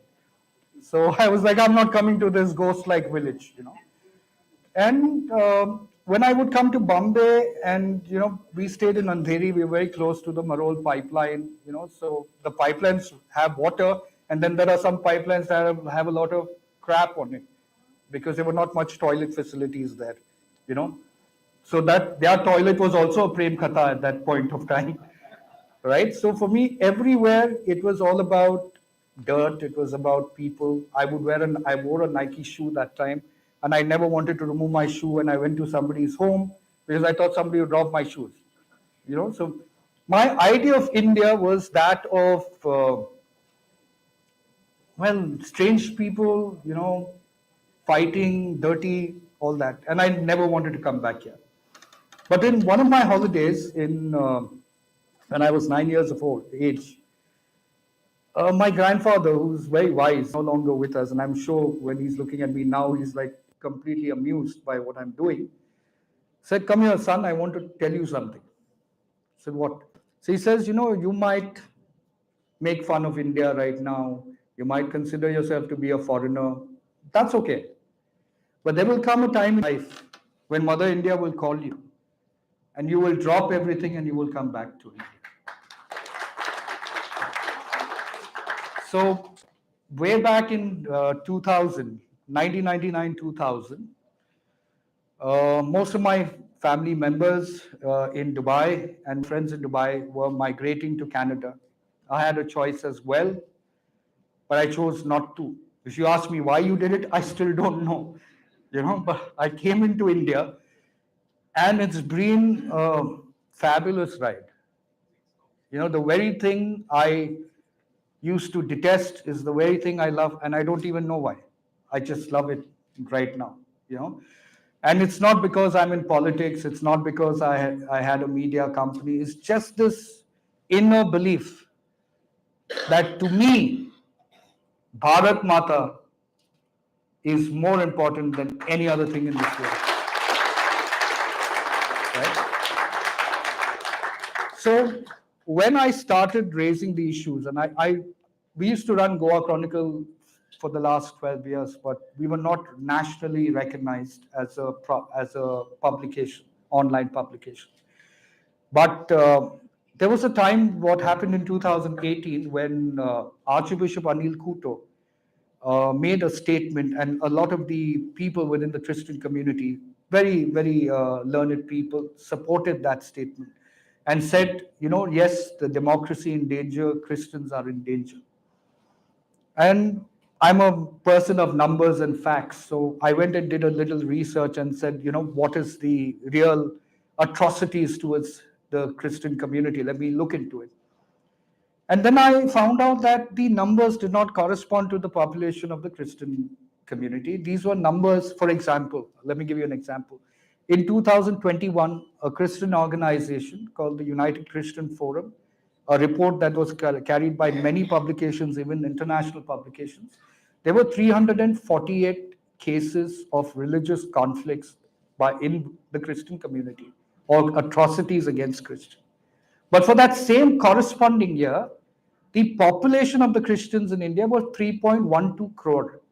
So you have 348 cases of atrocities and 312 crore people.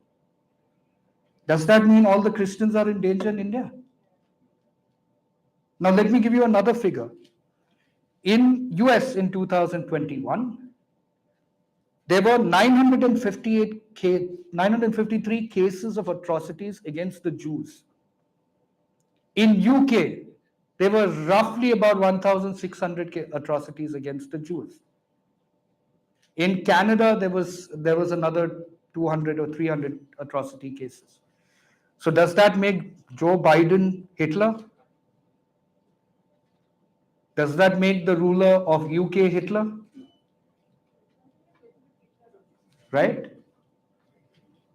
Why is it that nobody's talking about the atrocities of the Jews there? It's much more than the atrocities happening here. Right? So, the fear psychosis, and why I say it's important for us to understand what is happening in the country, and why I decided to open my mouth. Normally, I let my writing do the talking, but this time I decided to take the words from the writing into my mouth and say, let's talk. Okay?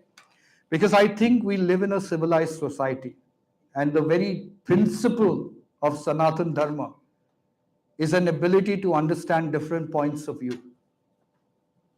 My religion is not my nationalism. My religion is my personal space, it is my family space, it is my community space. And that religion is my choice. It's not anybody else's choice. Right? So when I stand up and I say I'm an Indian first and a Christian second, I mean that.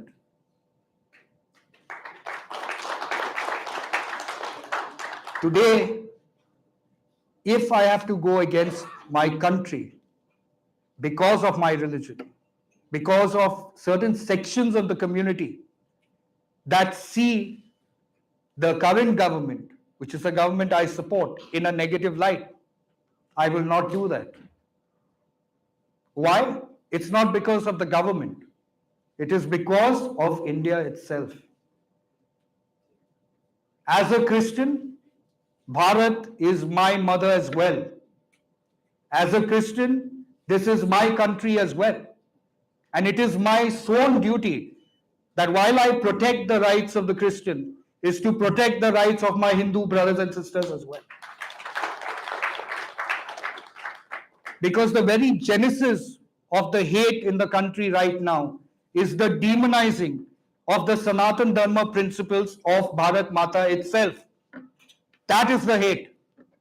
Everywhere you go, every media, whether international or locally, is only focusing on the evils that exist in the Hindu community, is only focusing on the evils that they presume are a part of Sanatan Dharma.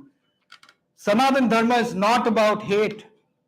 In fact, I started to understand Sanatan Dharma because of my Christian faith. Let me explain what I mean by that. There is the religion, which is the teachings, and then there is the institution. The institution in a place like Goa, because of the Inquisition, because of the need for proselytization, has failed when it decided to convert people, when it decided to unleash the Goa Inquisition. That was done by the Catholic Church as an institution. An institution what some people followed orders of and some people continue to believe was the right thing to do. But does that mean that the belief of a common man who believes in that faith for reasons he doesn't know, maybe he's born into it, is that man wrong? So when I raised this issue, one of the senior leaders in the church asked me, the issues that you're raising, whether it was the Bishop Franco Mulakal's rape case, whether it's other issues of corruption within the Catholic Church, they wanted to sit me down and tell me that these are issues within the church, you should not be making it public. So I asked them, if a minister, for example, or an MP was involved in an alleged crime of rape, as a journalist, what would you want me to do? The senior leader of the church said, of course, you have to write about it. I said, then what is the wrong that I'm doing now? The government is an institution. The church is an institution. Have I in any way attacked the faith? Who am I to judge the faith? I am no one to judge a person's faith. Today, a person puts a stone and believes that that stone is God. But he, with his own work, with his own sacrifices, leads a life of a good person. Would that mean that his God is wrong? No. So when I was discussing this with another priest, he said, so I asked him, I said, you have John. John is a person who goes to church every Sunday. Without fail. He goes to church, he's seen in church. But after he comes out, Monday, Tuesday, Wednesday, Thursday, Friday, Saturday, he's an alcoholic, he's a womanizer, he beats his wife, he abuses his children. That is John to you. Now there is Ram.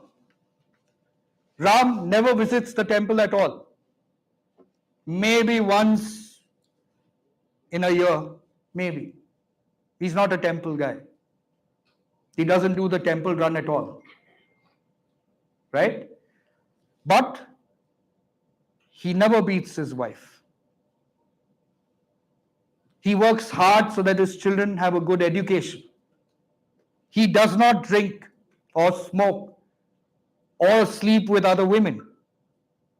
So please tell me, Father, between John and Ram, who, according to Jesus, should be in heaven? Because if you're telling me John has to be in heaven, then I don't believe in that Jesus. Right? So the role of the Indian Christian today is not about religion. The role of the Indian Christian today is what is my responsibility in the nation. Christians over a long period of time have contributed immensely to India. There are good people within the army, doctors, lawyers, educationists, and you do have some in politics as well. But when we start creating this aura of hate, when they start feeling persecuted for reasons not known to them, for misinformation, for this really horrible university called WhatsApp University. I think you should never send your children to WhatsApp University, including the adults. Don't take your future courses at WhatsApp University. You don't get the right information. They are only led to believe that this government, the RSS, and every other Hindu organization is against them. And that's not the truth. You will always have conflict when you look at things from the basis of religion. Last year, I did a course with an international university on religion, conflict, and peace. If I take the name of the university, people will start saying, oh my God, this is a controversial university because everybody uses its name nowadays. So I'm not going to name it. But the point is, I studied about 50 different conflicts in different parts of the world. And you know what's the root of every conflict? Religion. Christians fighting Muslims, Christians fighting Christians, Muslims fighting Muslims.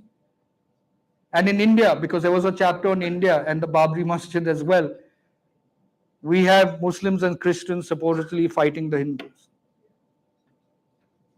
But that's only at an intellectual level, at a media level, at a ground level, right down on the dharti of Bharat Mata.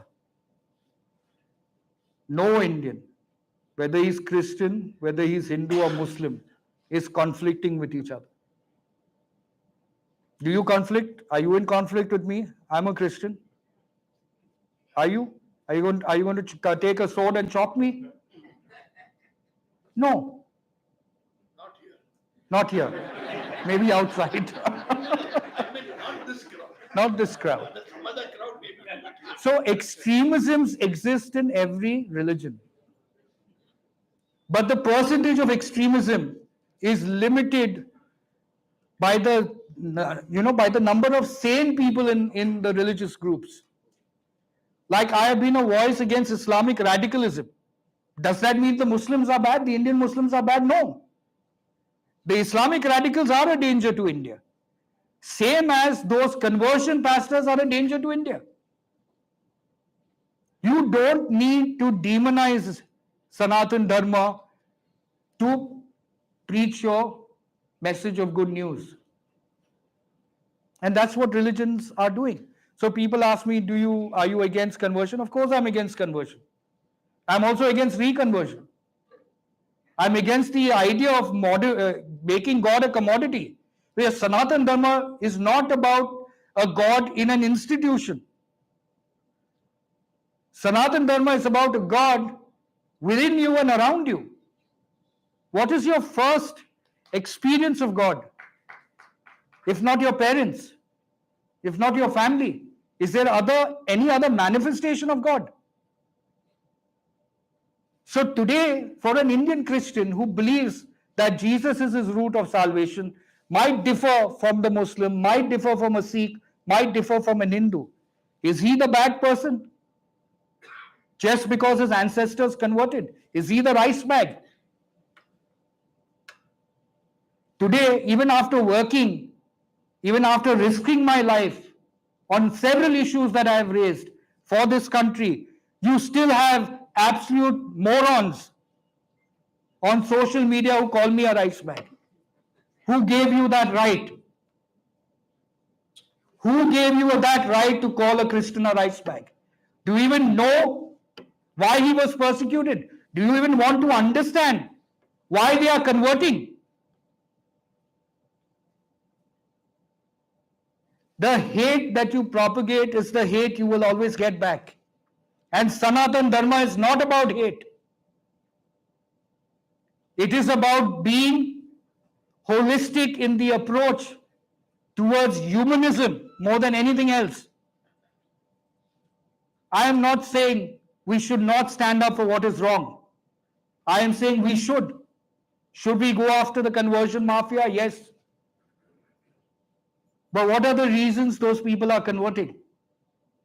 For 70 years, why has conversion mafia gone after the poorest of the poor? Because they are the most vulnerable. Because they are the ones who what is it that they want? Roti, kapda, makan, education. Where our system failed as a government to provide for them, that is where we made inroads for other religions to penetrate. I'll give you a case, somewhere in Tamil Nadu only. This group of villagers converted to Islam. I think they didn't get. Then they converted to Christianity. There also they didn't get much benefit. Then they decided to convert back. to being Hindus. Today, if I were to go to a poor person, offer him education, health care, jobs, provide his kids education abroad, and I've taken care of him, don't I become, by our own Indian Sanskriti, a god to him? And that's exactly what is happening. Therefore, we have to sensitize the issue. There is a lot of conflict, and yes, there is a lot of anger inside the Hindus, and I understand that anger. I have that anger too, which is why I stand up. Because when you insult the Hindu, you insult the majority of children of Bharat Mata. That is why I stand with you. Because my roots, whether I'm a Christian by faith, my roots are Vedic, my roots are Hindu. How can I deny my roots?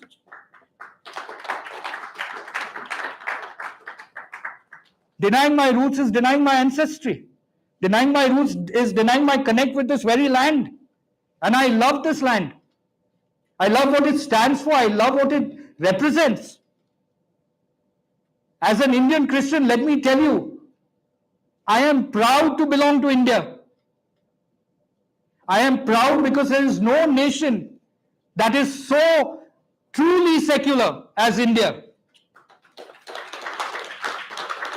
Because to be secular does not mean to accept all religions. To be secular means to accept no religion in matters of governance, and we are moving in that direction. Where the government does not have to do anything to you because you belong to a particular religion. It has to do it for you because you are a citizen of the country.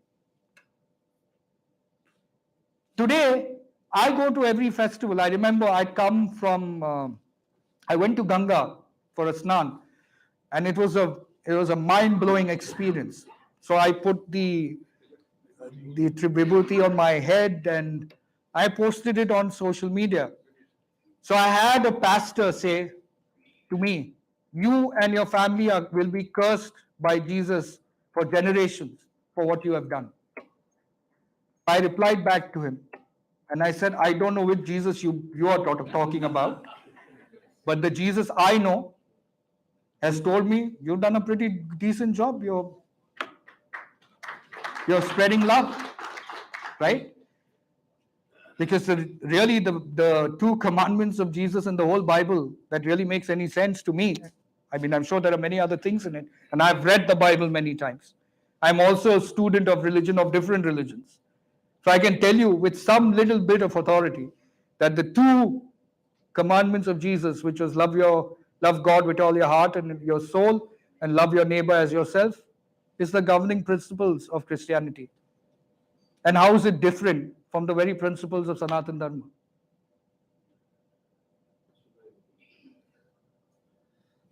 Everything else can be pulled out.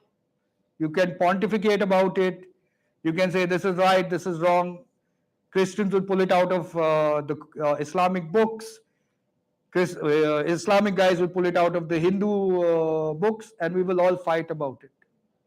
And I'm saying at the bane level of every religion is what? The basis of every religion is what? That the idea of God and his communication with his creation, which is humanity, right? So religion is really a path that brings you to the door of spirituality. Problem is we keep going around thinking it's a roundabout, so we don't open the door of spirituality. Sanatana Dharma is that spirituality.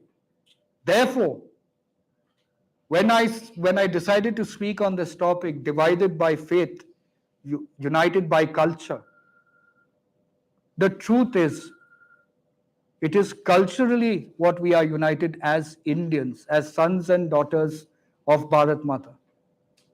Why do I say that? Whenever I leave my home, I take blessings from my parents. Whenever my children leave their home, they take blessings from us. You think that's a Western culture? Indian culture, not It is completely a Vedic Hindu culture. We are Hindustans, are we not? So what's there to be shy about it? This country is known as Hindustan. So today, our roots are Vedic, our roots are within this Hindu culture.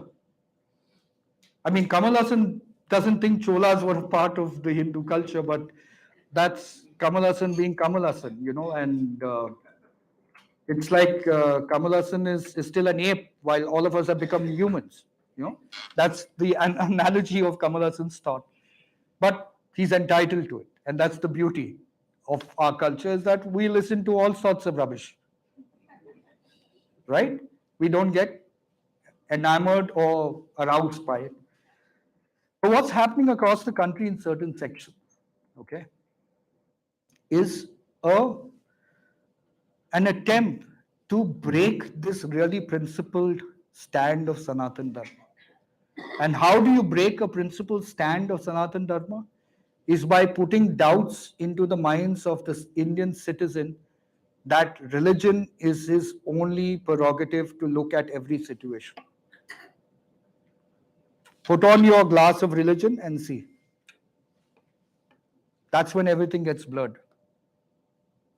So my honest submission to you in all humility is, please, for God's sake, because that's really what religion is all about, for God's sake, take off your glasses that blind you to religion and look at the core essence of the religion itself, which is the creation of God, which is humanity, which is nature. And most of all, because we are born in this beautiful land of Sanatan Dharma, your responsibility, your duty is to Bharat Mata. Bharat Mata ki jai. Thank you very much.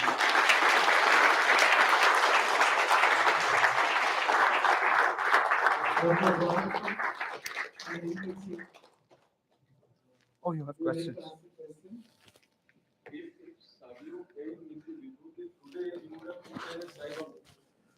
I was actually looking for it, but I didn't know who to ask. He was trying to go back to Mr. Kamal Hassan.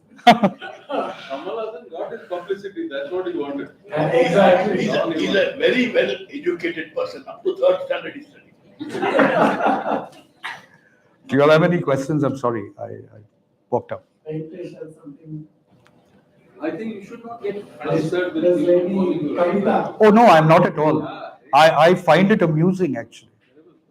I'm planning to take some rice fields in Goa, so maybe I can ship out a few rice bags to them. Namaste.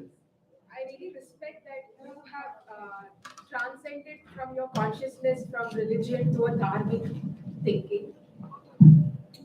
So my question is, you as an individual have had the blessing or the gift or the intelligence, however we should put it. It's Ma Saraswati's blessings. Yes. So you have transcended that space. But I come from Kerala, the state of Kerala, where the demographics have hugely changed. The census is yet to be taken.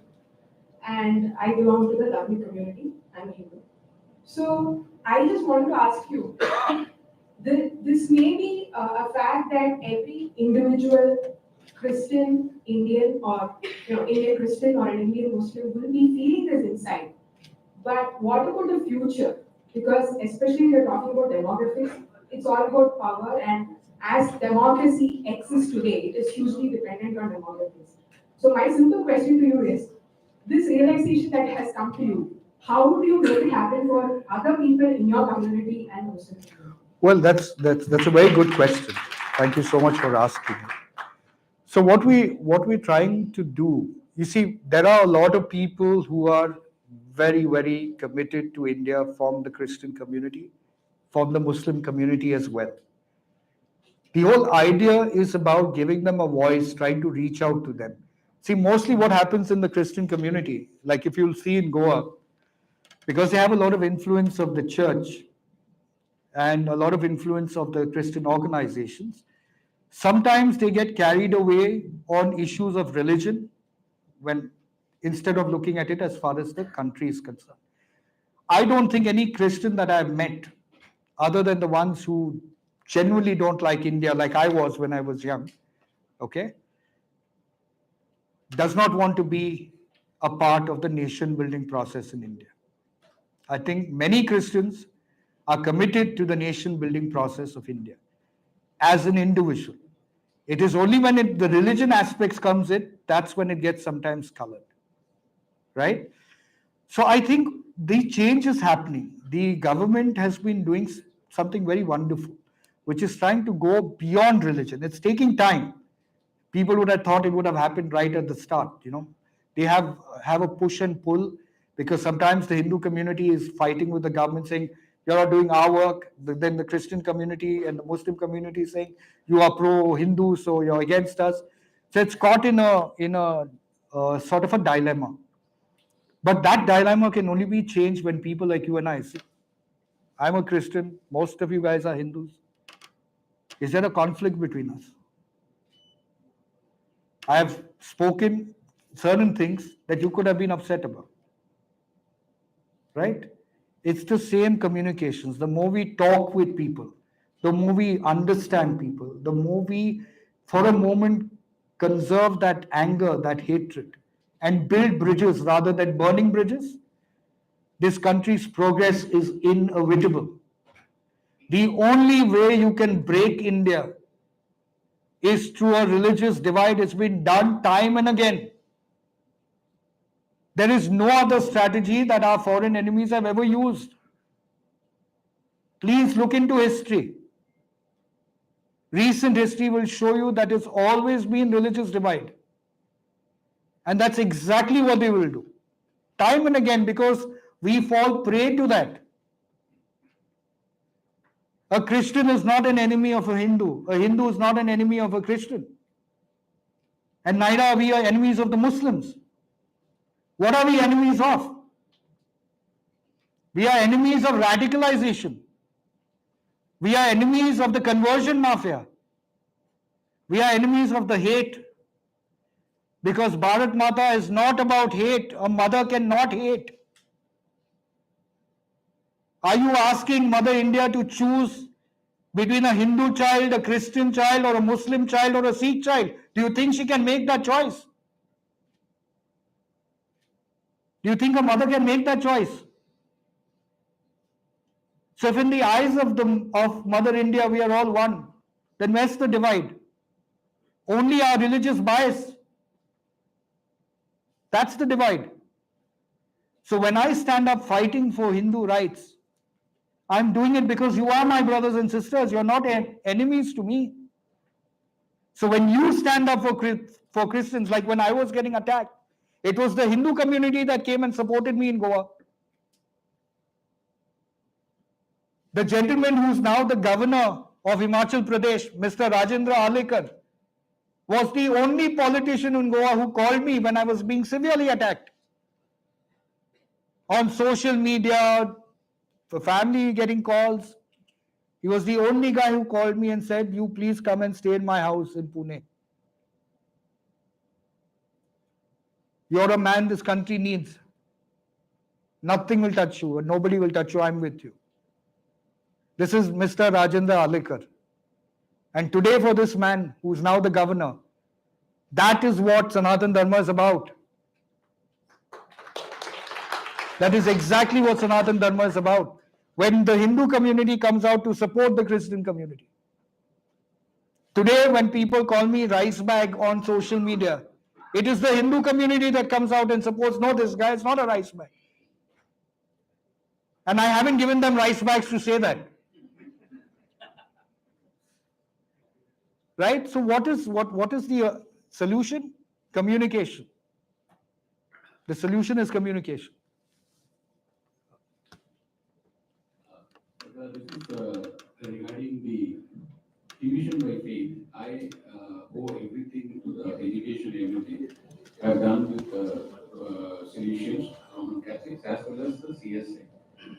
Never ever throughout, nobody asked me to convert, or they never had any reference to religion. Now, so that type of cohesiveness or groups are formed and we are just having. Now, the latest trend is that any amount of trying to explain the way you are saying that no, this is not the way we in general look at things like majority versus minority. So we keep telling those, whatever, but it doesn't reach because of the very fact what you told is that it's a fierce psychosis. Now it has come. So in your opinion, how to cross these boundaries, like in terms of do's or don'ts, whatever, how to cross, because as you rightly said, everybody is a part and a person who loves India would like to have a unified force, not have a divisive force. It's not possible today. So in your opinion, how to cross this boundary and send this message by not words, by deeds, or maybe whatever efforts we can, to send this word that no, majority is not looking at, as you rightly said, maybe few people are in the social media that gets highlighted. But majority is certainly not feeling, and that you have rightly brought up. But what else are we supposed to do? Because if majority tells something, today's scenario is that other faith cannot take it. Same, vice versa, when they tell also, like it's happening with the Islamic religion. They keep telling, no, we are all not. But then majority of the people are not. So there should be some way out, like a solution. Yes, we speak, we do all these things. But in your opinion, sir, since you had crossed and you had seen this, so is there any particular thing which you can message or anything which we can? You see, conflicts are always going to arise, and that happens in all parts of the world, and that happens primarily because we are humans at the end of the day, and we carry a lot of baggages, right? Unless you arise from within yourself to bring about the change, okay? Unless you arise within yourself to bring about the change. Why has that realization come to me? Why am I a dharmic follower right now? Is because I understand that it is Sanatan Dharma in a world of conflict that is the beacon of light. This entire world is in conflict, not only India. Look at the world around you. It is in conflict, and the major religions are Christianity and Islam, which is at the forefront of the conflict. And in that conflict itself, the light is Sanatan Dharma. The light that will change, the light that will bring peace, the light that spreads love in this world is Sanatan Dharma. Because Sanatan Dharma is not based on religion, it's based on the very principles of humanity. That is why is Prime Minister Modi being able to deal with conflicts in different parts of the world, and why are they looking at India as a Vishwaguru right now? Because of that light. The light that emanates from the Sanatan Dharma principle. It doesn't matter if you're Hindu, Muslim, Christian, Sikh. What matters is your connect with people, your humanity. Do you know how they live in the Western world? How materialistic they are? Today you will still find a grandmother or a great-grandmother in a home in India, living together in a family. Do you find that in the US? Do you find that anywhere in Europe? That is Sanatan Dharma. Those are the principles. You don't need to convince anybody. You just have to live your life. Live your life and be the example of Sanatan Dharma.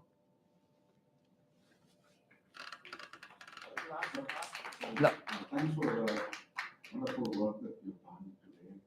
I have one question and one supporting fact. I quote from the Thiruvallangadu plates of Rajendra Chola, verse 70. It talks about having noticed the marks of Vishnu. Prince Arunmozhi was seen as Vishnu himself.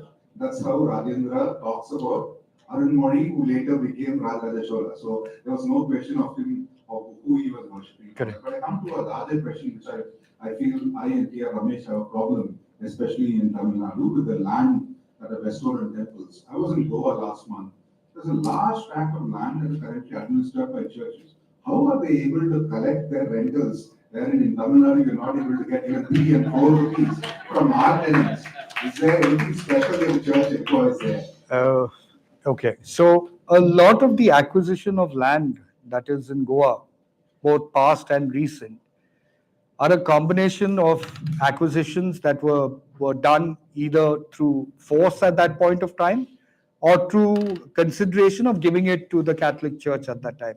So let's say in a place like Navalim, for example, you have a church called the Rosary Church, which is about 400 odd years, right? So people at that point of time used to donate these lands to the church authorities.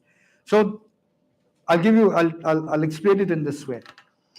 The Union Minister Kishan Reddy some months ago came to Goa and made a very interesting statement that I supported, which was for the central government and the state government to work together to allocate funds towards the renovations of the Catholic churches in Goa, the historic churches, which I supported. During the elections, the Chief Minister of Goa made a statement that we will set aside 20 crores for the restoration of temples destroyed to the Portuguese rule. I supported that as well. Okay. A few weeks ago, I made the statement to remind the government that we should set up this fund. Before setting up this fund, we must commission a study to understand which are the historic churches that need renovation and what is the tourism potential that we can get out of it.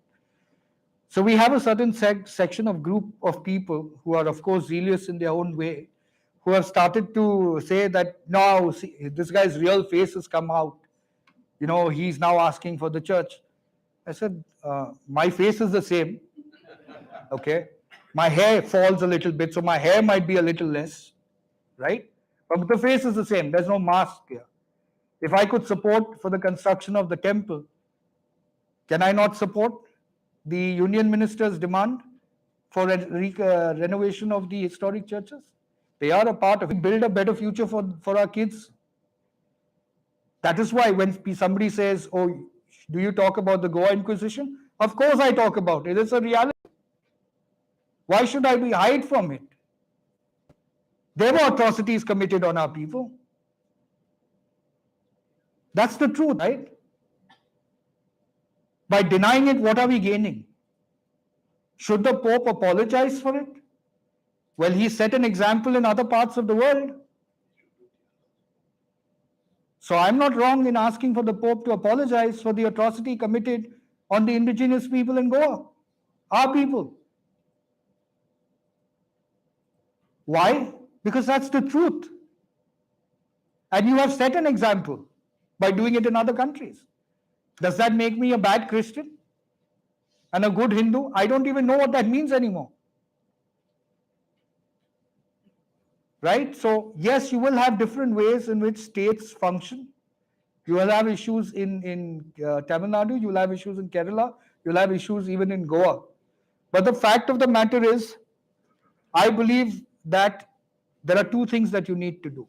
One is either government controls all religious institutions, when I mean temples, churches, mosques, or government controls nothing. It's as simple as that. So when somebody asks me, do you advocate free temples? I say, of course. Because the mosque and the churches are not under government control. So either you control all or you control none. Right? And that is secularism. Secularism is not saying that, okay, we'll control only the Hindu temples. And I was having this major discussion with my big brother Samir when we were in Chandigarh a couple of weeks ago. And I told him, I said, the problem are the Hindus themselves. You are fighting everybody else, but you have not even looked into the constitution where they decided to take control of the temples. Who is to be blamed for that? The Christian? Am I to be blamed for that? Or the Muslim? These sins of the past are what is reflecting now. The sins of our past is reflecting now. So if we are in this situation today, it is because we have not been assertive enough. We might have been aggressive And we are aggressive even now. But we are not assertive. And there's a huge difference between being aggressive and being assertive. And be assertive, you'll get your work done. So Hindus must rise up to protect Sanatan Dharma. Christians must rise up to protect Sanatan Dharma. Why? Because the roots are the same. Thank you.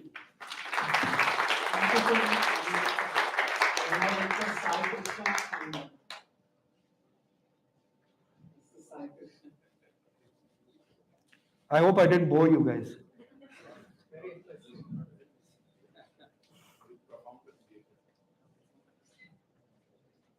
Jaypriya and Sai Krishna. Thank you. Thank you. Very profound and timely conversation. Thank you. And I hope you'll have more opportunities. Thank you.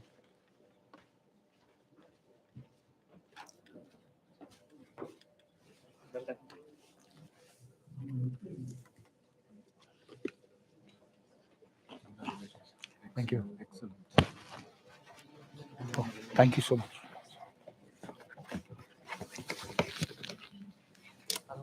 ಅದು charge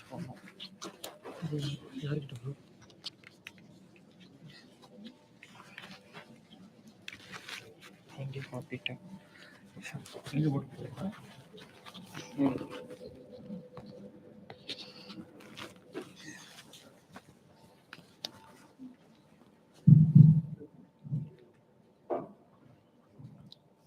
Now, we are all eagerly awaiting the speech of Professor P. Kanakasabapati. He is popularly known as PKS, and he has done a lot of study on the cultural economics of our country. Starting from the Kite Festival in Gujarat, to the bankers in Karur, to the ghee merchants in the suburbs of Coimbatore district. He has looked into the intricate strength of communities and has documented them. A number of articles and books have been given by him, and Professor has extensively traveled, and he's been associated with a large number of institutions. The list will run into a couple of pages. I have known him for many years. He has been part of the Swadeshi Jagran Manch, the fair that took place those years. And he would always travel, try to meet people, understand, assimilate, and record the assimilation. When he did a coffee table book along with his team in Gujarat, the business was 35 crores when they started. When Shri Narendra Modi was the Chief Minister of Gujarat almost 20 years ago. The turnover went up to 850 crores. Now I think it must be higher. And most of the kite manufacturers and associated entrepreneurs actually belong to the Islamic community. Even 2 days ago, when I had a small chat with him while talking about the HUF, he was telling me about the family-owned enterprises belonging to a set of ghee merchants, where 8 out of 10 of them, he was telling me, where all the family members were shareholders or stakeholders in all the businesses connected with the family. Even if a youngster starts a new IT company, the grandmother, grandfather, all of them will become shareholders. They had that kind of confidence in each girl, each boy in the family. So he has taken this time off in spite of being an academician, meeting people, going to places, networking, and it was through him that I got to meet Professor R. Vaidyanathan from IIM, who again spoke about caste as social capital. So Professor has written a number of books. We are here to launch one of his books now. And Malayalam. we will do that after his delivery. And we're eagerly looking forward to you, sir. Thank you.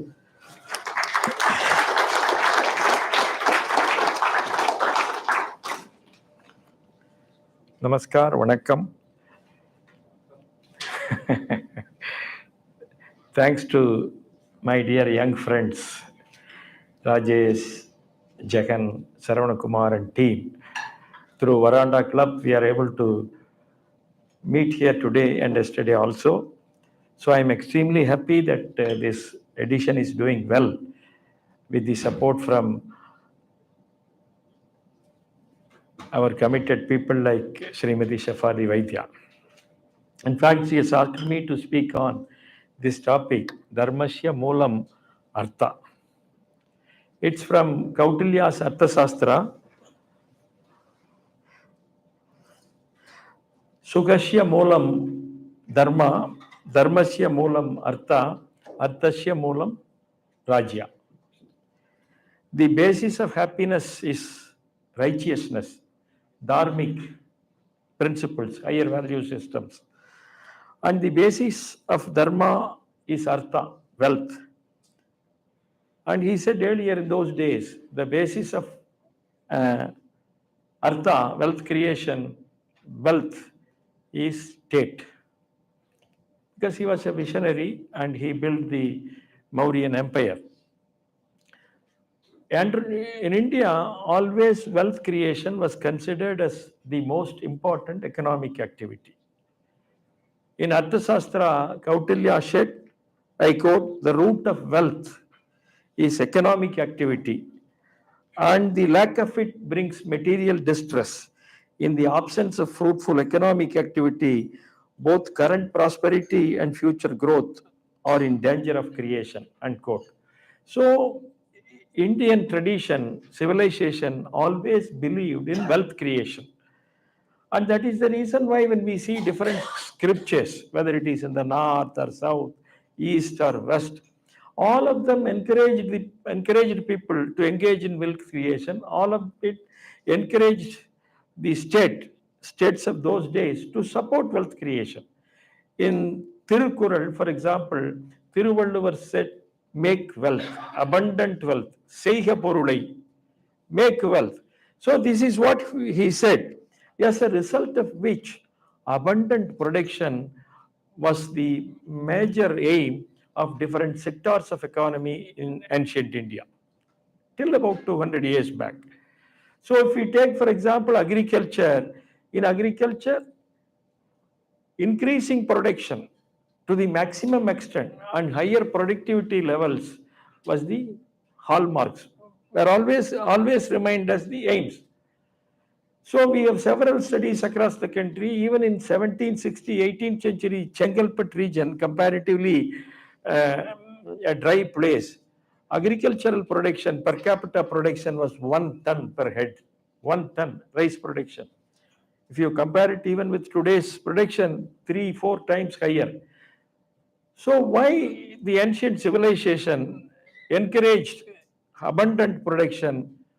For sharing in agriculture. So always sharing was considered as dharma. It was the duty of the ancient society to make abundant production of food grains and share it with not just human beings, all living beings, birds, insects, animals. So even one man without taking food was considered as a sin. So there was elaborate arrangements, I don't want to go into it, at the societal level, at the public level also. But this is also true, whereas Dharma remained as the, Artha remained as the basis of Dharma. Dharma also remained as the basis of Artha. This is what is very, very important. So ancient Indians, our Indian tradition, always emphasized the dharmic principles, even in economic activities, even in businesses. So that is the reason why since ancient days we can see this. Some of us may be knowing, India was the pioneer in different types of business organizations. So whether it was partnership, company form of organization, the earliest company form of organization in the world was called as Srini. It was in India. It was supposed to have begun some 2,800 years back. Big corporates. So for those big corporations, there was Dharma, code of conduct, Srini Dharma. Srini Dharma was there.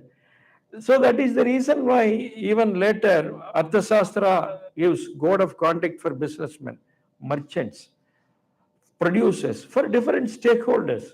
And we can see this in different places. Again, to quote Thiruvalluvar, Thiruvalluvar has allotted a separate chapter called Porul Sayal Vagai, how to make wealth. It is not enough that you make wealth. You have to use proper methods.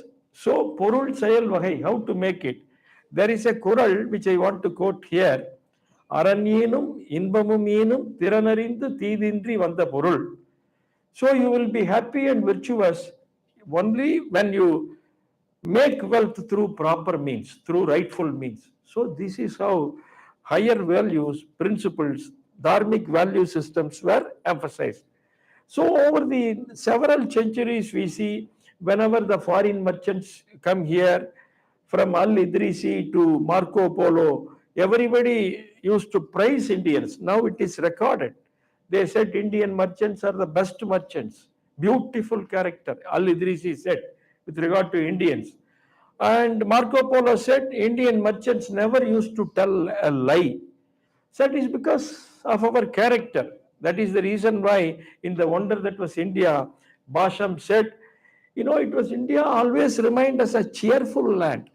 The relationship between man and the other man and a state was so human, so fair. So this is how higher value systems penetrated and was part of the Indian system. So this is how we have been doing it for a large number of years. We know that Indian civilization, 5,000 plus years old, maybe 8,000, 9,000, but we have some economic details for at least 8,000, 9,000 years. We have details. Any civilization could not have continued for so long without strong economic fundamentals. Because economy, artha, is the basis of civilization. Not just dharmic activities, to continue. But Indian civilization always has flourished over the years, large number of years. Flourish, this is because economic fundamentals always remained us strong. We don't have data for the last 6,000, 7,000 years, but now we have data for the last 2022 years. OECD, about 30, 35 years back in the mid-1980s, they wanted to find out which were the countries that remained at the top, which were the countries that remained at the lower levels during the last 2 millennia.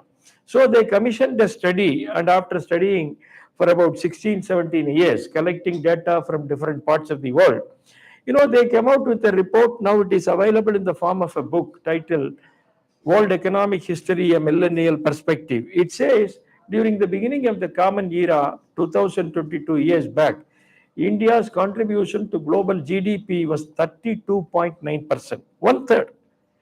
All other countries put together, rest of the world contributed 2/3. So India always remained at the top. India and China together contributed almost 60% to the global economy. And India's position as the most prosperous economy continued for at least 18 centuries. 85% of the time in the last 2 millennia, India remained as the most prosperous nation, with we remaining at the top. So we were a superpower. So this is not a easy thing. A country remaining as the most prosperous nation. What is the reason for it? The reason is the strong foundations that we have. It is the cultural, civilizational foundations of this great country. We come back now and see, at the time of independence, we all know, India was completely destroyed by the Britishers systematically. Of course, even earlier, for about 800 years, we have been facing several difficulties. Our wealth was looted, societies destroyed. But in spite of it, we remained at the top, almost till 1830, remained at the top. But British British has completely destroyed. That is why Will Durant said the bloodiest chapter in the entire global economic history, it happened here. As a result, we were made a poor country. So at the time of independence, our country, almost 50% of the people were living below poverty line. Out of every 2 households, 1 household was living under poverty line. Literacy rate was just 18%. We were the most literate nation in the world in the 1820s. Almost 97% was the literacy rate. Complete destruction of Indian education system. So 18% was the literacy rate. You may be surprised to know that the average age of life of Indians in 1950-51, when India started collecting details, macroeconomic details, was just 32 years. 32 years. Complete destruction of this sanitation system and all. So we were a poor, less literate, underdeveloped country. But now after 70, 75 years, all of us know we have large problems now. Even today we have several problems, several issues to tackle with, several targets to achieve. But in spite of it, all of us know today we are the 3rd largest economy in the world. If we take the comparative figures, purchasing comparative figures, our GDP has already crossed $10 trillion. After China and US, we are the 3rd largest economy. And we are the fastest growing economy today. It is not China, it is not US, it is not Japan. Few years back, the London Business School had estimated that in India, there were about 85 million entrepreneurs, 8.5 crores, the highest number for any country in the world. And we are considered as the most potential nation today. All of us agree today that we are the most potential nation. What happened in between these 70 years? 70 plus years. If you see the initial part, about 60, almost 7 decades, 70 years, for about 40 years, there was socialistic approach being practiced by the establishment here. Socialistic approach, is not suitable for our country. It has failed in its own birthplace. Janma Bhumi and Karma Bhumis, they failed.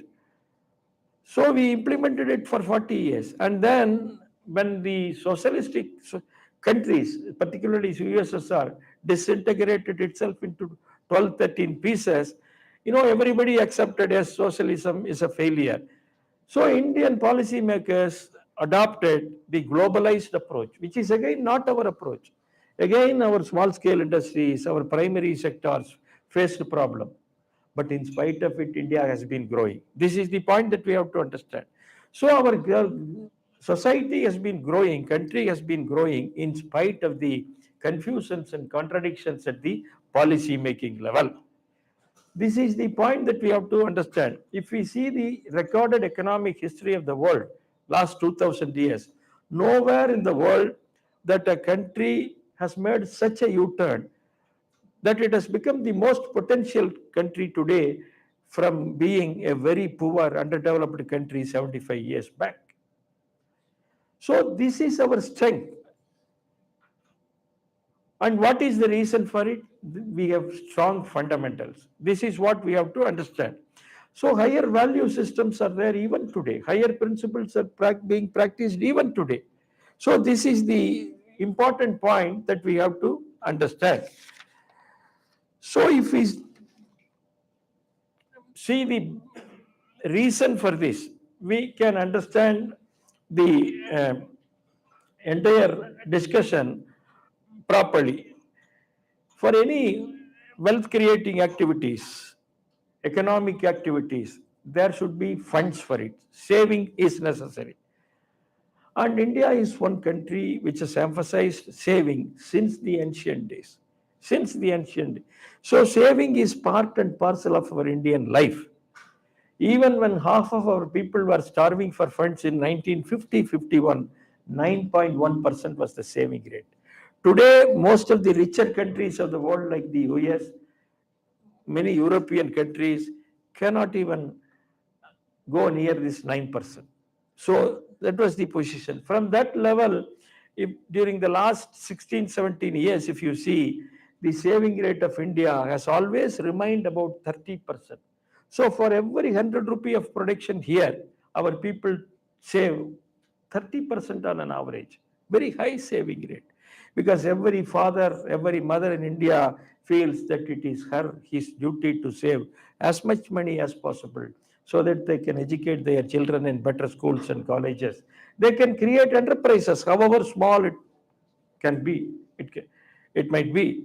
So this is how economic activities and other positive developments have been happening in India. Enormous level of savings we have noticed across the country. Unfortunately, much of this now it is getting formalized. Even now, to an extent, not all are recorded officially. So we do not know. For example, Indian, our own mothers and sisters are the largest buyers of gold in the entire world. Till 2-3 years back, we used to buy almost 25% of the global gold output. India produces only 0.5% of our requirements. Remaining all come from South Africa and other places, 25%. But we don't know how much gold our sisters and mothers have. We don't know. No official record. So it is not recorded in the GDP of the country. If we include that, our GDP might increase by another 2%, 3% more. But even without including it, even if you take the official saving rate, very high saving. If you take the nationalized banks of India today, we have more than 170 lakh crores as deposits. And this is only one avenue. It will take time, otherwise I would have explained to you as to how much money is invested in different places.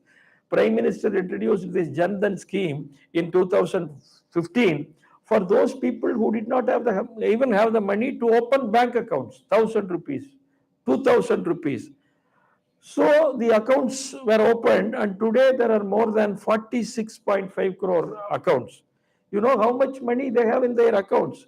More than 1,75,000 crores in the last 7 years.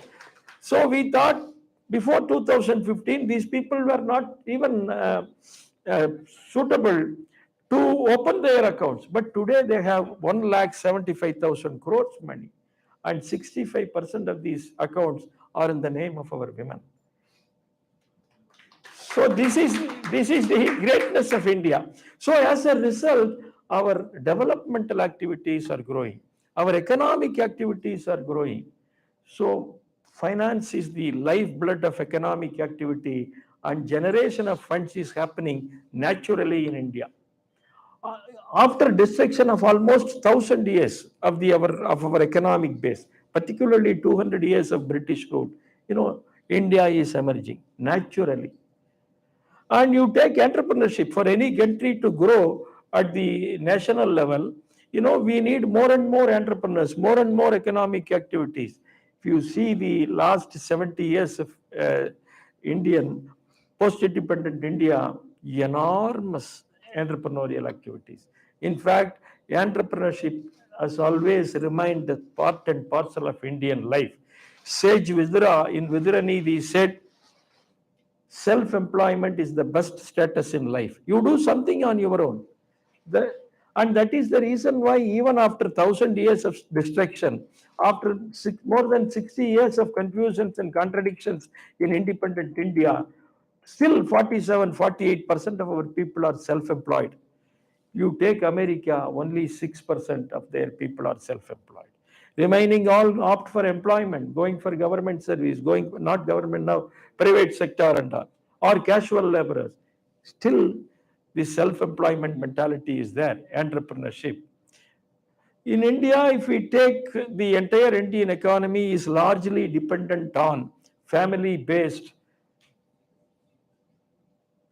small and medium enterprises, what we call non-corporate sector. So if we take the family-based non-corporate sector, they contribute almost 2/3 to the Indian economy, 2/3. The corporate sector contributes maybe 13-14%, and the government remaining. So this is the size. If you take the Western countries, their contribution of these family-based sectors are less, but we contribute more. and they are completely homegrown, developed by the local people, local societies themselves. You take the last 70, 75 years, take a place like Rajkot. Till 1950s, there was nothing. 1960s, in those days, people in the Saurashtra region, dry place, till recently, so they used to have diesel engines to take water out of land. So at one point of time, there was a repair of this diesel engine. One Patel, ordinary farmer, he somehow disassembled the machine to see what happened. So he was able to repair it and then connected it. It got connected. He did it 2-3 times. Then he came to know the technique.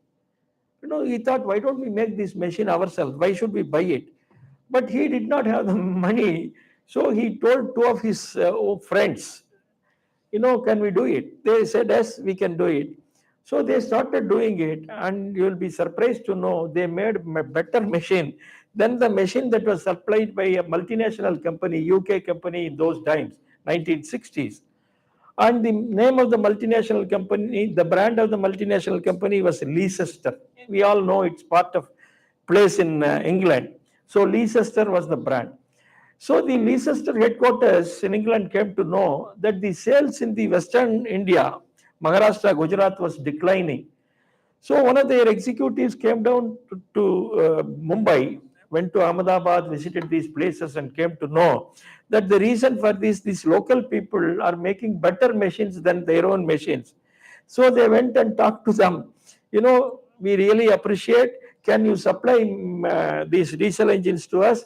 We will provide royalty to you. They said, no, we don't want to do it. We want to have our own machine. Then they said, then you cannot use our own name. These people, they did not know at that time that they have to have a brand name to sell it so that it becomes popular. So they were selling the machine under a name called Leicester type. How can you use Leicester? He said, we will remove it. We will remove it. And that is how Field Marshal came. I know as a Coimbatore man in our own factories and all. So when we were young boys, Field Marshal was the most popular diesel engine that we were using. First brand from India. And now, not now, even earlier, so in the 1970s and 80s, completely that multinational company was thrown out. And today, if you go to Rajkot, it is one of the best engineering centers in the entire world. In their Chamber of Commerce, you can see a board with a quotation from Ford Motors chairman. The quotation reads, Ford seems to have said earlier, whenever a new automobile comes up anywhere, whether it is in America or US or Germany, you can get the best spare parts within 3 months from Rajkot. So they make automobiles, we make the spare parts. And as a result, today, it is a very vibrant engineering center, not at the Indian level, at the global level. We all know about Surat. Surat's turnover today, annual turnover is 2 lakh crores, annual turnover. One town, one city. Only 2 businesses. I visited last time in 2021. So their textile turnover last year, 2021, was 90,000 crores. You have to visit once. They have more than 20,000 wholesale shops selling saris. More than 20,000 sari selling wholesale shops. Turnover 90,000 crores. Another business, diamond cutting, equally 85,000 crore turnover, annual turnover. Then related ancillary industries, they supply, they give the remaining. So as a result, annual turnover was 2 lakh. So this is how in the last 70 plus years, India has been changing. And it is not just Gujarat, whether it is Ludhiana, whether it is our own region, you can take Tamil Nadu, any place, Coimbatore, Tirupur, Sivakasi, Karur, any place you can take. There is a lesser known place which some of you may not even know much, Tiruchengodu, which is known for Ardhanarishwara temple. Tiruchengodu was once upon a time, even today they are leaders, But till 15, 20 years back, they were dominating the Indian borewell market to that extent that the percentage was as high as 90%. 90% of the borewell machines of India were run by these Tiruchengodu people. Tiruchengodu, very ordinary people from agricultural community. And it is not that our people just engage in business alone. They innovate. And this is the point that we have to understand. We have a feeling that innovations take place in the laboratories, in universities, in colleges. Department of Science and Technology a few years back noted in its report 30% of the innovations in India take place through illiterates. So ordinary, yes, official document. So the ordinary people of India have enormous innovative abilities. This we have seen many places. I don't have time, otherwise I would have quoted. Here in Tirupur, one youngster, now he is 50, 52, that time youngster, 30 plus. So he innovated a machine. He came up with a machine. In this knitwear industry, Tirupur contributes 40% of India's knitwear exports. So in the knitwear industry, there is a machine called compacting machine. All the items, whether it is banians, t-shirts, inner, after they stitch, it has to go through this machine to remove all these shrinkages. So this compacting machine till 20 years back was supplied by one UK company, a US company, multinational company. They were all supplying throughout the world.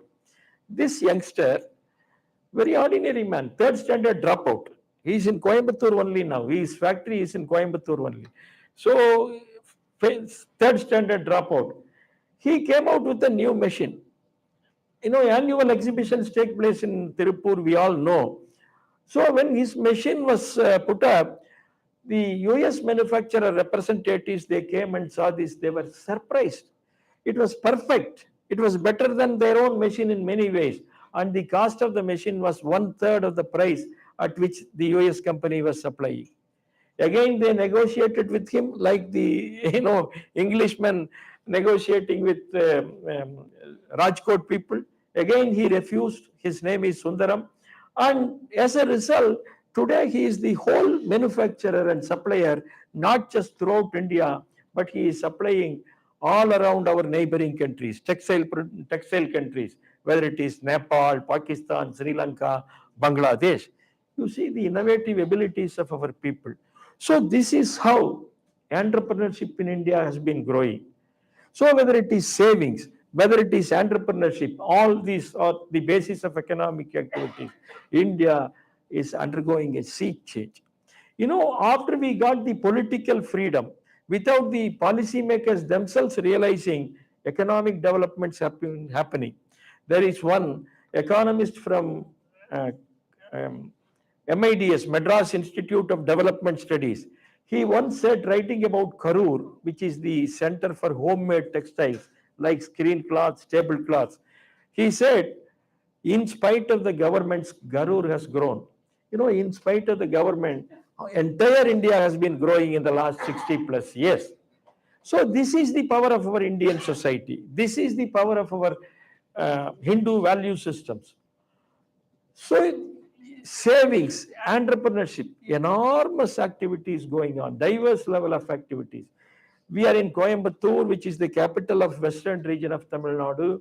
We all know in this region there are maybe around 10 clusters. Coimbatore, Tirupur, Karur, Namakkal, Sangagiri, Tiruchengodu, several. They are known for different products, services at the national level, at the global level. You see, Sangagiri and Namakkal are the top 2 transport clusters of India, not Tamil Nadu, India, Indian level. That is why if you travel across North India, whether it is Uttar Pradesh or Punjab or anywhere, you see Namakkal dabas everywhere. Because our own people are, we counted some 15, 20 years back at that time, out of the tanker lorries that were playing, 70% were owned by Namakkal people at that time. Now there is competition, maybe 45, 50%. Similarly, these long Taurus lorries, most of them are owned by our own people, Sangagiri people. So for all these, if you see the background of our people, the entrepreneurs today, we call them as Neo-Baniya communities. They are not from traditional Vaishya communities. In fact, most of them are from agricultural communities, rural agricultural background. But it is they who are dominating the industry at the national level today, even at the global level. If you see the diamond trade, there is a place called Antwerp in Belgium, which is the diamond capital of the world. 70% of the global diamond business takes place through our own Patels and Jains, Palanpur Jains. So our people have enormous entrepreneurial abilities. This we have to understand. This is our strength, and this is what is making us to move ahead. And what is the basis for this? The basis for this is our strong family system. Families are the basis for all our savings, for all fund mobilization. I don't have time, otherwise I would have explained. For all our entrepreneurial activities. So family is the base. Family is the most basic economic unit of India. It is not just social cultural unit, it is the economic unit of India. If you preserve family, you can see the economy flourishing. If you destroy family, economy will collapse. This is the reading of the global economy in the last 50, 60 years. In the name of individualism, in countries like America, they destroyed families. Societies got destroyed. And today, there is no savings. We all know in many of the countries in the West, no savings. America, for example, borrows every day on an average $3 billion in the international financial markets. 23,000 crores. Is it for building factories or laying roads? No, to see that their families and societies are maintained. So this point we have to understand. This is the basic reason for it. And in the family system, our women folk remain the central figures, which we don't discuss at the larger level. So whenever we go and meet entrepreneurs at different parts of the country, they say, sir, it is because of my mother, my wife, my grandmother, some would say even sisters, that we have grown. So families with women remaining at the center play the most important role for all our economic activities. So our own people, we used to say that Indian economy is largely feminine in character, very cautious. We are very cautious investors. Americans used to invest 55% in stock markets, but Indians invest only 3%, 2%. We don't want to take risk. Any family-oriented society would not like to take risk.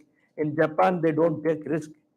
Even when the Bank of Tokyo asked them that you have to pay charges if you want to keep your money in banks, even then they paid charges and kept money in banks, family-oriented society. Similarly in India.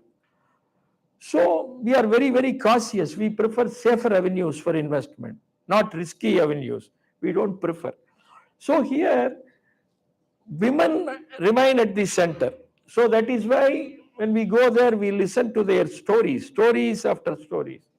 In fact, we were surprised to know when some 15 years back, we were taking up a study with regard to the hotel industry in Tamil Nadu, and our own students, when they went there, they told me, sir, in many places, our own entrepreneurs tell us that sisters have also supplied funds to the promoters to promote businesses. I was surprised because we knew that our mothers contributing, wives contributing, grandmother contributing. First time I came to know sisters. So we went there, Trichy region. You know, today Ananda Bhavan, Arya Bhavan, Vasanta Bhavan hotels, they are all promoted by one particular community, largely in Tamil Nadu. They come from 3 villages in central Tamil Nadu, and 21% of the promoters of the hotel industry said, you know, when they needed funds at the initial level, the funds were supplied by sisters. Married sisters, after going into the husband families, nudge their husbands to give funds to the, and this is how businesses grow. And I have very moving experiences of mothers, grandmothers, wives contributing funds for economic development. There is a group of educational institutions in a place called Namakkal, which is about 150 kilometers from here. Vivekananda group of institutions. They have about now 30 colleges, maybe 30 plus. When I visited last time for a seminar, there were 26 colleges. And when I spoke about the contribution, all women's institution, that is very important. All women's, no men's college. All the 7, 8 arts colleges, 6, 7 engineering colleges, dental college, all. So people from across India, including Nepal, come and study. That's a safe place. Maybe you may have to visit one day. So after I finished my speech, the chairman who was presiding over, he had already completed his welcome speech. He said, "Sir, I want to speak for another 5 minutes." I said, "No, yes, please." Then he came up to the podium and said, "All the while I have been listening to this professor speaking about the contribution of women. I feel guilty today after so many years. Now I am going to tell the truth. If I don't tell the truth, God will not forgive me." That's how he started. He said, "Some 27 years back, I was a very ordinary man. I had only B Farm degree. I was going for a job, 700 rupees salary. My father had only 3 acres of land, all dry land, no water. So I was going for a job. After some 3-4 months into my marriage, on one Sunday, 2 people came to see me in my village house. They said, we are running a small institute offering diploma certificate courses in pharmacy. We are coming from the nearby town Salem. It's very difficult for us to come every day 60 kilometers this way, 60 that way. So we wanted to close the institute. When we went to the government said, you cannot close. You have to transfer it to somebody. That somebody should have a B Farm degree. So we found out you are the only person, you please take it. He said, I have only 700 rupees salary. My wife is new. How can I mobilize 10,000, 20,000 rupees? It is not possible. They went. Wife came out after they went out. Why did you leave them? He said, how can I? I don't have money. I have jewelry. You could have asked me. He said, what will your parents think of me? Just 4 months after my marriage. So the conversation ended. After 15 days, again, those 2 people came. They said, we have searched the entire district. There is nobody with B Farm degree. Nobody with B Farm degree. You are the only person available. We will offer you 40% discount. Please take it. Otherwise, we cannot run. We have to come all the way from Salem. This time, wife came out and said, ladies are always polite. Sir, we will discuss about it, sir. And you come next week. We will try to give you a positive result. So she has hinted positively. At the same time, she did not overlook her husband also. She said, you come next. After they went, she told her husband, this is a godsend opportunity. I will give all my jewelry. You go and pledge it, and then you run it. He asked, if we lose money, what can I do? Don't worry, both of us I will also work. I will work in the field, and then you go for work. Don't worry. He said, that is how I started my first tutorial institute, small. That too, he said, we did not even have bank in our village. There was only cooperative society, cooperative bank. We went and pledged the jewel, and he said, after 26 years now, I am running 27 colleges. Now I am coming in BMW car. I am one of the richest men in this area, and all this is possible due to my wife. This is what he said. So this is how stories after stories I have heard. There is a very moving story here with regard to Tirupur. One young person in those days, it happened about 67, 68 years back. He, again, 3rd standard educated man, failed in his business twice, miserably. Both times, grandmother would say, maternal grandmother, don't worry. First time she will offer her jewelry. You sell it and start the business. Second time, she will offer her lands that was there in her name, 2 acres of land. And today he is the largest domestic player in India. Largest domestic player. He is employing 2,000 people today. And if I tell you the brand name, you will identify Viking brand, Anand Banians, Iswaran. So this is how he has grown. So Indian economy is not run by the theories of the West. It is run by the sacrifices, affection, dedication of our families, particularly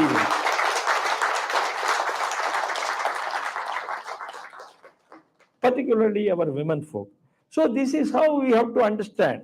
If you see the Western economic systems today, particularly post-COVID period, completely they have failed. We all know that socialism has failed. The Western capitalism has also failed. So they were all advising the rest of the world till 10 years back, 5 years back.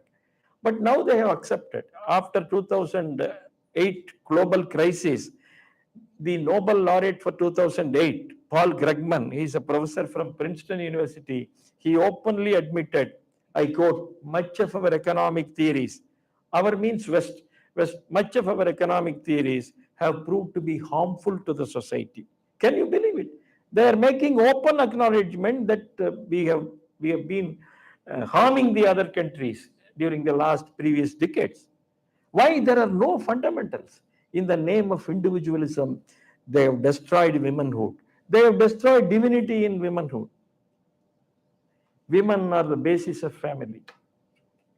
Womanhood is nothing but motherhood, divinity. So they have destroyed it. As a result, there is no economics today. And certainly in the coming years, they are going to face difficulties. We can see the symptoms over there.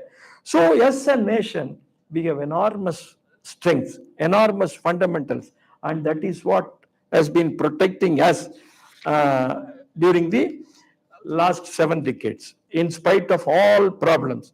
So now we have to realize that we have our own functioning systems.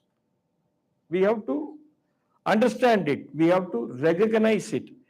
Till 10 years back, this World Bank, IMF, United Nations, they have been all saying there are only universal models as such, either socialism or Western capitalism. Now, they openly say that there are no universal models. Each country can have its own model. Then this is what we have been saying, family-based model. And now the world accepts that each country could have its own model, and our Bharatiya model is based on our family system, our cultural foundations. In fact, it is this model that was the reason for India remaining at the top, flourishing over several centuries. Most sustainable model. J.C. Kumarappa, the well-known Gandhian economist, said, among all the civilizations in the world, Indian civilization survived as a nation because we have values of permanence, permanent values.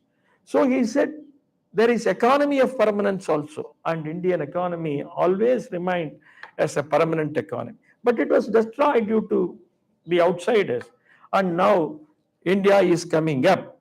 Unfortunately, now we have a set of policy makers, government to a large extent, that understand the foundations of economy of our system. In that connection, I want to quote the Niti Aayog. Whenever you have time, you please go to the Niti Aayog website and see the cabinet resolution that was passed by the government of India to establish this Niti Aayog in the place of Planning Commission. We all know the Planning Commission is the carbon copy of Stalin, not today's Stalin, Russia's Stalin, Russia's Stalin policy making setup. So Jawaharlal Nehru copied it, put the same thing here. We all know the background of the person called Stalin, who killed more than 30 million people. Nobody could question him. Same setup was here. And as a result, this Planning Commission failed India. We all know 2010-11, there was an interesting incident. Madam Jayalalitha as Chief Minister was participating in that meeting, Planning Commission meeting. So Ahluwalia, who was the vice chairman, he pressed the button after 5 minutes. Jayalalitha said, I represent 7 crore people and you don't want to allow me to speak more than 5 minutes. How can I speak it? Oh, every year you give me only 5 minutes. Why don't you extend by another day or increase the number of hours? So that was the status. Now it is completely removed. In its place, Niti Aayog has come. In the Niti Aayog cabinet resolution, it recognizes culture, family, social capital, ability to move with others. India has enormous social capital as a nation. No other country has such social capital. So it recognizes these basic factors, and as a result of which positive developments are coming now. And now if you see the recent editions of either World Bank report or IMF report, the so-called top economic reports of the world, they always say India is the bright spot. Even about 1 week, 10 days back, I saw IMF chief saying that India is remaining as the brightest spot. You may be happy to know that last year, India's contribution to the global growth was 22%. Can you believe it? India's contribution to the global growth was 22%. I'm not saying everything is perfect because we are not perfect. But in spite of all the difficulties, India has been growing. And the major reason for this is our cultural foundations, our higher value systems. Even today, compared to many of the Western countries, our value systems are higher in businesses, business enterprises, particularly the non-corporate sector. It is the only place, India is the only place where you go, meet the entrepreneur, he will say, sir, I have produced another entrepreneurs, another 10 entrepreneurs, 15 entrepreneurs. In other countries, they would like to kill the entrepreneur, but here we take pride in saying, my own employee till 5 years back, today he has a factory. This is the only place. And the employee gives first order to his previous owner only. And this is a different country. There was earlier mergers and acquisitions taking place across the world. And, these mergers and acquisitions, when it happens, even without the company promoter knowing about it, somebody will come and make acquisition. That is how Apple was acquired and all. We all know. So as a result, Steve Jobs resigned. And India is one country where least number of mergers and acquisitions happened. Because at that time, when we went and met the top executives of companies, they said, sir, somebody has promoted a company, and because it is incurring losses, because the management is in trouble, how can I go and acquire? It is wrong. Let him manage. How can I go and get profit out of it? This is the Indian mentality. So even today, there are higher value systems in our businesses, and I have several examples to show. Yesterday, when I was speaking with Shefali Madam and Rajesh, I was saying that there are companies in India which give higher salaries for those people who live with their parents. Higher salaries, additional salaries. For those lady employees who live with their in-laws, double the additional salary is given. There is no better way to encourage family values. You cannot see anywhere here outside. And this is how India is doing. So we have seen in our economic history, wherever our cultural aspirations emerge and culture spreads, economy also develops. So there is close connection between the culture and the economic development. I am speaking from Coimbatore. This region, we all know, it is known for its culture and wealth creation. Now this region contributes almost 50% to Tamil Nadu economy, completely developed by the local people, complete local development. No investment from outside, no single dollar investment anywhere from outside. Government investment is also less. There is only one government arts college here, only one government polytechnic here, only one government engineering college here. But Coimbatore itself is contributing almost, in our estimate, more than 1,30,000 crores annually, completely by the local people. So we have different set of system. This we have to understand. So there are two lessons that we have to do understand here, and it is our duty also. First of all, we have to recognize that we have our own models based on our value systems. based on our um, um, traditional, cultural, civilizational foundation. This we have to recognize and understand. This is what we call as Indian models, Indian economic model, Indian social model, Indian businesses model. Second, the universities, colleges, educational institutions have to come up with our own theories, Indian theories. We are enough done with the Western theories. They have failed in their own birthplaces. Now it is time for us to come up with these theories. So, these dharmic values or higher value systems, even today, particularly the family based value systems, remain the basis of Indian economy, and it is because of this we are flourishing as a nation in spite of all difficulties, and future is certainly going to be good with the kind of our government that we have. Of course, we have difficulties, we have our own limitations, we have drawback. Nothing is perfect today, but we have strong foundations and we are moving forward as a nation because of our culture. Thank you very much.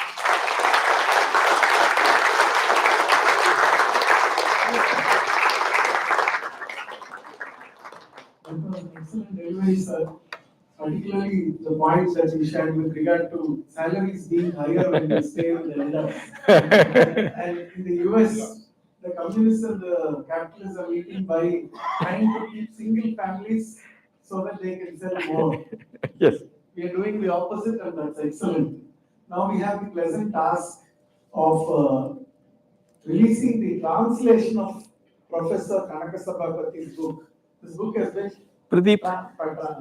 Lata. Pradeep and Mrs. Pradeep. Lata. Oh, Our sister in America. oh, very good. Lata, please.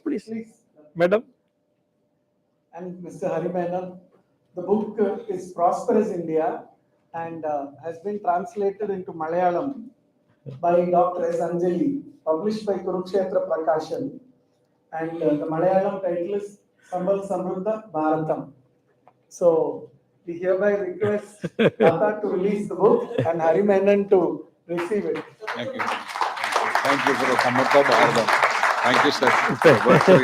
Whatever you do is enormous reading. Oh. கொஞ்சம் இந்த பக்கம் வந்து photo. வாங்க second.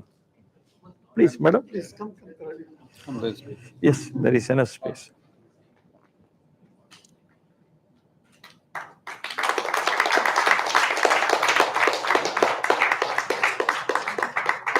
You can read Malayalam, madam? Yes. Oh, very good, very good.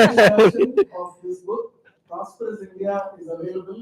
If anybody wants to get it and get Professor's autograph, kindly do so. Thank you. Thank you, sir.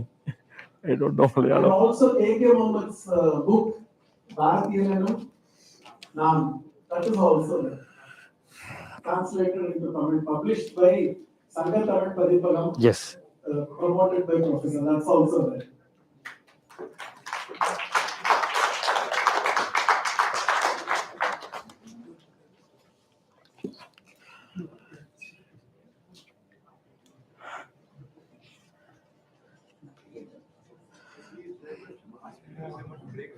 You want to break for tea now or after this session? Better now. Better now. Okay. Now we have Shefaliji's. Okay. For you, I get the tea. No. Based on the Goan Cry. I thought after 2 lectures. Yeah, for you it is required. No, not me, others. But it was very excellent. You are, this is just a drop of what you said. Your encyclopedia, especially in the Indian economics. Yes. What you say is perfect.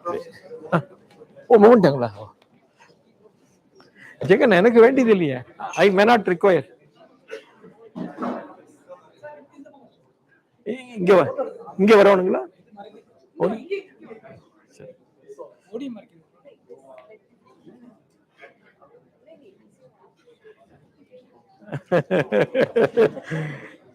You gave the topic and you are giving me memento. It's a great honor. No. Thank you. As always, it was a wonderful lecture. Mr. Mani will give the Thank you very much. So Thank lovely, you. sir. Thank you. Thank you. It's a wonderful lecture. Yes. As always. Very, very profound. Thank you so much.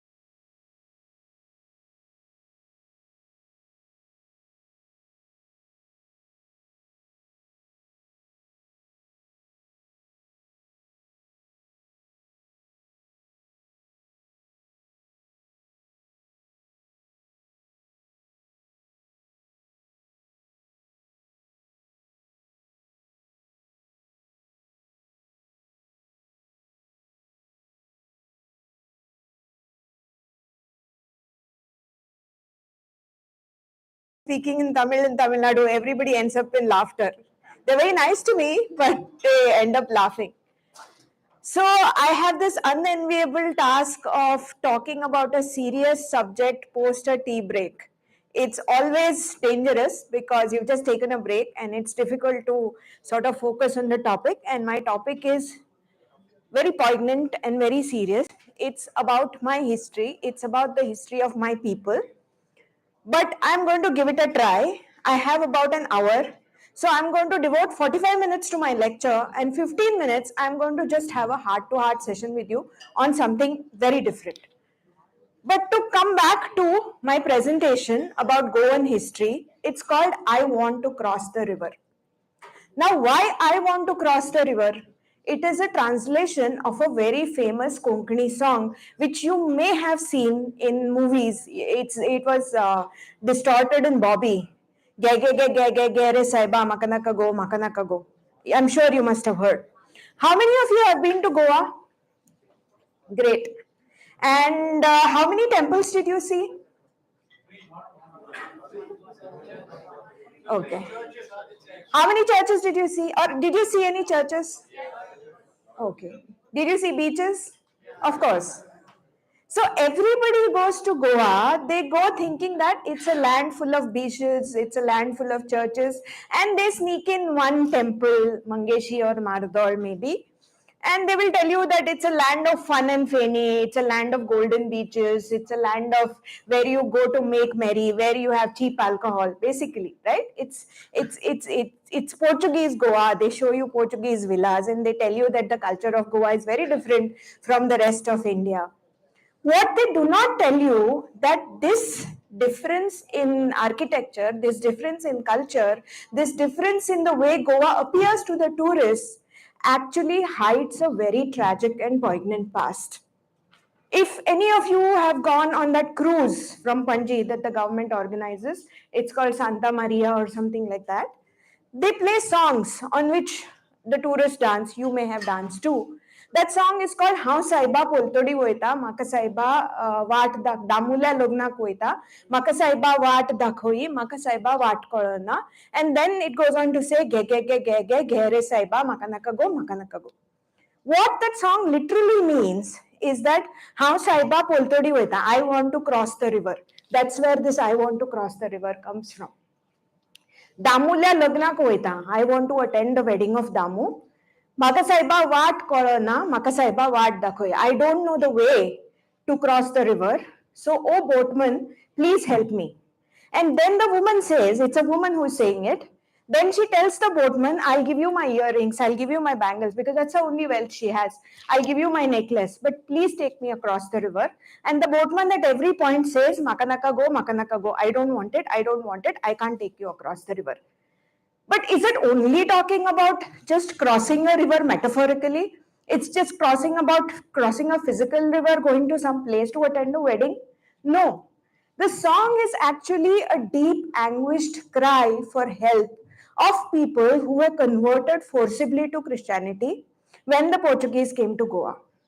You have to understand that when the Portuguese came to Goa in 1510 and they sort of won the island of what is today's Old Goa and slowly expanded to 3 districts, their rule was limited to Old Goa and the 3 districts of Bardes, Tiswadi and Salsette for a long time, for almost 200 years. So most of the atrocities, most of the most virulent conversions, the destruction of temples, the forcible conversions, the torture happened in these 4 districts, in this island of Diwadi and Old Goa and these 3 districts. So these people, when they were converted forcibly to Christianity, and they could not, and these regions are actually bound by, if you see the geography of Goa, they're bound by 2 rivers, the Mandovi and the Zuari. So across the river, there was still Hindu rule, because those areas are either controlled by either Adil Khan's associates, the Bahmani kingdom's subordinates, or they were controlled by a Hindu feudal lord called Saudekar Desai. So in those areas, the people were still Hindu or they could still remain Hindu. So the people who got converted in these old conquistas or old Kabizadis as they were called, they wanted to escape this. They wanted to cross the river, they wanted to go to the other side, and they wanted to remain Hindus basically. So this is what the song is all about. I want to cross the river means I want to go back to Dharma. That is why this person is entreating the boatman and saying that, please take me across the river. I'll give you my gold, I'll give you my earrings, I'll give you everything I have. And the song starts with Sultan, Sultan, Zaliata Bara. And while I was walking, it was night, it was darkness, and my light extinguished. Which light? The light of Dharma. That is why it's a tragic song, even though nowadays it's considered to be a happy song and everybody dances to it. But please understand the meaning behind it. And that is why I've titled my presentation, I Want to Cross the River. Next, please. So, what was the Goan Inquisition? Many people here since yesterday and today, even Vikram Sampath talked about Goan Inquisition. So, what was Goan Inquisition? The Goan Inquisition was actually a court. It was a legal institution. It was established by a papal decree. There's a difference. It was not just established by a royal order of the Portuguese king, but it had the authority and the seal of the Pope because the Catholic Church had to authorize it. It was established in 1560 in Goa and it was abolished in 1820. That's a hell of a long time to torture the native population of Goa. It was used for religious persecution, mainly against the people who had already converted, but who were going back to the ways of their ancestors, how you will get to know in a bit. But it was also used against Hindus. But before that, let's see a little bit about pre-Portuguese Goa. So pre-Portuguese Goa was ruled by many rulers, many Hindu rulers. And I'll go very briefly because this is not the topic of the presentation, but I'll just briefly go over it. So 3rd to 4th century, there were Bhojas who ruled over Goa, then the Mauryas, then the Chalukyas of Badami, then the Shilaharas, then 10th to 14th century were the Kadambas, which was actually the golden period of Goan history because the Kadambas actually moved their capital to Chandrapur in Goa and they ruled from Goa. And they were very proud that they were ruling from Chandrapur. And the Nayaki Devi that Vikram talked about, the princess, then the Kadamba princess, who actually was married to a Solanki king in Gujarat and her husband died and she was the dowager queen. She had a minor son. She actually led an army. She took Muhammad Ghori by surprise and she defeated him. And after that, he was so ashamed that he never attacked Gujarat again. After the Kadambas, it was controlled by Vijayanagara for a brief while, then the Bahamanis, and then from 16th to 20th century, the Portuguese came to Goa. Now, very few people here might know that the Portuguese were the first white European power to arrive in Goa, arrive in India, and they were the last white European power to leave the Indian territory. They came in 1510 and they left in 1961. That's far longer than the British ruled India. And compared to the Portuguese, the British were like bar lambs. Even though the British basically caused economic and all kinds of ruins in this country, but they were still far less brutal in terms of actual tortures and killings than the Portuguese. So how did the Portuguese come to Goa? So in 1510, that was the time when Goa was ruled by Adil Khan, who was one of the Sardars of the Adil Shahi Bahmani kingdom. And even then there was a persecution of Hindus going on. But at that point of time, the Hindus of the region felt that they needed a respite because they had seen Hindu rulers, they were under Vijayanagar Empire and they'd seen what religious freedom was like. And they were being persecuted. So they requested the help of Timoja, who was the general of the king of Honavar. And Timoja felt that he alone couldn't have managed to defeat the forces of Adil Khan. At that point of time, Alphonse de Albuquerque was already in India and he was known to have a reputation as a good fighter with the fighting ships. So he actually went and met Alphonse de Albuquerque and he said, you attack from the sea, I will attack from the land, and together we can defeat Adil Khan forces and we can take Goa. His idea was that the Portuguese are coming from so far away that they will go back. He never realized or conceived, and the typical desi goodness, thinking that they will go back. So his idea was, okay, they'll help me, I'll give them a lot of money for that help, and they will hand over Goa to me, and I can rule it, and then they will go back. But that obviously misfired. Next, please. So this is what happened. Albuquerque refused to leave, and he was a very cruel commander. When he took over Goa, he slaughtered not only the soldiers, but he slaughtered the women and children also in the city, a lot of them, children especially. Women, he forced them to marry his soldiers to create a race that was Indian in looks, but Portuguese in spirit, mestizo, basically. And he was banished from Goa. Timocha was banished from Goa by the Portuguese, and the Portuguese became the rulers. Next, please. So, when did conversion start in Goa officially? So, Alphonse de Albuquerque, he promised a policy of religious tolerance, and to be fair to him, he was not as brutal about conversions as the Jesuit missionaries were. But conversions had already started in Albuquerque's lifetime, but the speed was slow. The first diocese was established in Goa in 1534. So they arrived in Goa in 1510, and the first diocese was already established in 1534. By 1548, number of churches in Diwar and Goapuri had increased to 14. Systematic persecution of Hindus started in 1540. This was when it became a rule of law, that systematic persecution of Hindus and conversion of Hindus. This was done because there were two fanatical clergymen, Jesuit missionaries, Miguel Vaz and Diego Borba, and they considered it their religious duty to convert every Hindu or every heathen, as they called them, in this territory that they had conquered. So they actually went to the King of Portugal, and he was also a fanatic, and he was also a very, how would I say, easily persuadable man. So they got decrees from him, which was the policy of rigor de misericordia, meaning rigor of mercy. Now the term rigor of mercy by itself is actually a contradiction in terms, right? How can mercy have rigor? But here you have to understand the thought behind it. They were genuinely thinking that by converting heathens to Christianity, they were doing them a favor. They were being merciful.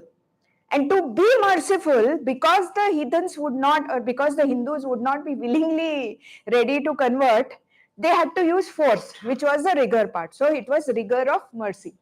Next, please. Okay, so Pope Nicholas V had issued a papal decree, this was before that, giving Portugal not just the right, but the responsibility of propagating Christianity to Asia. So what the Catholic Church had done was, at that point of time, there were two very powerful Catholic kingdoms, Spain and Portugal. Both were seafaring nations, and they were constantly fighting with each other to be more powerful in Europe.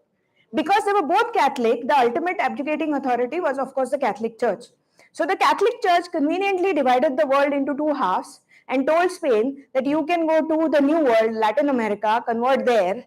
And they told Portugal that you can go to the East and go to India, China, Japan, and convert people there.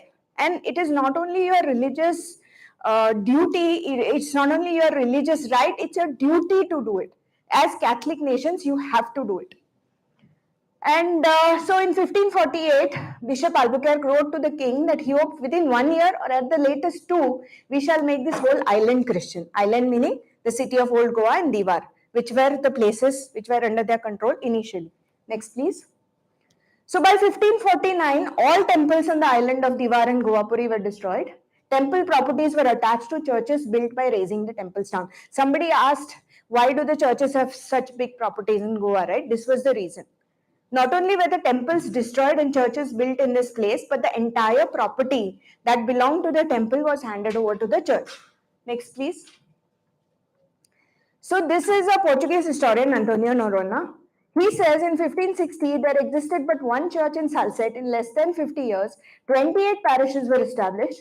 Rapid conversions took place, some by fear of physical force, some from moral cowardice, many because they could not overcome the love of the country of their birth, some with their eyes on a lucrative job, and almost none from conviction. This is a practicing Christian, Portuguese historian himself saying this. Next, please. So now we come to the dark chapter in Goan history, the destruction of temples, the history that nobody wants to talk about. St. Paul's College was established at Diwar to encourage and impart religious education to neo-converts, but the speed of conversions was still slow.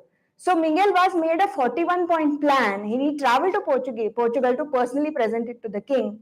And some of the points were destruction of existing temples, ban on building new temples, ban on carving murtis, ban on Hindu festivals, and changes in inheritance laws for neo-converts. So you have to remember that temples at that point of time in Goa were built from laterite stones largely, and the roof was of wood and thatched coconut, like you see in Tamil Nadu in many places.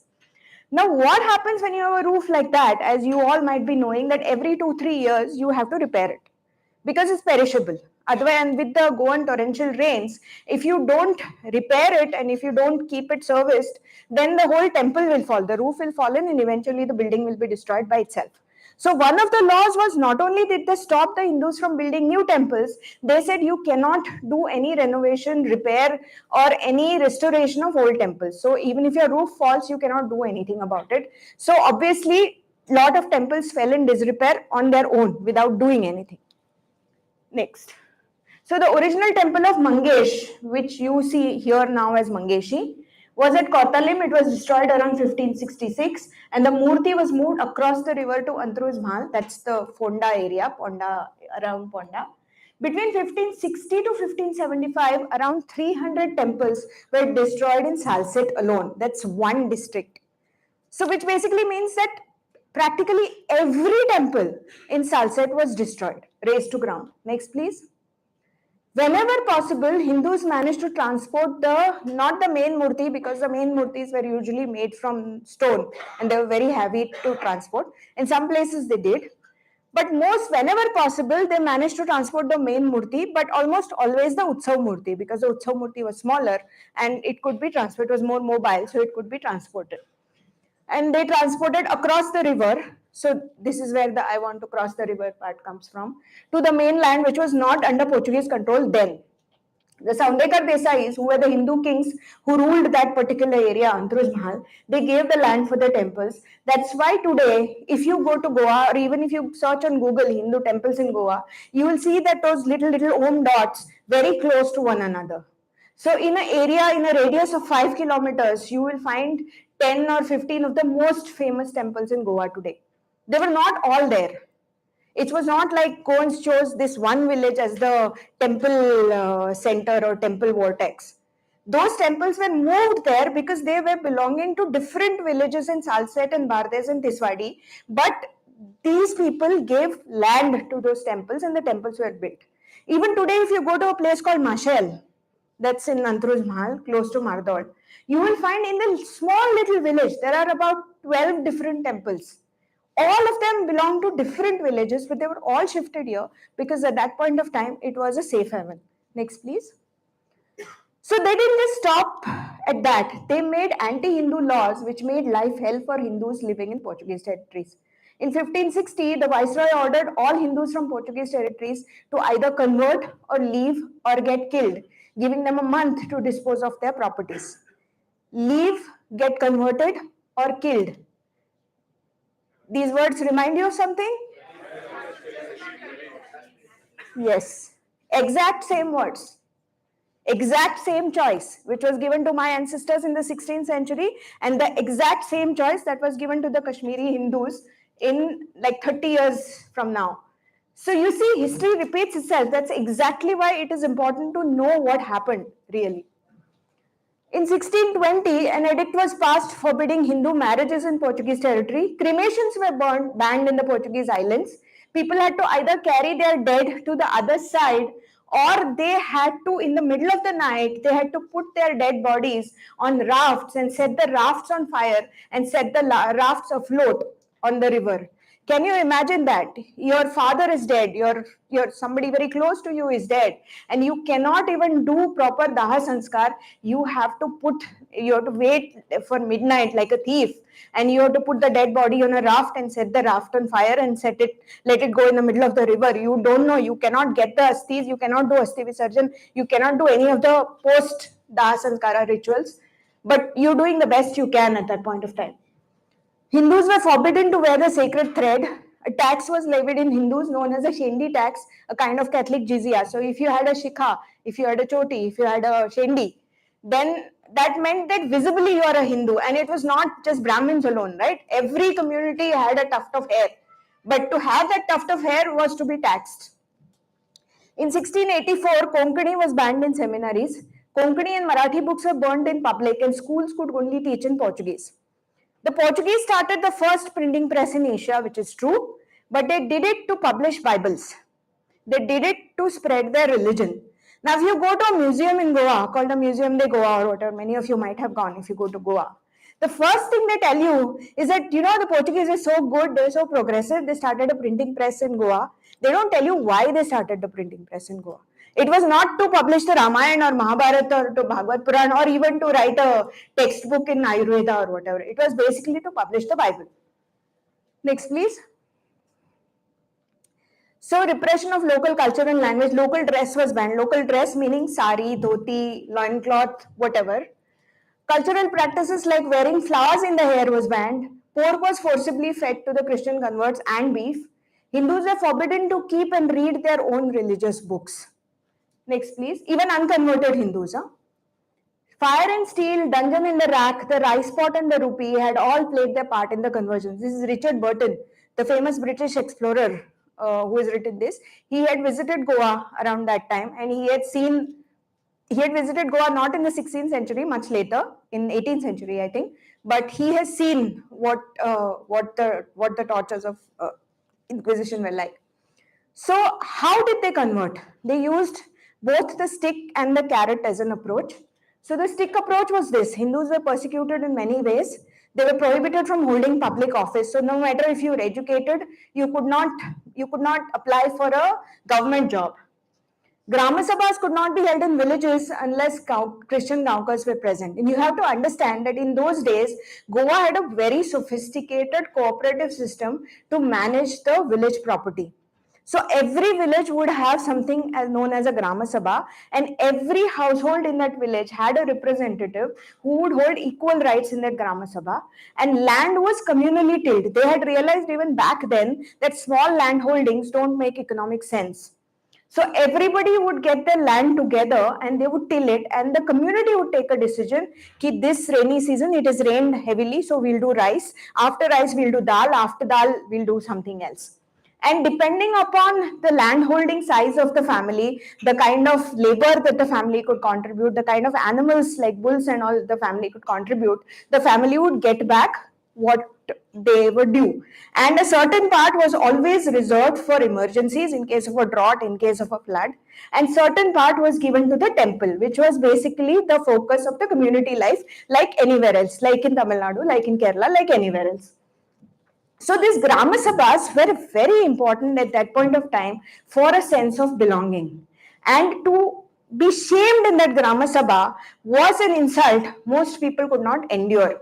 So in a village, when they converted, maybe if there are 100 members of the Grama Sabha, and if they managed to convert even 5 of them, the Grama Sabha could not be held if the 95 Hindus were there, but the 5 Christians were not there. Even if 1 or 2 Christians were there, they still could not hold a Grama Sabha.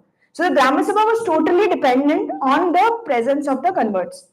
In 1669, the king issued an order that all orphans from Hindu families would be taken away from their relatives and baptized, educated, and indoctrinated as Christians by the church. And here, by orphans legally meant somebody who would not have both mother and father. But in reality, we our family is our strength, as Professor said, right?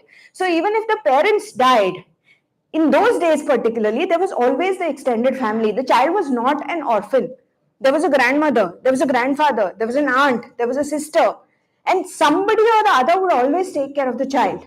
But in reality, even if one parent died, they would take the child forcibly away to the seminary and convert the child, baptize the child, and then they would teach about Christianity to the child, and then say the child converted willingly. Of course, the child would convert willingly.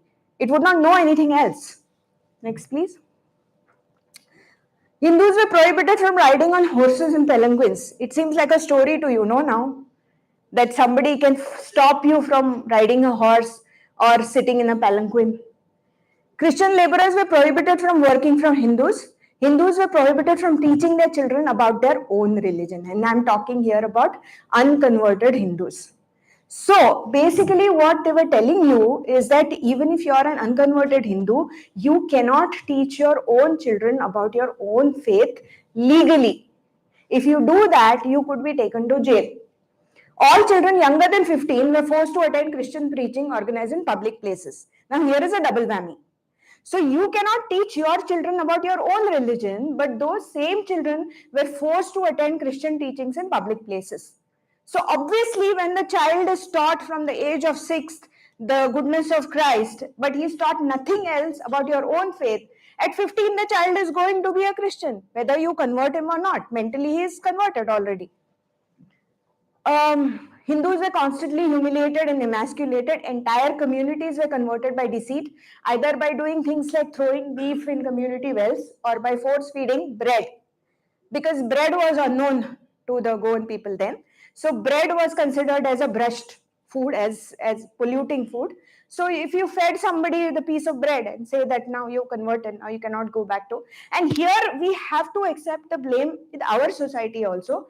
The Hindu society refused, because of superstition, because of the existing beliefs then, they refused to accept people. Obviously, this didn't happen out of choice, right? Somebody force-fed you bread, and that person would have cried and begged and said that, I want to come back. It was not my mistake. And our society would have left those doors open, but we did not. We have to accept that also. Now come to carrot. Christian converts were given a lot of concessions. They paid lesser taxes, they received government jobs, and a converted son would get all his father's property, even if his other siblings had not converted. So if a man had 4 sons and he had 10 acres of land, all 10 acres would go to that one son who converted, and the 3 sons who didn't convert would get nothing. Now again, we are talking about a time where land acquisition was the ultimate property ownership. What else did you invest in? You didn't have shares, you didn't have bank accounts. So the only way you had that sense of belonging was probably to buy gold or to buy land. And your land meant more than just property, it meant your identity. It meant your sense of belonging. So if you took land away from somebody, it is mentally very destructive to that person's sense of self-esteem. Widows and daughters of a Hindu man would inherit property if they became Christian. If the wife of a Hindu converted and the husband refused to convert, she would inherit half his property even if they lived separately. So this is a great way to destroy families, right? Next, please. So what? When they told the Hindus that if you want to remain Hindus, you have to leave our territory, or you have to convert and you are getting all these concessions. So it makes economic sense, it makes all kinds of sense to convert. But even then, the majority of the Hindus chose to leave the land of their ancestors rather than to convert. My family was one of those families. They belonged to a village called Verandah, where the original temple of Malsa Narayani used to be there. Now a new temple has been built on the same site. So when the temple was destroyed and the murti was shifted to Maratha, which is the present location of the temple, lot of Hindus from those 10 villages, it was the biggest Komundar, it was the biggest Grama Sabha of South Goa then. It was the biggest temple, it was a very beautiful temple actually. So there was a captain of Rashol Fort who wanted to destroy the temple, and he actually sent a Jesuit priest to go and do the survey of the temple. And there are letters of that Jesuit priest where he says that the temple was so beautiful, it has such exquisite woodwork, that my suggestion would be you destroy the murti and you establish a cross there, but you keep the structure as it is and you convert it into a church. It was so beautiful. But obviously this Captain Diego did not listen to it, and the Murti was destroyed and the temple was also destroyed. And the Utsav Murti and the smaller Murti was shifted to Mardor, where they built another temple, where a temple of Malsa Narayani exists even today, who is my family deity.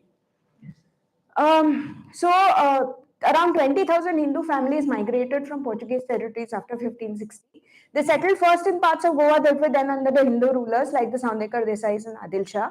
And some of them actually, especially the ones living in coastal villages, for them the easiest way of escape was to get into boats and sail. So they got into boats and they sailed towards Karnataka, and some went as far as Kochi. That is why you see a very thriving Konkani speaking community as far as Kochi, Mangalore, the entire Karnataka coastal belt. In later years, there was a migration of converted Christian families also, because they were fleeing the horrors of Inquisition, and many of them, they are settled around Mangalore and Karnataka. They retain many Hindu practices. Some of them have double names like Prabhu de Costa, where they've kept their original Konkani Hindu name and the converted Christian name. Next, please. This man, we know there are many educational institutes named after him in India. He was the one who actually wrote to the King of Portugal and said that the conversions are not being very successful in India because the converted people, they keep going back to their practices. So we need a court of inquisition. And he said some terrible things, and this is a direct quote from him. The Hindus are an unholy race, they're liars and cheats, their idols are black as black can be. And anybody can verify it for yourself. Francis Xavier's collected letters are available for free download on archive.org. So you go and you read what he has written about Goa. Next, please. So he wrote to the King Don Juan III in 1945, asking him to establish the Court of Inquisition in Goa. The Court of Inquisition was already very much in existence in both Spain and Portugal, where it was mainly used to persecute the Jewish people who were converted forcibly, but who kept practicing Jewish rites in secret.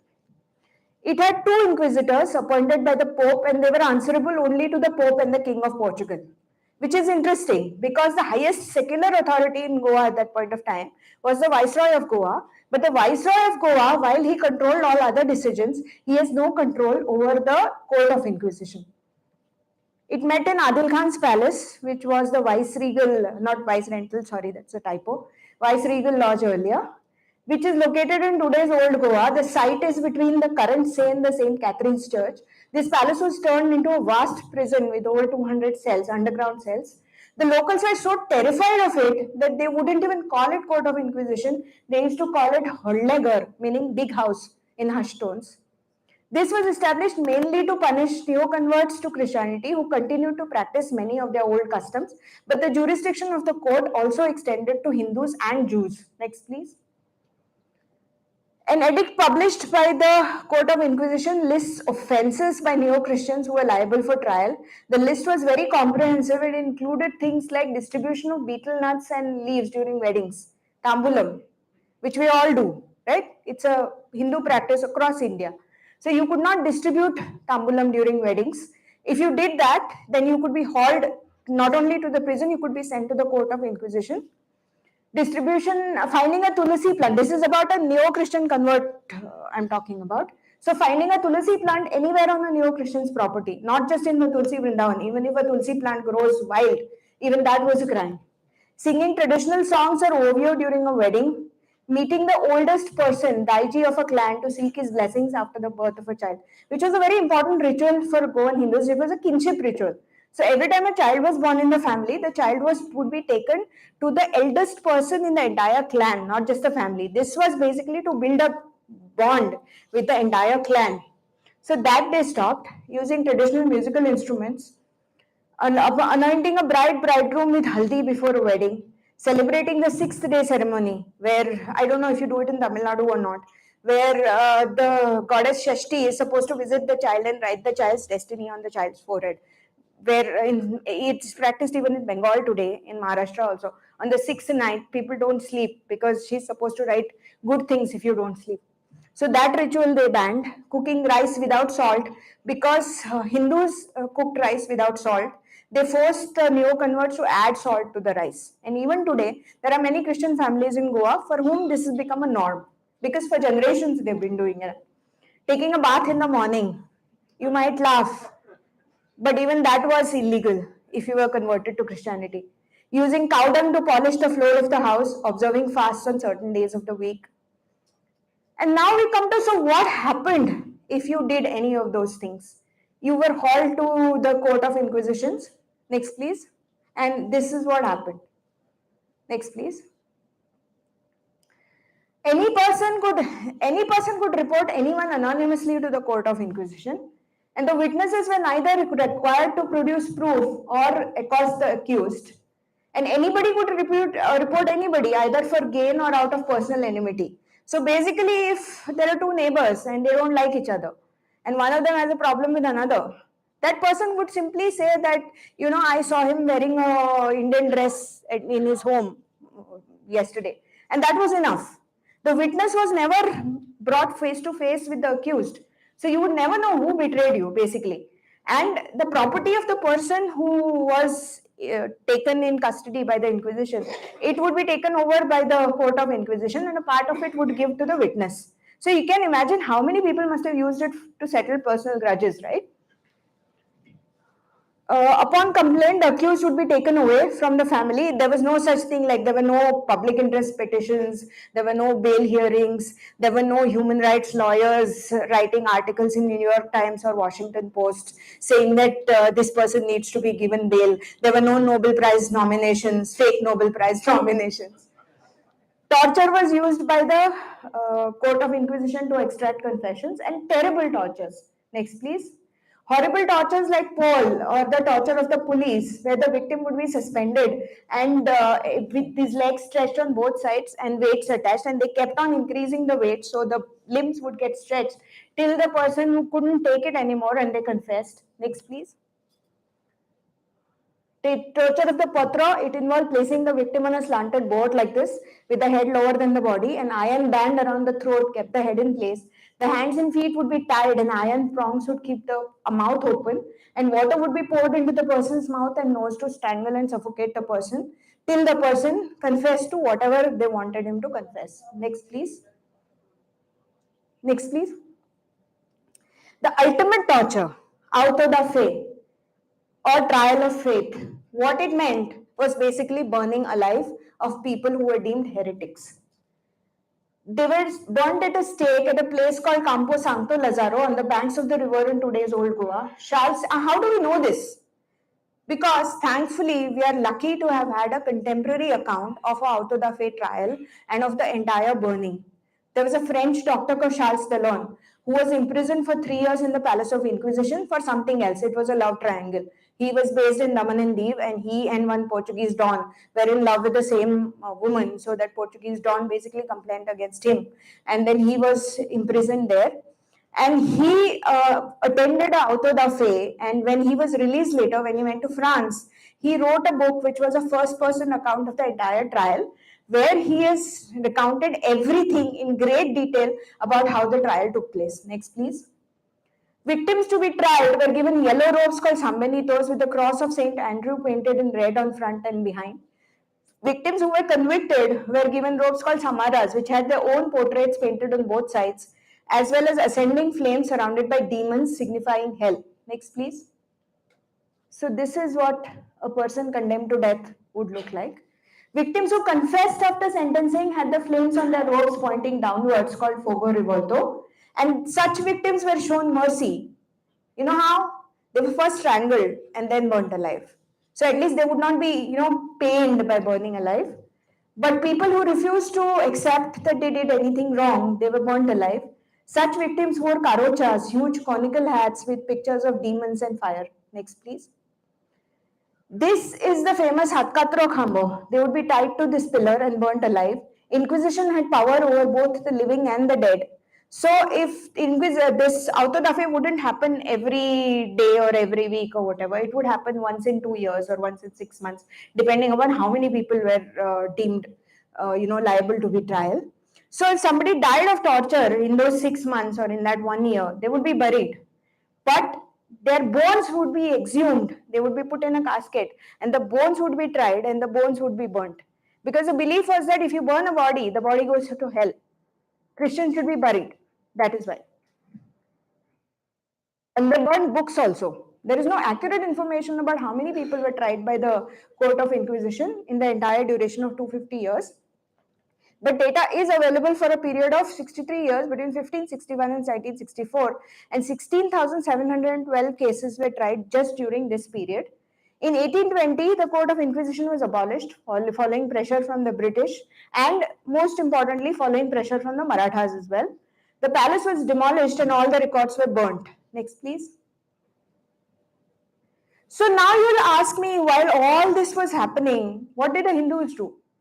Did they resist? Did they fight? Or did they just take this? Of course they resisted, but not many will tell you the history of that resistance. So Hindus resisted the attempt of Portuguese in both active as well as passive ways. Passive way was also very difficult. Passive way was basically taking a great risk to save the murtis of your gods, transporting them for kilometers to new places, putting them there, building small temples and protecting them. Active resistance was actually taking arms and fighting. So there were armed rebellions in villages like Kottalim and Kunkulim against the Portuguese. Kunkulim is my village, by the way, against the Portuguese missionaries. Many Hindus chose to migrate to the other side. They took their gods with them. And what they did was they maintained meticulous records of the people of that village who had moved to another state. Which is why all the Konkanis, except for the Konkanis who have gone to Kochi, who have gone too far, all the Konkanis in Karnataka, they have their deity temple still in Goa and they come every year to pay obeisance to their deities. This was done only by maintaining meticulous records. See, this person is from this village and he has gone there, but his deity is here now. So every year he must come, or whenever possible, he must come to pay respects to the deity. I come from a village called Kunkulim, which was a Kshatriya village. And in 1583, it was not just my village actually, it was a complex of 3 villages called Asolna, Veli, Kunkulim. Veli is the place where Savio belongs to. Kunkulim is my village. And these 3 villages were known as the fighter villages where the people would not listen to anyone. It exists even today, as you can see from both Savio and me. So in 1583, the Portuguese had tried to convert this village. They managed to subdue and cow down all the other villages in Salsette, and they managed to break the temples in almost all the other villages in Salsette. But this one village was like the Gauls, you know. If you read Asterix, the Romans have taken over the entire French countryside, and there is this one small village of Gauls which is still resisting. So we were the Asterix and we were the Obelix, basically, fighting the mighty Portuguese. So they continually attacked the village from 1570s. First, the villagers refused to pay taxes. So the so-called Satyagraha movement, which later on the big soul claims to have invented and perfected, people of my village had done it in the 16th century. Then they attacked the tax collectors who were passing through the village and they killed them. But still the Portuguese wouldn't listen and they came and destroyed the temples. So the people got really mad and they said that we have to teach them a lesson. So when the Portuguese came to the village with the Jesuit missionaries, the local people, they actually took whatever weapons they could find and they attacked the Portuguese party and they killed some 17 people in an armed rebellion. Now this is interesting because this rebellion was not led by a king, it was not led by a general, it was not led by a village head, it was led by the entire population of the village who basically said that we can give you taxes, but we will not accept the attack on our dharma, we will not convert and we will not let you destroy our temples. So after this, the Portuguese obviously got enraged. They attacked Kunkulim from 2 sides, from the land from Rachol and from the sea from Asolna, and they basically razed the village to the ground. They destroyed the temples and they cut a cow at the site of a temple and built a cross there. And the people, whoever could escape, they escaped to the forest outside the village. And when the Portuguese forces went, they came back, they built small huts, they built makeshift temples, they again started worship. So this happened back and forth many times. So the Portuguese realized that this village was inspiring other villagers, right? When you resist, it is not just the act of you resisting. It inspires other people because somebody is refusing to cow down. So that is why the Portuguese decided to end this one and for all, and they called all the chieftains of the village for peace talks in a fort in Asolna. So the chieftains went there, there were about 16 of them, and they told them, come unarmed, we'll do peace talks, we'll give you safe passage. And you can imagine what happened. Our people trusted, they went there without any arms, and every one of them was slaughtered, except for one who jumped into the river and went to Karnataka, and that's why the story got leaked. After that, the movement kind of broke because all the leadership had gone at one go. So many of the people from the village, the Kshatriyas, got converted. But even today, the Christians of my village, or the three groups of villages, they have not forgotten that they were Hindus once. And not only that, it's not just tumhara mera DNA ek. They're proud of the roots as a Hindu Kshatriya. There is a Hindu Shantadurga temple which was there in my village. It has been shifted to a village about 7 kilometers from my village. So once a year, that murti is brought to my village in great procession on Ranga Panchami day. And that time, all the 12 clans, they have to represent. They have to come be a part of that procession. And they have to have their own flags. They have to have their own umbrella. The festival itself is called umbrellas or Sudryo. So out of those 12 clans, some of them now don't have any Hindu descendants because everybody got converted. But even though today they're practicing Christians, they still attend this function. They still go to the temple. If there is any decision, major decision in their life, they still go to the temple and they offer a coconut or they take prasad or do Deva Prashna at that temple. Next, please. In actively protecting and controlling the key religious by transporting key religious deities, by transporting the deities to new temples, the Hindus directly contested the Portuguese control of their everyday culture. Next, please.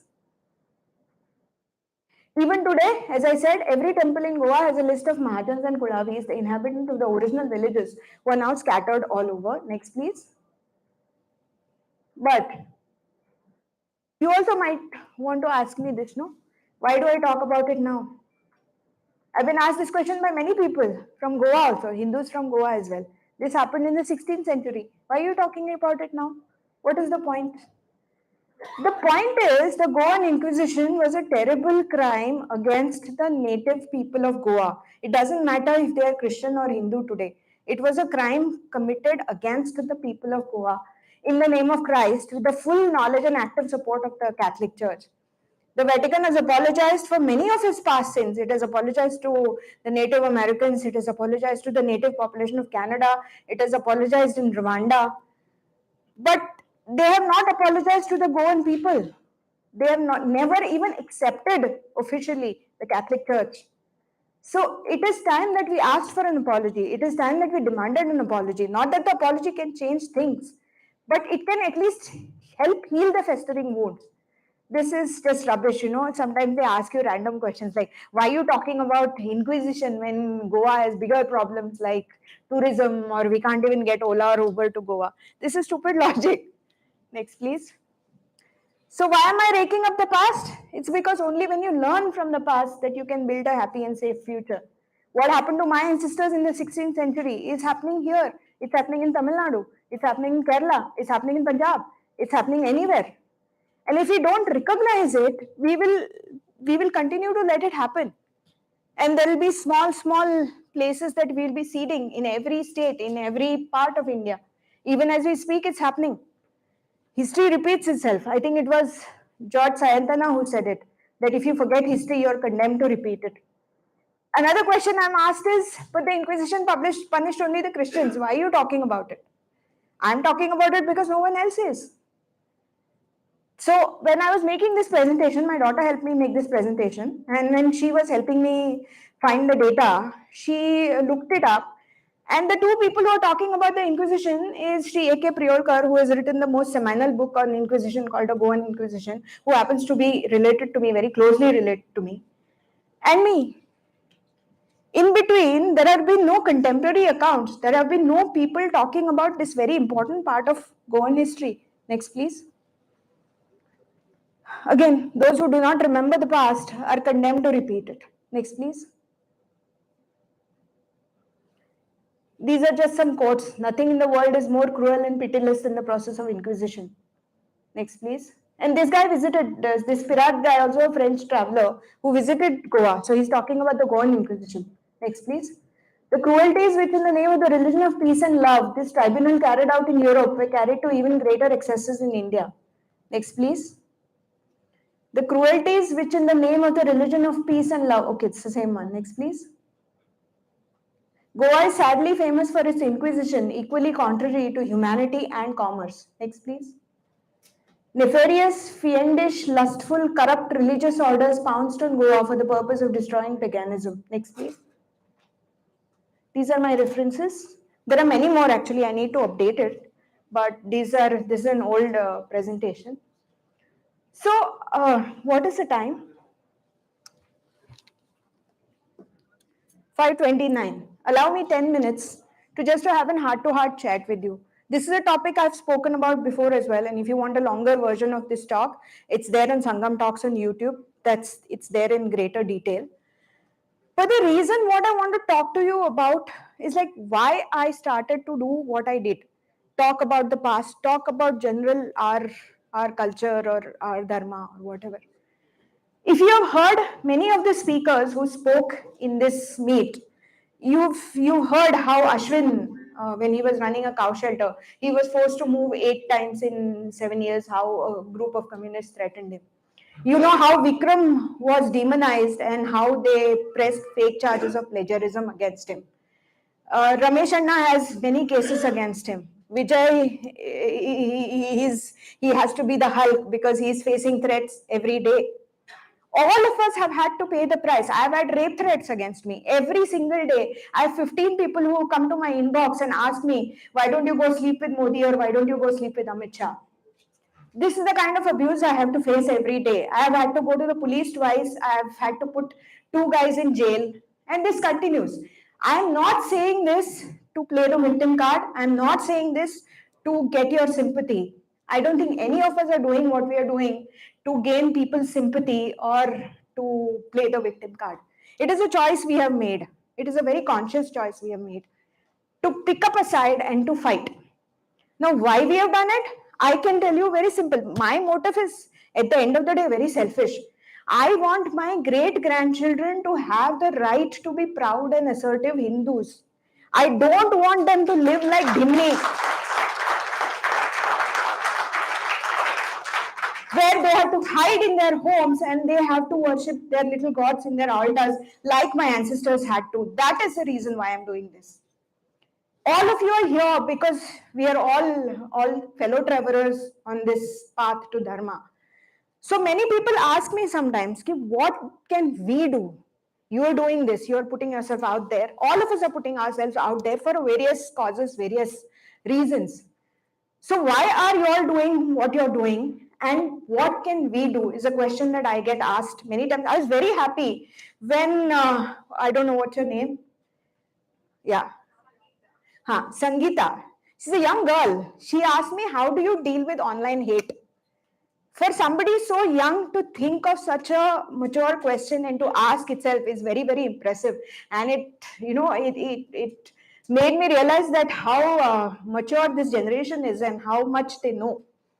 So we are doing this because you cannot not fight. If you've read S.L. Bhairappa's book, Avrana, you'll realize that the Avrana that he talks about is a veil of illusion.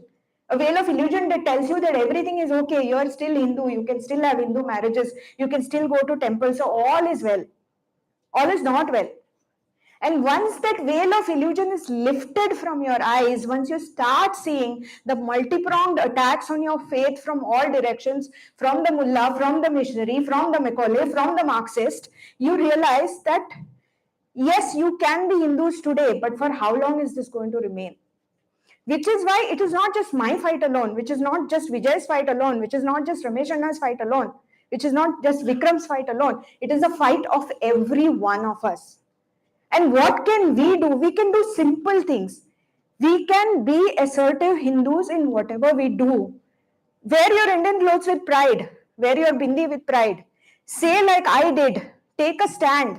Say that you will not buy things from brands for your festivals when they don't show any Hindu symbols. If they want Hindu money, they have to respect Hindu sentiments. No bindi, no business became successful because a lot of people realized that sentiment was true because they resonated with it. Gift Indic books like this to your friends and family. For Diwali, we give a lot of gifts. We give a lot of gifts when people come to our house. Let us try and make conscious choices. This is the only way. We have to decolonize completely. Many times I have seen that when a Hindu person dies and somebody makes an announcement on Facebook, there are other Hindus writing in yellow, rip, rip, rip, rip, rip, RIP, RIP, RIP. Why cannot we say Om Shanti? Why cannot we say Sadgati? Why cannot we use our own words, our own terminology? Why can't we call India Bharat each time we talk about it?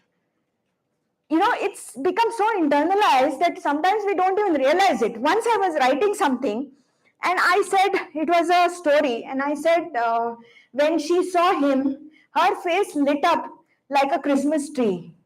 I wrote it and I didn't even realize.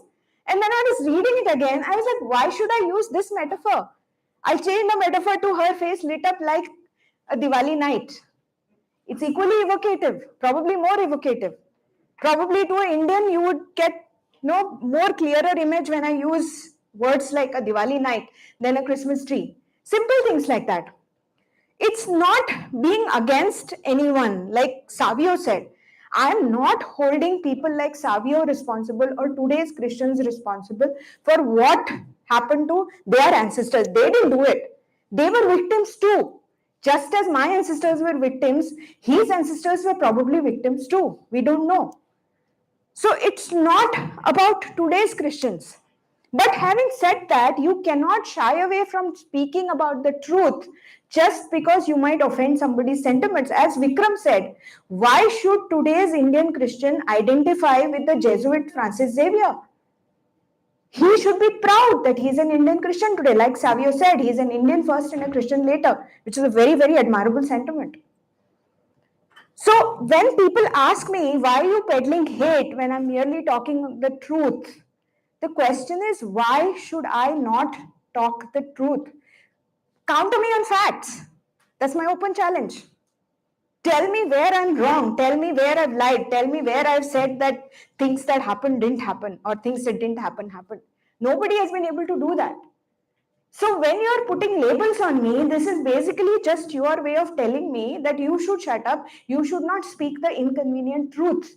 And sadly, as much as there are some Christians who are saying this in Goa, there are equally Hindus who are saying this, that why are you speaking the inconvenient truth? Because somebody needs to.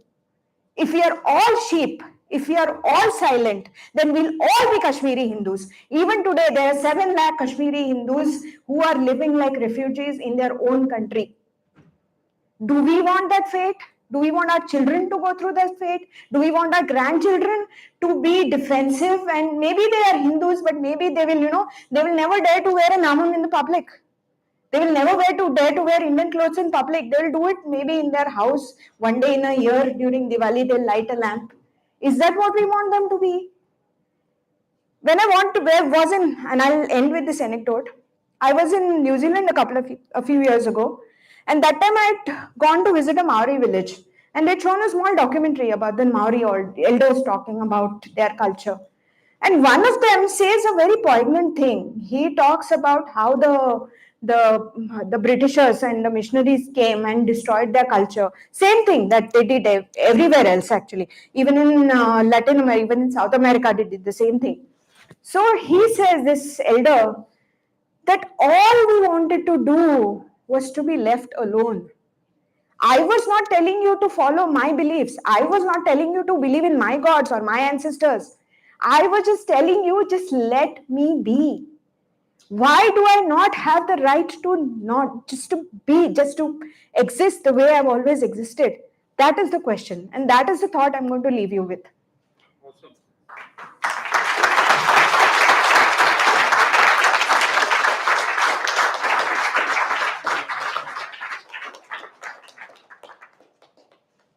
That was wonderful, and all of us, at least most of us, have no idea about the Goan Inquisition. We just know that it happened we've always wondered why India took 15 years to take Goa, which was such a small place. That's another story. I'll talk about that sometimes later. Thank you so much for opening our eyes. There must have been thousands of people who got killed. I've had the opportunity to read the book by Ramanuja and I connected with the GSP Ghats, and also Kudua's book, which talks about the GSP community. I think you belong to that community, perhaps. In that book, there's a mention of this Inquisition. Yeah. Thank you so much, and we request Thank you. Srimati Shyamala to hand over the memento to Shefali. We thought Goa was a fun place. It still is a fun place. Days are not far that this will happen in Kerala and West Bengal. Yes. Already happening in parts of those places. Thank you so much. Thank you. Thank you so much. Thank you. And now we hereby request Shri T.R. Ramesh.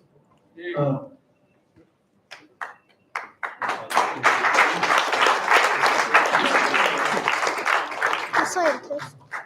So interesting. This is a very interesting session. You liked it? Yeah, I loved with the presumption of First conversation, he was introducing you. I actually was literally laughing. I was posting all the memes. Yeah, that's right. Oh, sorry. Very moving session.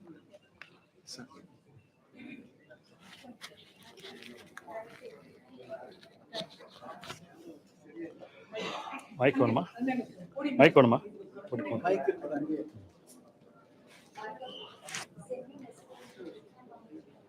Can you hear me? Shut on.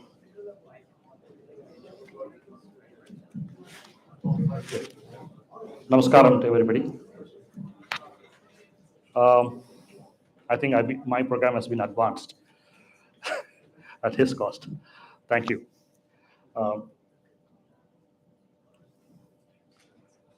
We are talking about Dharma. Dharma, we don't use the word religion, we use the word Dharma, which is the most appropriate word.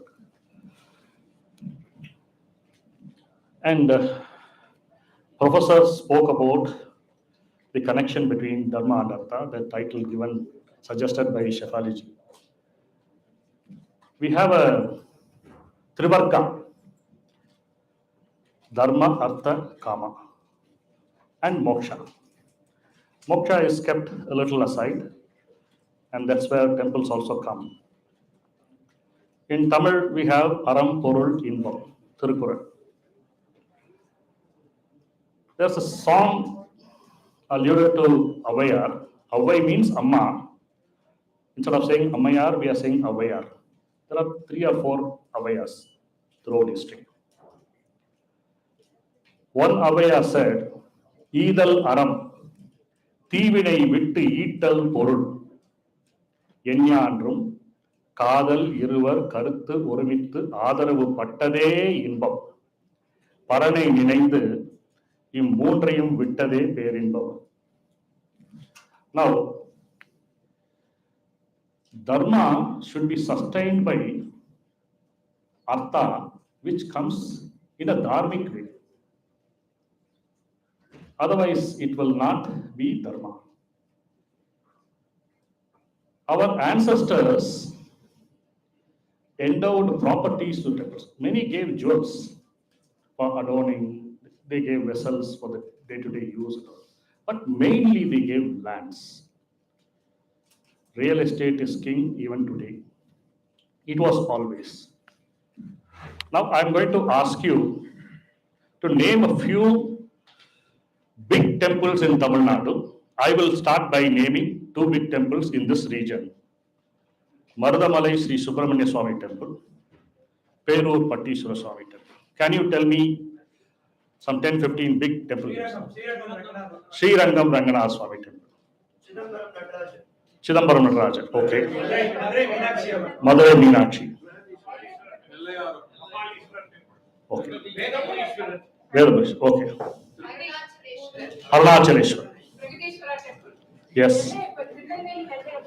Only Shiva temples. What about Kallavagar? What about Kudalavagar? Anyway, point taken, point made. The reason I'm saying is, now there we have a department called the Hindu Religious and Charitable Endowments Department.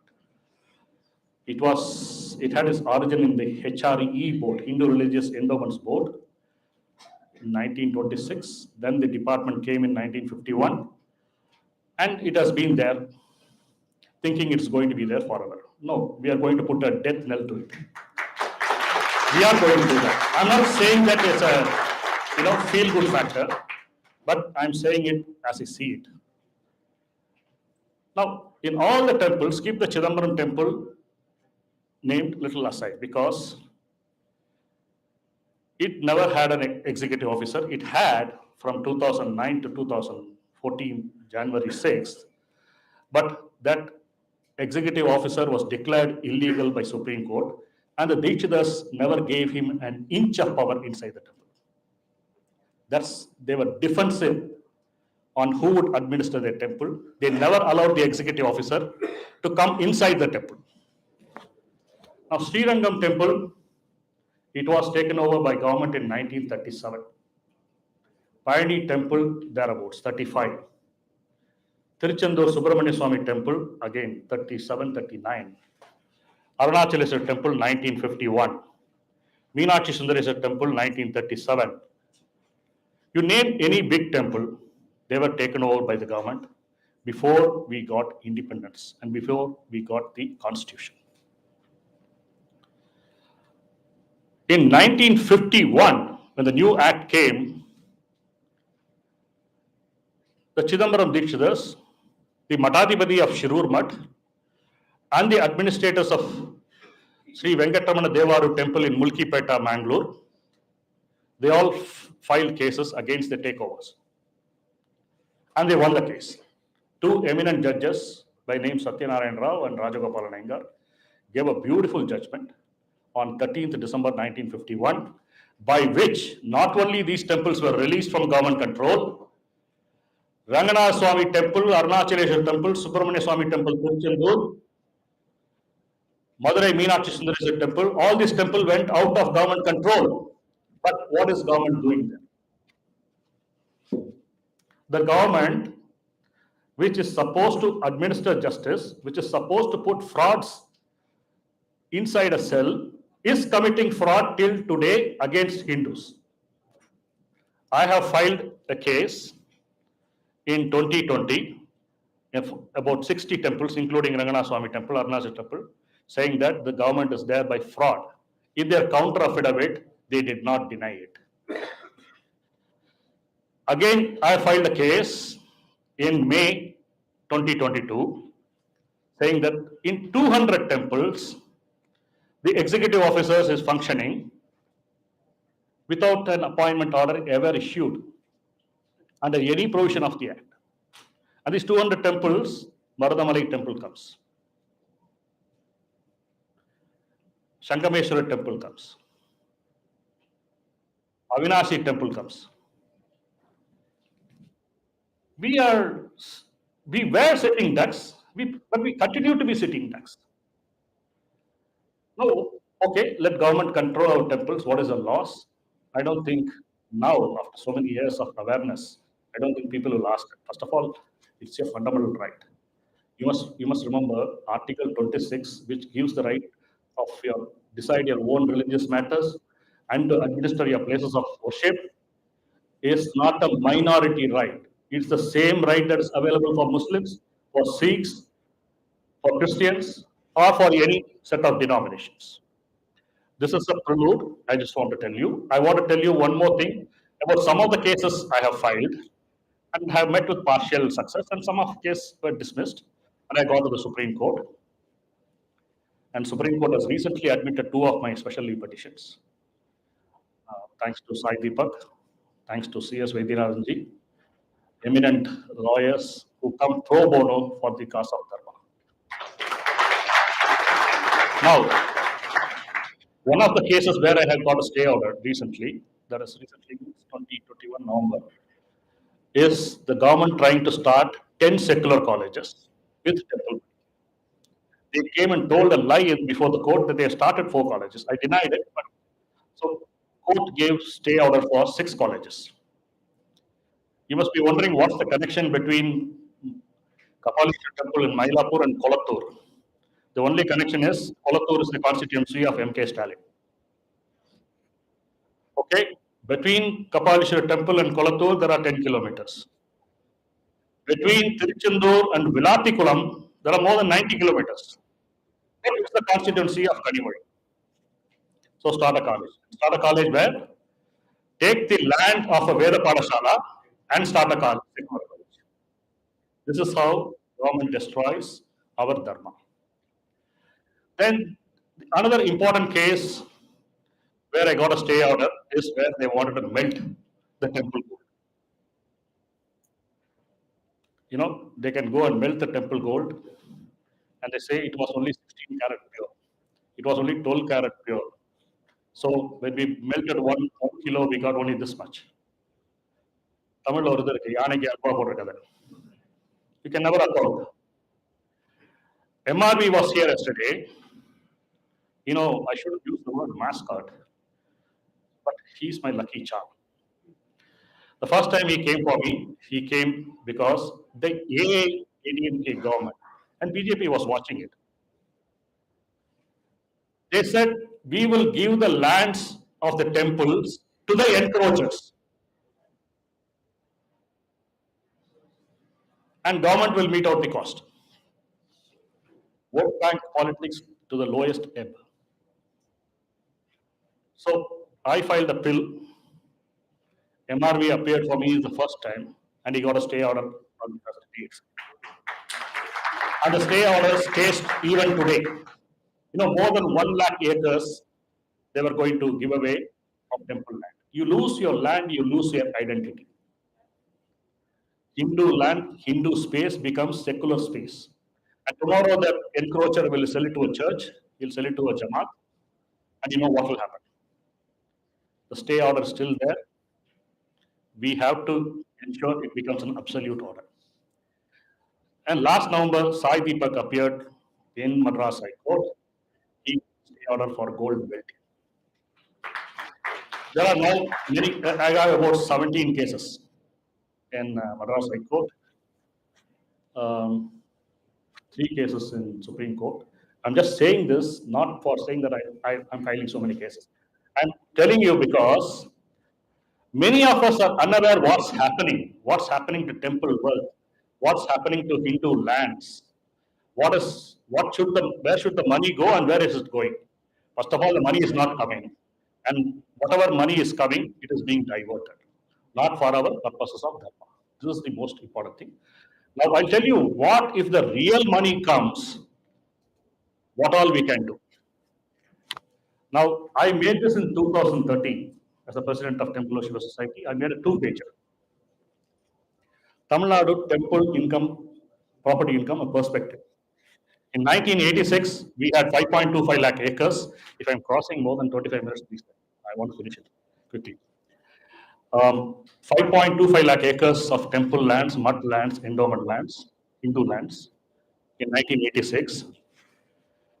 Now they're saying we have 4,78,000 acres, 47,000 acres missing. நடுவில் சில பக்கங்களை காணும் நடுவில் பல்லாயிரம் ஏக்கர்களை காணும் 47,000 acres. We don't know where.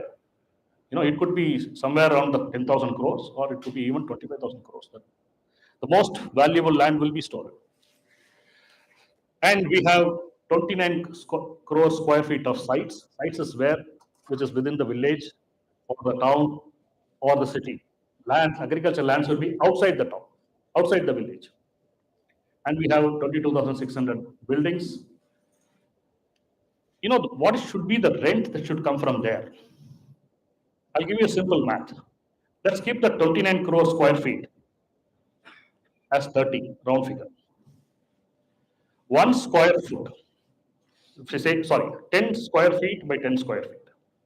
Because this is within the town, within the village or probably next to the temple, you give 10 by 10 for a temple shop, fruits or flowers, coconut, that vendor. Will he be ready to pay 500 rupees per month? 5 rupees per square foot? Easy. And there are sites which are in prime area. We'll come to that later. So let's keep 5 rupees per square foot, 30 crore square feet, 150 crores per month, and into 12,800 crores. Okay? No rocket science.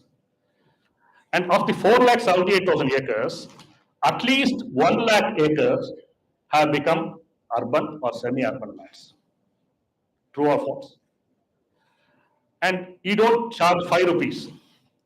You start warehouses, you start colleges, you start whatever. But the land should belong to the temple. You charge only 1 rupee per square foot. 1 acre, 44,000 square feet. 1 lakh acres, imagine.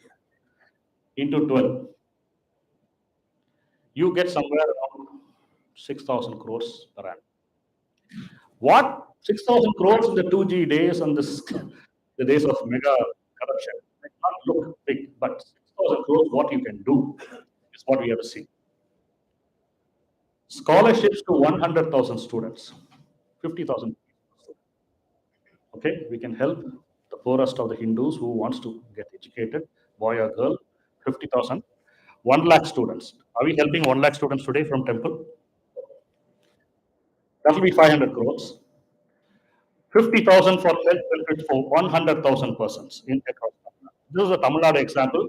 I will tell you where all we can multiply. 500 crores. And the purpose of propagation or main core thing with Dharma, Vedas, I'm just saying 5,000 rupees per Vedic student per month, 15 crores set aside. And for Patashalas maintaining or constructing and creating. Remember, HRNC closed 4,000 Veda Patashalas in Tamil Nadu, attached to the temples. Revival of Devaram, Divya Prabandham, 25 crores. Very, very less I'm allotting. Training and support of Agama Pandits, establishment of Agama and Sanskrit schools. By invoking Sanskrit, by invoking Kannada in Tamil Nadu or Malayalam in Tamil Nadu, you can have minority status. You know that? Because minority means linguistic minority also. So, then establishing Hindu schools where besides good education, Hindu values. I've allotted, I'm a very, very generous person. I allotted 50 crores per school, big playgrounds, big better laboratories, libraries, scholarships, everything is taken care of. 1 school per taluk. 2 years you would have covered.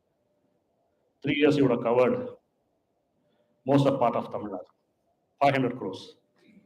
Establishing medical colleges, veterinary colleges, dental, for Hindus who are at par, who is not getting 99% or who is not getting 95%. What is wrong with a student getting 75% or 80%? When you join college, some of the 99% students become inferior. Some of the average students, they excel. You never know.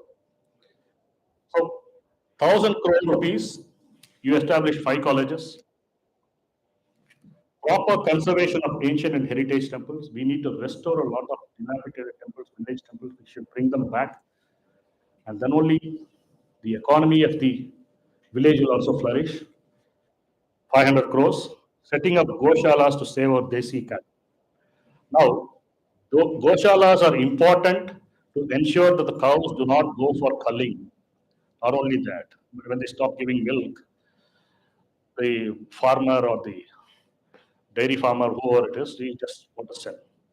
Yesterday we heard all about it. One of the biggest lies in India, modern India, is the fertilizer subsidy. 70,000 crores, 80,000 crores per annum. I've been a farmer, and recently I borrowed money and I bought farms. But doing all these cases, I couldn't go to my farm and go and I sold my land. But let me tell you one thing. I had one cow, desi cow. That Vrindavan cow was enough to give me manure and pesticides for 10 acres of my land, 10 acres of my uncle's land, and another 10, 15 acres of our friends in the village. One cow. Imagine if we save all our cows from culling and we just collect the proper way, the dung and the cow urine and the things, we can do away with fertilizer subsidy. Next slide, please. Setting up organic farms, dairy farms, getting pure vibhuti, cold pressed oil for temples. The material that comes to temple these days are all adulterated, poor standard and all that.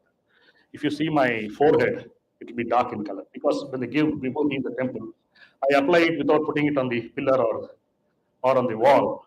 I apply it, but all this vibhuti is not made the way Shastra prescribes. And this has become black. And one day in Citibank, just take 10 seconds or 20 seconds, I was reading the hadiths.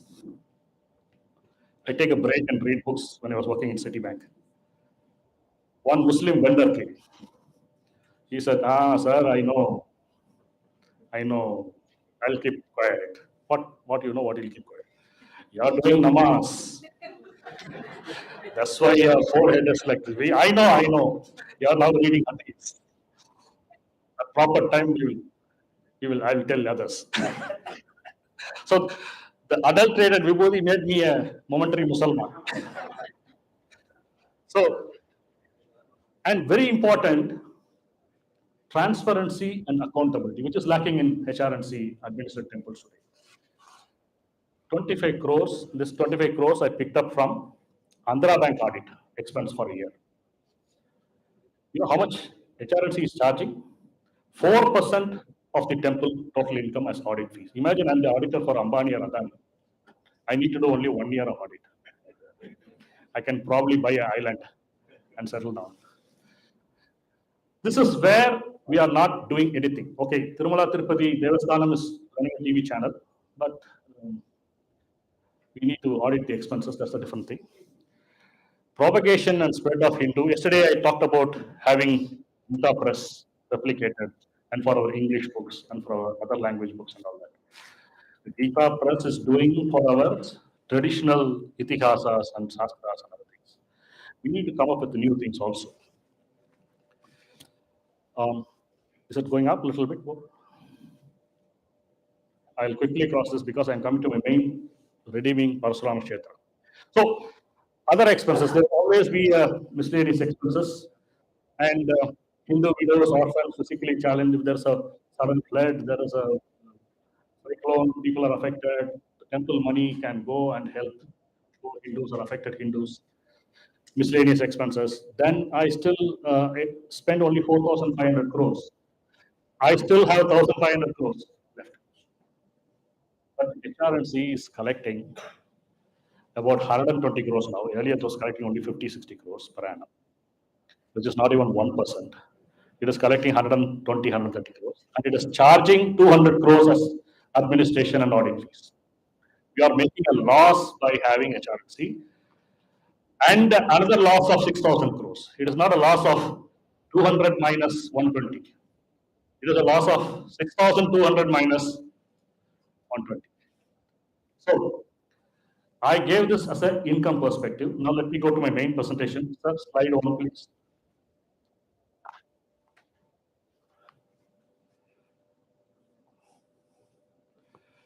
So, why talk about Kerala when my cases are mainly in Tamil Nadu? There's a reason. Kerala is ready to become the next Kashmir or the past Goa. 1949, the Maharaja of Travancore refused to join the Union of India, and we know the Rama, Natak, Mr. Menon, Mr. Nehru, Patel, everybody did. And this is all self-explanatory. Today, we should be getting a compensation of at least 24 crores for the rentals and for the other expenses, which are at the rate of 60,000 rupees in those days. Today, Padmanabha Swami temple is making a loss because the communist government appointed too many people at too high a salary, and there is no income for the temple, especially post-COVID, and it is making a loss now. Next slide, sir.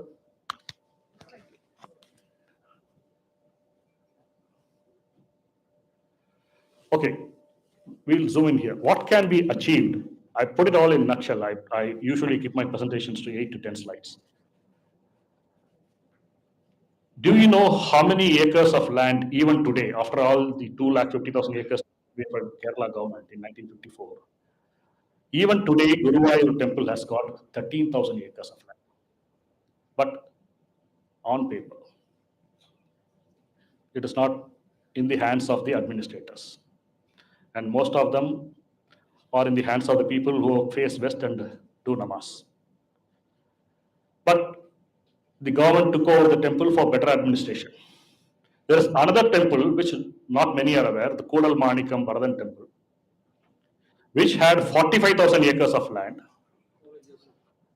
And in one fire, all the land records got burned.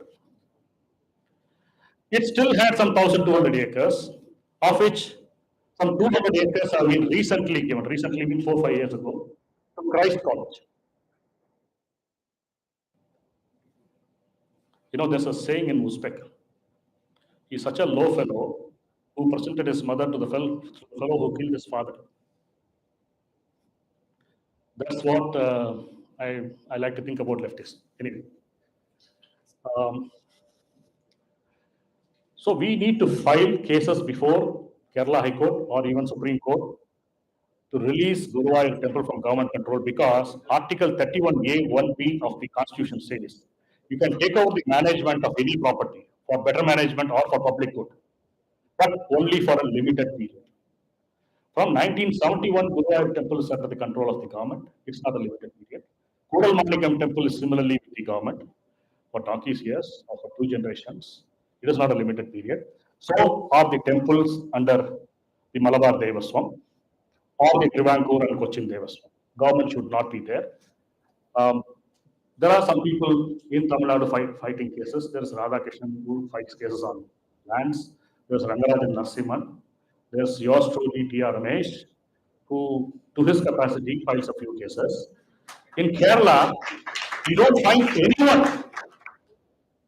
You don't find anyone. The society is like insecure and highly defensive. Like if you run a Goshala, people come and threaten you. Imagine you can file a case. You know who filed a case when the atrocities by the Kerala leftist government started after the Sabarimala judgment? T.R. Ramesh. And I got an order. And I got a favorable order. The favorable order was police should come down below Pampa. Because they were beating devotees for saying Charanamayappa. The court ordered the police should get out of Sannidhanam and come beyond Pampa. And all the monies given by the Devaswam board for the maintenance of police force should be returned back to the Devaswam board. And I got 2-3 other orders. I'm not saying because Kerala is in such a state that we have to help. We have to pitch in. Otherwise, the neighbor is not far away. It's 1 hour drive from Coimbatore. So, Indic Collective, of which I am a president, we have filed a case to ask for the annuity which is pending for the last 70 years, which runs to about 25,000 crores, that's all. And we asked them to refix the rental rates, the cases we have filed. Next slide, please. Now, this is where it gets very, very interesting. We have a gentleman by name Jacob Mapalacheri. Shivaji talked about the Murti coming back to the Christian village. Jacob Mapalacheri's family was involved in protecting a Utsava Murti of Sri Narayana, not Padmanabha temple, but another temple nearby. And I'm resisting to name that for better reasons, because you never know, immediately the commies will come and try to stop. And that Moti is taken to his ancestral house when he comes out on procession. Every year, he goes to the king house, receives honors, and then comes out. This Maplacheri uncle or great uncle was the royal surgeon of the Travancore family. Maplacheri is devoted to Padmanabha Swami, and he came with a beautiful idea. He said, now that the temple wealth has been exposed, people has come to know it. Sundararajan Iyengar did a great exposure. Like he didn't know the consequence or the impact it will have. Done. The wealth has been protected for more than 1,000 years or more than 1,500 years because there are bushels and bushels of Roman coins, which is not 300, 400 years when Padmanabha Dasas, they became the Travancore kings, became Padmanabha Dasa. You know what an offering it is. My kingdom, everything, I lay at your feet, and I'm going to rule this land only as your representative. We have a precedent for that in Tamil Nadu. I'm a poor Brahmin. Near Thiruvarur, Arumarai, Naval, Abhisaivan, Aruran Seigai. Perumoni, Veninakku, Pittanakku, Yanum, என்பால் வருமுறை மரபுலோரும் வழித்தொண்டு செய்தற்கு ஓலை இருமையால் எழுதி நேர்ந்தேன் இதற்கு இவை என் எழுத்து in witness whereof I signed this deed. Sundaramurthy சுவாமிகளோட தாத்தா எழுதி கொடுத்தது அந்த ஓலை எழுதுலாம் வராது. நீ என்னோட அடிமை அப்படின்னு வர நான் அடிமை எப்படி அப்படின்னா அந்த கதை தடி. Anyway Padmanabha Dasa is a beautiful story, and every Travancore king is a Padmanabha Dasa. They guarded not only the wealth, they guarded the secret also. Now the secret is exposed. So Jacob Maplacheri gave a beautiful idea. He said, let the wealth be there. Secure it. Today I'm a little scared whether the wealth is there or not because it's been quite some time since an inspection happened again. Let's secure it whatever ways. Sound sensors, sonars, whatever you want there. Make it absolutely foolproof, absolutely jihadi proof. Whatever you want to do, you have to do. And let RBI declare it as a vault. Because RBI has to have gold pledged only in its vault. Let that place be declared as a vault. Okay? If the mountain doesn't come to Muhammad, Muhammad will go to mountain. So let RBI declare this as a vault. And with the backing of Union of India not only as a right, it also has a duty under the covenant it signed with the Maharaja. You check the covenant, one of the main principal clauses of the covenant relates to the temples, including Padmanabha Swami. Union of India has a responsibility there, which they have abdicated for so many years, including 8 years of BJP. Now, Government of India with RBI issues quasi-currency bonds. The wealth is conservatively estimated at 500,000 crores, so you issue quasi-currency bonds which can be exchanged between banks and not with individuals. And banks can use it for lending purposes and infrastructure funding, etc., etc. It will be very good for the economy also. 300,000 crores and 4% tax-free interest is 12,000 crores, which means it is 10 times the surplus funds of Tirumala Tirupati. Because this is pure surplus funds. You don't have to employ 12,000 people to get this 12,000 crores. It is pure surplus funds. If we can do so much with 4,500 crores in Tamil Nadu, imagine 12,000 crores in Kerala. The biggest reason the commies and the ex-TIANs and etc. will oppose this, because they will know the Hindus will become secure, the Hindus will definitely do Garvapsi. You know, the winner takes it all. People who are little bit of Hinduism left will come back. Let's move to the next thing. I'll quickly go through it. This is the thing I explained, QP bonds. Next slide, please.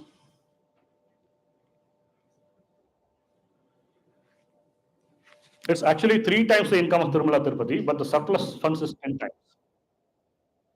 So you can take care of Kerala Hindus who are under siege in 2 or 3 districts of Kerala, at least in 2 or 3 districts, who are a minority. All the money for schooling and healthcare in Kerala is going towards the minority religion. We can reverse that. Education and healthcare for all Hindus will be free. Top class education, superb healthcare. It will be free for Kerala Hindus to begin with. And so much money will remain with the Hindu families. Veda Padashalas, Tatra Padashalas, Goshalas. And the most important thing which we are not doing with temple wealth is institution building. Goshalas, Padashalas, Ayurveda Padashalas, schools, colleges, hospitals, art centers, dance schools, schools for artisans, handicrafts, all this we can build and we can give employment. What does the church do? They build a school, they give a job to Christians and to converts. The fellow works there till 4 o'clock, 4:30 he goes home, it's refreshed, 6 o'clock he goes on missionary work. He goes out carrying Bibles and other things. And he is paid separately for that. Because they have the power, man and women power. This we can. This is what we have failed in the last 7 years, institution building. Not only we failed in building institutions, we allow the institutions to be closed. The Hindu population in Kerala is coming down drastically. 2 Hindu families in Malappuram and other places are insecure. They are surrounded by minorities, aggressive minorities. And they can't sell the land, they can't buy land. They are obviously ripe for conversion. This can be reversed.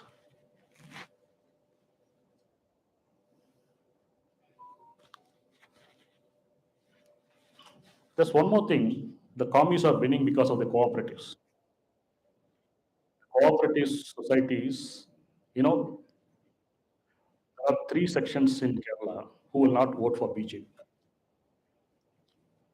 Muslims, Christians, Hindus who are commies, or under the commie influence.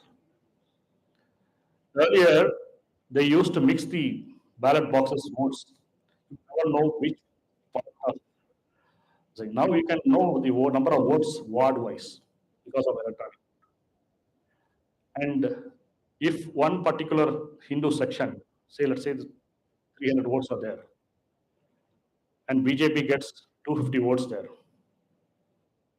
and there are only 300 Hindus, there are 30,000 non-Hindus surrounding, you think they'll vote for BJP? So it's a win-win situation. The QC bonds is for Hindus, for temples, for our culture, for the central government, for the ruling party. Now, if I am not a moron, or if I am not an adharmic person, I will do it. Why am I not doing it? This has been suggested. I have made a presentation. I have given the ideas. I have given the PMO asked me for a central legislation on endowments, given it as early as 2019. They came back, some discussions happened, some changes were incorporated. Roars of silence. Nothing is happening. I know one or 2 reasons. I don't want to make it public. Go ahead, sir. So, Dharma needs Artha to sustain itself and its followers. Money is flowing from Adharmics, Abrahamics, to destroy our Dharma, to make our income dwindle by controlling the temples, by controlling the institutions, by not allowing institutions to come up. It's not just Kerala Hindus. the undivided Andhra has more lands than Tamil Nadu temples. Karnataka has also got a lot of temple lands. Orissa, Sri Jagannath temple has got 45,000 acres. The rest of the temples and endowments, they have about 2 lakh acres. So if you take the former Madras presidency to a large extent, including Orissa, my calculation some time ago was $6 billion a year. Now with the rupee falling violently, okay, $5 billion, but that's no ordinary money. It's not the question of just $5 billion. It's the question of the boost we get. It's the question of the confidence it will give Hindus. It's the question of the power of institutions. My school, my college, my hospital, Hindu, Hindu, Hindu all the way. That's what our ancestors have left with the endowments, with the temples, with the mutts.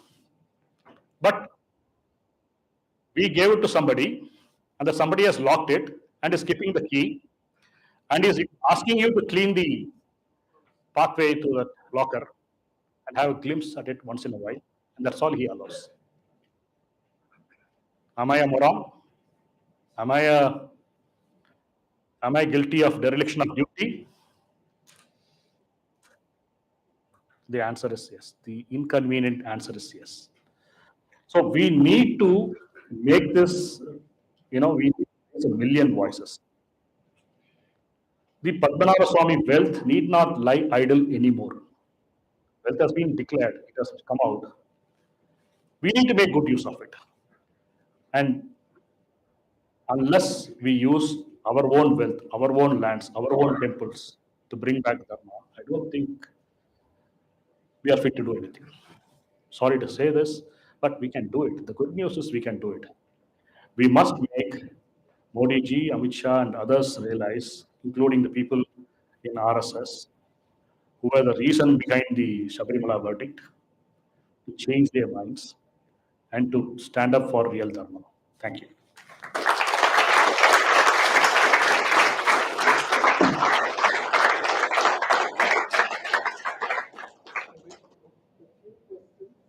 Or we can call it interaction, but let us keep it short. Keep it short. I'll also try to keep it short. Oh.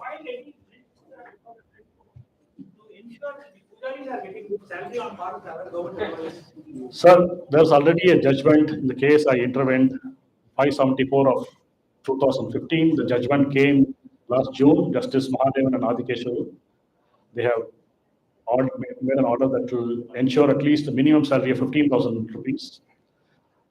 We have a saying in Tamil, Yerva Maatu Mela Pinja Mara. That's what the judgment is to the HRNC department. Sir, anybody else? Can we go for one more question? Sir, what is the status of the PFI? One after another, please. Now with the PFI arrest and everything and all that, is the situation now very conducive for us to move even more aggressively? Sorry.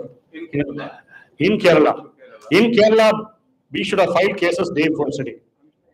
Hopefully weakening, because PFI and team and all have been arrested. So they did not stop you from filing cases. They would stop you from saying, they would say, Padmanabha Swami wealth is public wealth, etc. Everybody should be given benefit and all. But even they would not say you don't make money out of it. The situation is always conducive. Next question. Sir, my question is, why do we still rely on the judiciary? I'm very sorry. I mean, I'm quite passionate about this. Also, that's why I'm asking, why do we still rely on the judiciary, and how do we get the strength to fight on this? Oh. Strength is all your encouragement.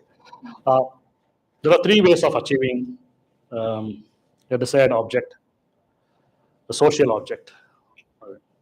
One is awareness. Second is agitation. Third is legal intervention. Now, awareness has come to a large extent thanks to social media and people like Sai Deepak, people like all those who came and spoke from this dais.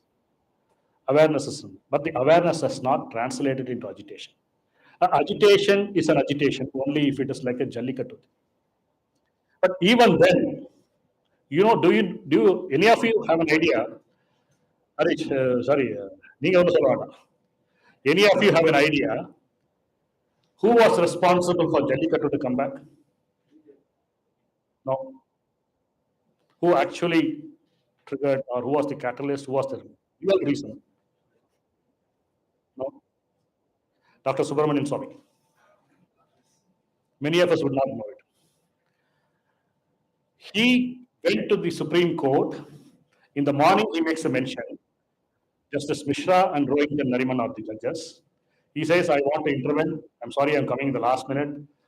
Your lordships may kindly permit me. They thought he is going to oppose. They said, oh, yes, if you want to join. Yeah. The more the merrier.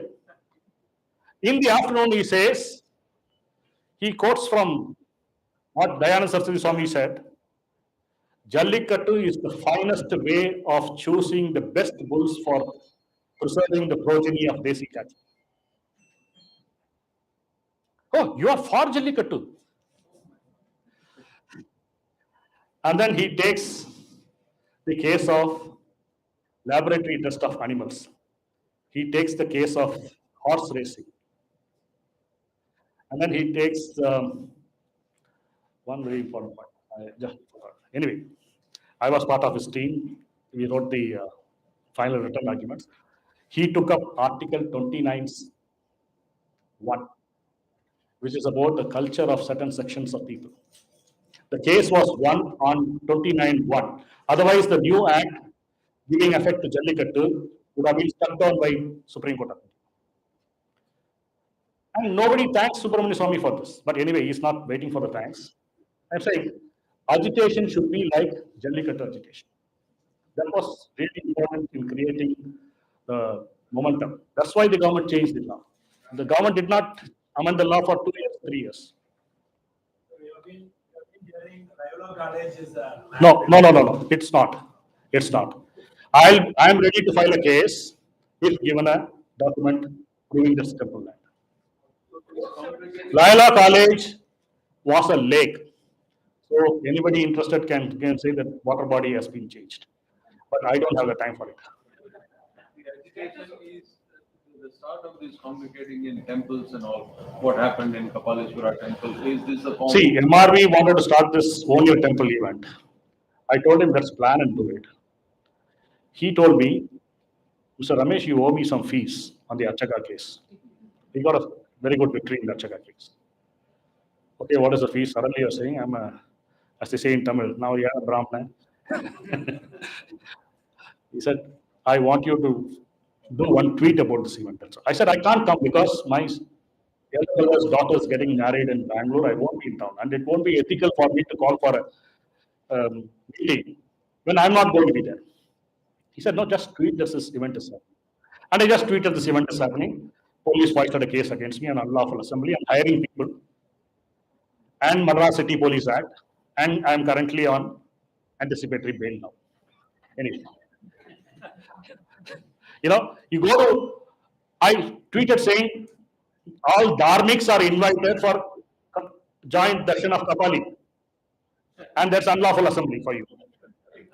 Yes, Hari.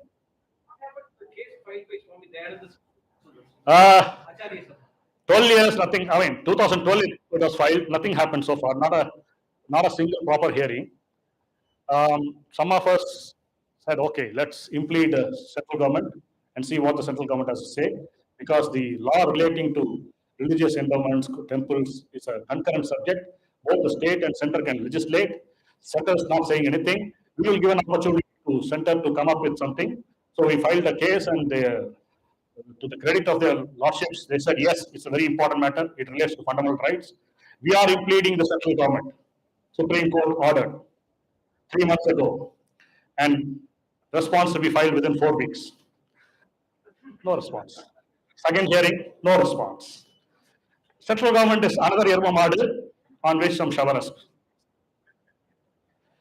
3 things Modi ji promised in the conclave in Acharya Sabha in Ahmedabad, where I made a presentation to the Acharyas. in front of Modi ji. And immediately after my presentation, Modi ji got up and he gave a beautiful speech. Mainly, he spoke of three things. One is the cleaning of the Ganga. Second is banning cow slaughter. Third is freeing the temples. He gave examples from Gujarat. He said he has cleaned the Sabarmati river and anyone can go and see it, how clean it is. Two, no question of culling cows or holy cows in Gujarat. Three, when the Bombay Presidency Acts were adopted in Gujarat, Modi ji saw that there's a public trust act which controls the temples and charities of Hindus. He did away with it. He spoke on three things. Okay, we were all very happy, elated. Achhe din aa gaya. Okay, Modi ji comes to power. We are waiting. 5 years, nothing happened. Again, we are waiting. There was one notification saying that cows can be sold only to farmers. It is not banning, it's not cow slaughter ban. Only farmers can buy a cow. Somebody in Bombay High Court sneezed. The notification was withdrawn. Am I exaggerating? Bitter truth. Ganga cleaning is going on at various levels. What happened to freeing the Hindu mandirs? Not even a whisper. Have you seen any major BJP leader talk on this subject? Why can't Ram Setu be declared a national heritage monument? Why can't, with India, with its power today, force the Portuguese and the papal authorities to apologize for the Inquisition? Achhe din aayega. It's on its way. It's a concurrent subject. You know, Jallikattu was banned by a notification of central government, not even a law. By a notification, they could ban this Rekla, this Jallikattu, and all this. Sir? Okay. Being a concurrent subject, can be a center on its own independent of the state's legislature and will be binding on the state? That's number one. Number two is completely different question about the lands. I think 4.8 lakh. 4.78. Okay, I said around 4.8 lakh land. How much do you think is really recoverable or retrievable? You know, after hearing Shahanaji, the heart is so heavy. You know, it happened centuries ago. But I was not ready to do the next presentation. I really had to come and say, okay, temples, subject. People have been saying, hey, let's hear Ramesh, whatever nonsense he's saying, let's hear it. I had to force myself on country. But my heart was really heavy. I'm not exaggerating. Of the 4.78 lakh acres, if 1 lakh acres is free of encroachment, I'll be happy.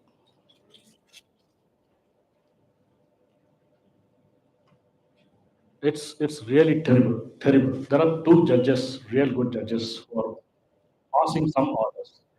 But this Irma is not doing anything. This Buffalo continues to be a Radha Buffalo. Justice Mahadevan, Justice Adikeshwar, they're time and again shouting in the courts, passing some orders. Do this, do that.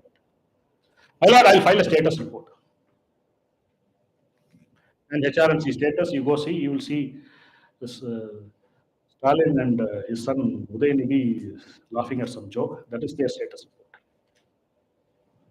Anyway, the first question is the concurrent subject. I thought I just spoke about it. Concurrent subject, if the center legislate, it will overrule all state legislatures. Have no doubt about it. Then why are they not doing it? Am I a moron? Am I a stalker? I'm not asking everyone. I'm asking myself. Am I a jackass, as Anand Ranganathan says? What may be the reason? Reason. Keeping it a comfort. Sir, I'm not here to bash BJP. Today, we are not better than UPA rule. In many quarters, we are doing well. But has the Achay then come? have the Kashmiri Pandits recovered something of what they lost? Are Hindus free of fear? In Tamil Nadu, forget Kerala. In Tamil Nadu, if injustice is done to a Hindu, just because he had some views or he holds some views, are we free of injustice? Every time a Dharmic person is jailed, I want BJP government to conduct 20 raids. Then they will know.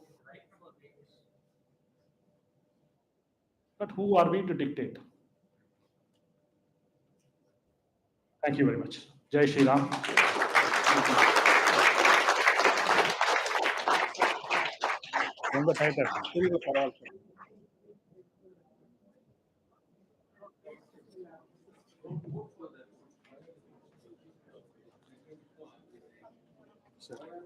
Oh, thank you. We request the State Vice President of BJP.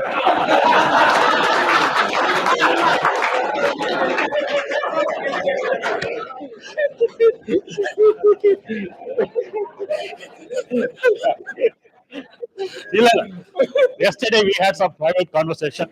So, see, anguish is always there, but what next? So, how many of you are going to help me propagate the Padmanabha Swami solution and filing cases in Kerala? Because that's the need of the hour, in my humble opinion. I'm ready. I just need the audit, translated audit of Guruvayur Temple, a few years audit report, and Kudal Manikam Temple.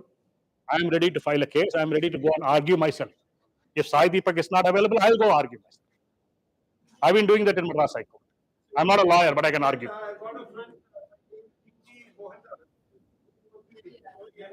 He was supporting the Sabarimala judgment. I'll have somebody else, please.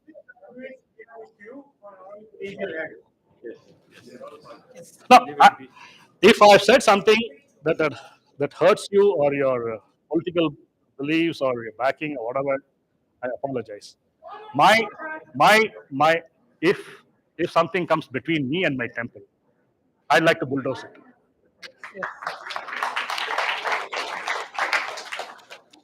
Thank you, sir. Thank you. We'll be with you. I have asked sir to conduct a meeting in Kongu region for Kongu region temples. We are going to come up with something. We will do that. We will be doing that. Blaming everybody. Humble person, we should actually take our people to temple. The simplest thing you can do is join Alayam Kapo. As a plain member, right now they are 2,500 strong. The day we become 50,000 strong in Tamil Nadu, our voices will be heard by the government. Sir, Alayam Kapo. Let's save our temples. I've taken a lot of time, more than I planned. Kindly apologize.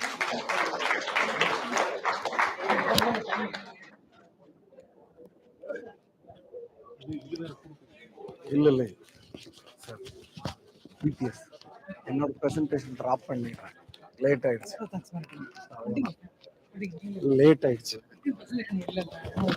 இல்லை ஜெகன் பேச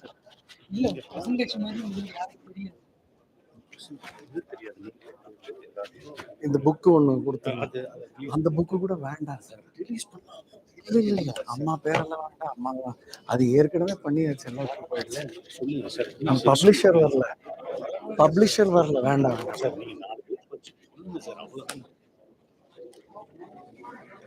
இல்ல வேண்டாம்.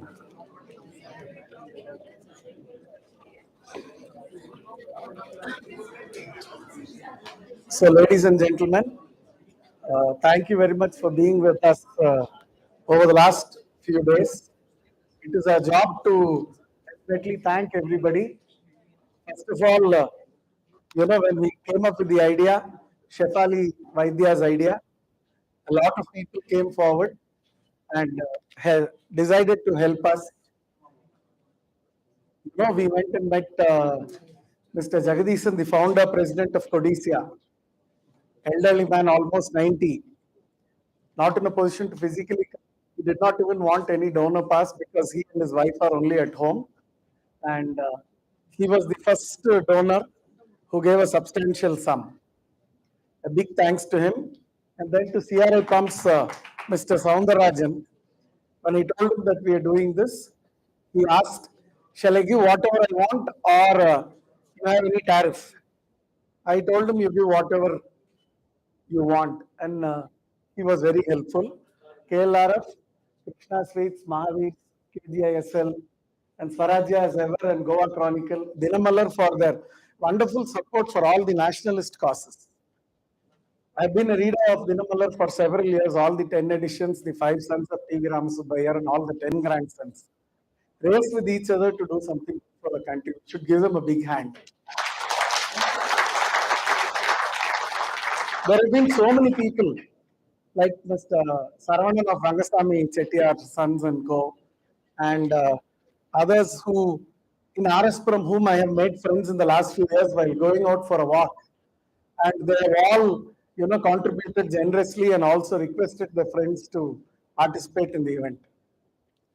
And, friends who come from Hyderabad, from Kochi, from Trichy, from Tiruvannamalai, Sangeeta Srinivasan and family, they called up and they made a team themselves and they have, and that's really heartening. And we should, and of course, all the speakers, Aarti Agarwal, Vikram Sampath, Shefali Vaidya, Ami Ganatra, KK Mohammed, MR Venkatesh, Ashwin Sampath Kumar, and MR Deepak, Venkatesh Rangan, Professor Kanagasabhapati, Dushyant Sridhar, TR Ramesh, Sai Swarupa Iyer, Pavitra Srinivasan, JV Sixtigram, Xavier Rodriguez, Vijay Kumar, Anand Ranganathan.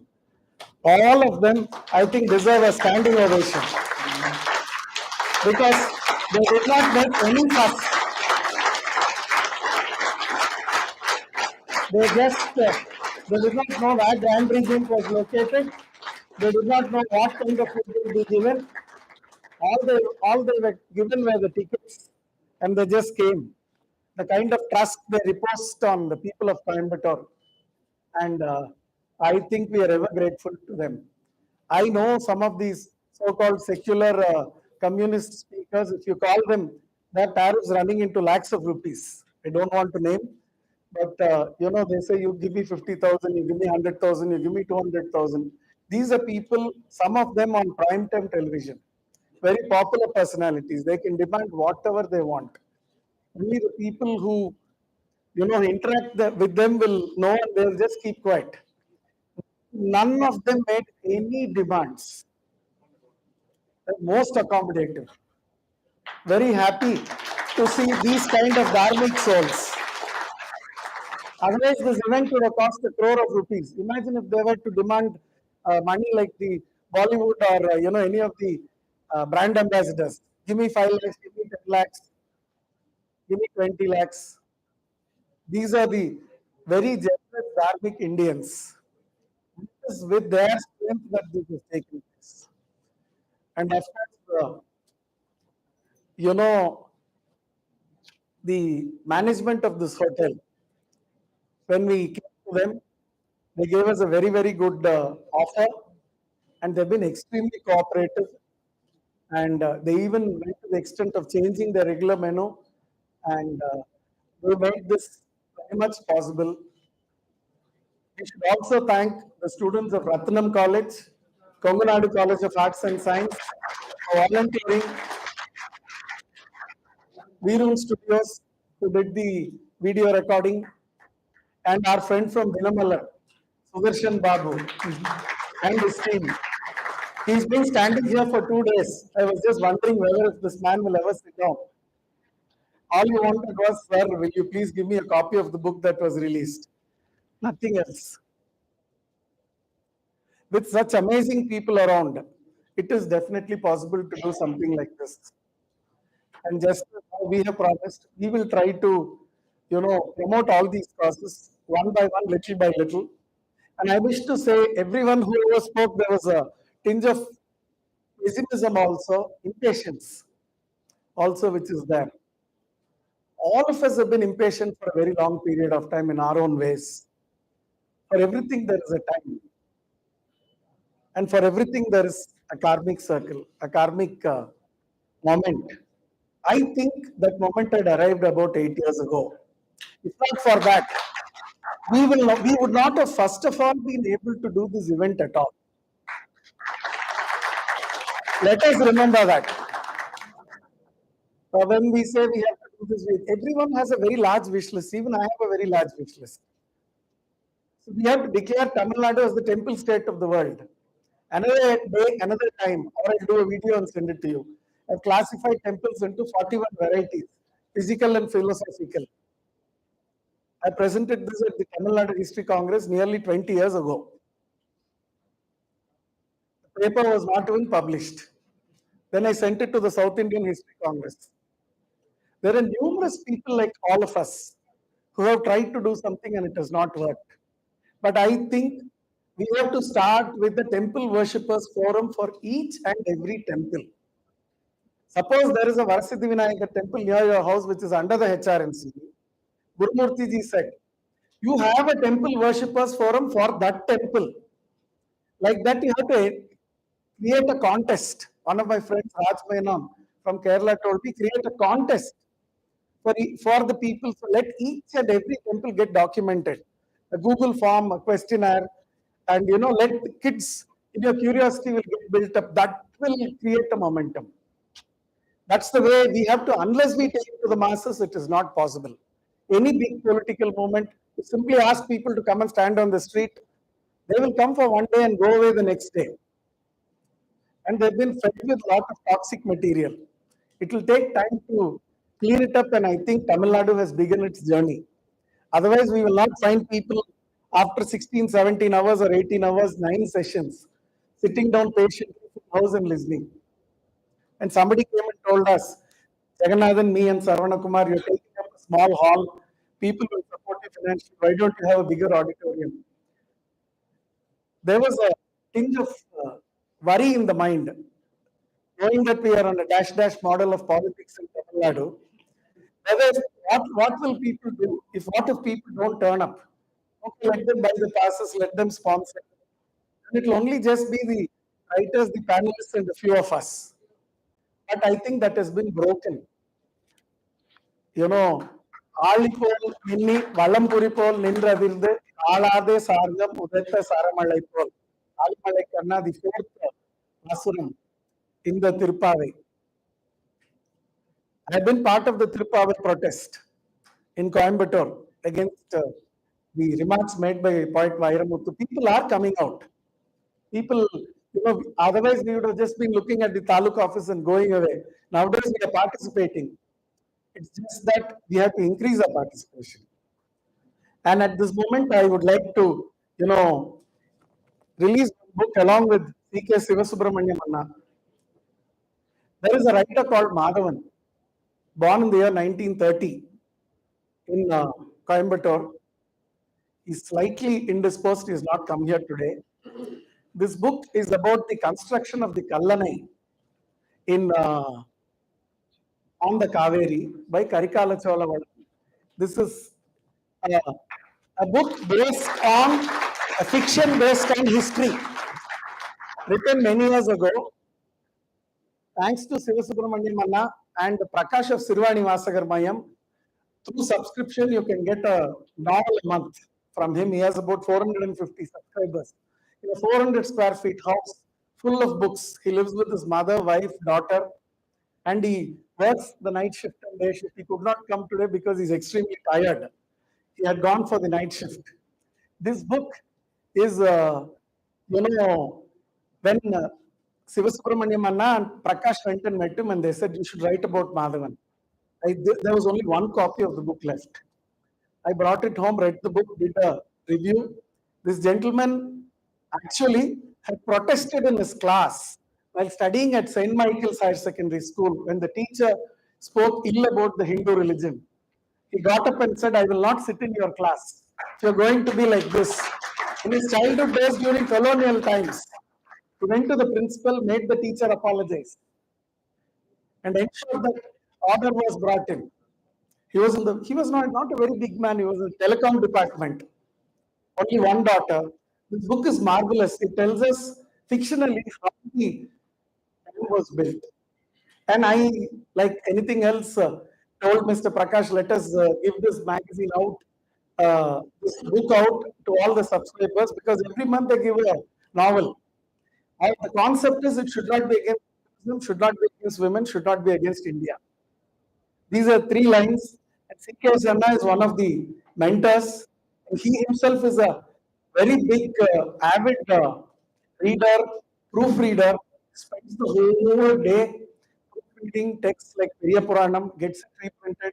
Periya Puranam treatise was written by his famous grandfather, Sivakavi Mani, C.K. Subramanya Mudaliar. If you go do Google search, that is the book which will come and stand in front of you. Arangetram of that was done in Chidambaram, just as how Sekilar's Periya Puranam was, introduced in Chidambaram.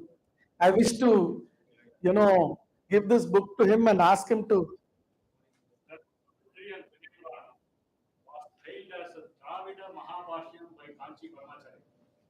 Of course.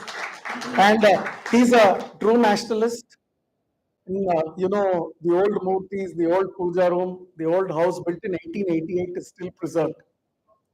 His grandfather only bailed out Kappalotiya Tamilan Vavu Chidambaram Pillai, and out of gratitude, he named his son as Chidambaram. Vavu Chidambaram Pillai named his son as Chidambaram, Subramaniam after C.K. Subramanya Mudaliar. So, and I have had numerous opportunities to meet a number of Dharmic authors from the Dharmic world, thanks to him. And this book has come out purely because of his introduction. And I request him to say a few words. Thank you, Mr.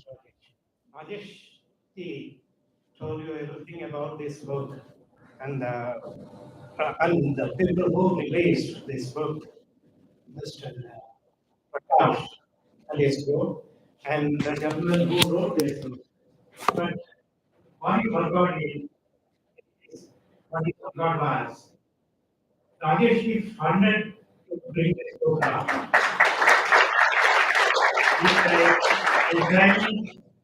He entire expenditure of bringing out this book. Thank you. My mother was an avid reader of Tamil fiction. She would be reading Country of Sandallian, and she would ask us to eat or she would hear her service. I remember her like that. So, if my mother were alive this year, she would be exactly 70 years of age. Passed away many years ago. So, when I saw this book, I was reminded of fiction based on history. And I was lucky to be instrumental. It's not that today I have funded, I've only done the gap funding. My family members have done it. The actual cost of Mr. Prakash's monthly book to this book, whatever was the difference, was only given. 500 copies were printed and it's going to go to everybody shortly.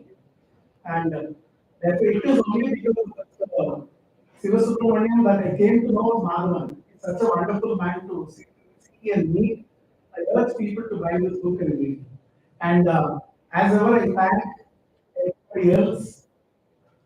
I mean, the people at Grand Region who worked with us for the last few days, friends in the media, and my teammates, Jagannath and Sarvan Kumar, and other close friends who have helped in the happening of this. And special thanks are due to Mr. Krishna Kumar of Akash Advertising for the media connections, and strategy and brand consulting services of SP Srinivasan for this design, for the memento and everything else. Aditya Herbals, Saranya, who is deeply devoted to Appakurata, Appala Ranganathan on the banks of Kaveri, a family deeply devoted. And thank you very much. Vande Mataram.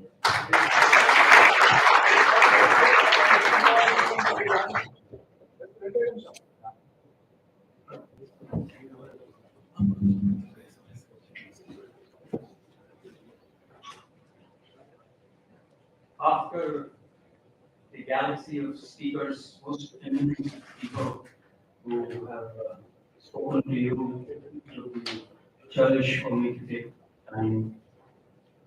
But I think this has been a hugely successful event as an outsider, although as a part of the Verandah Club in a very small way. I think the entire program of the 2 days started 4 months ago. I must say that Rajesh, the person at the manager, as a driving force, has been the key reason for the success of the festival. Thank you, Rajesh. Rajesh, when I first met him in 2017, I sat through a history class with Rajesh in the Coimbatore club for 3 hours, and I completely lost myself in the grandeur of this recitation of my own place. And I still do not believe how Rajesh has so much knowledge and then delivers that knowledge at the right time. He could go and meet a priest in a temple somewhere in Kumbhakonam. An old gentleman, from 2 generations away from his generation, talk to him and find out where he studied his Veda and who was the teacher. And then you connect that teacher to some contact there who was running that Veda Parashala. I mean, if this is not a miracle, I don't know what is a miracle. Rajesh does this as a matter of routine, not that it is 1 off, 2 off. Rajesh does this as a matter of routine. So I try to stop being surprised or amazed. Rajesh, you are one of the most wonderful people I have met.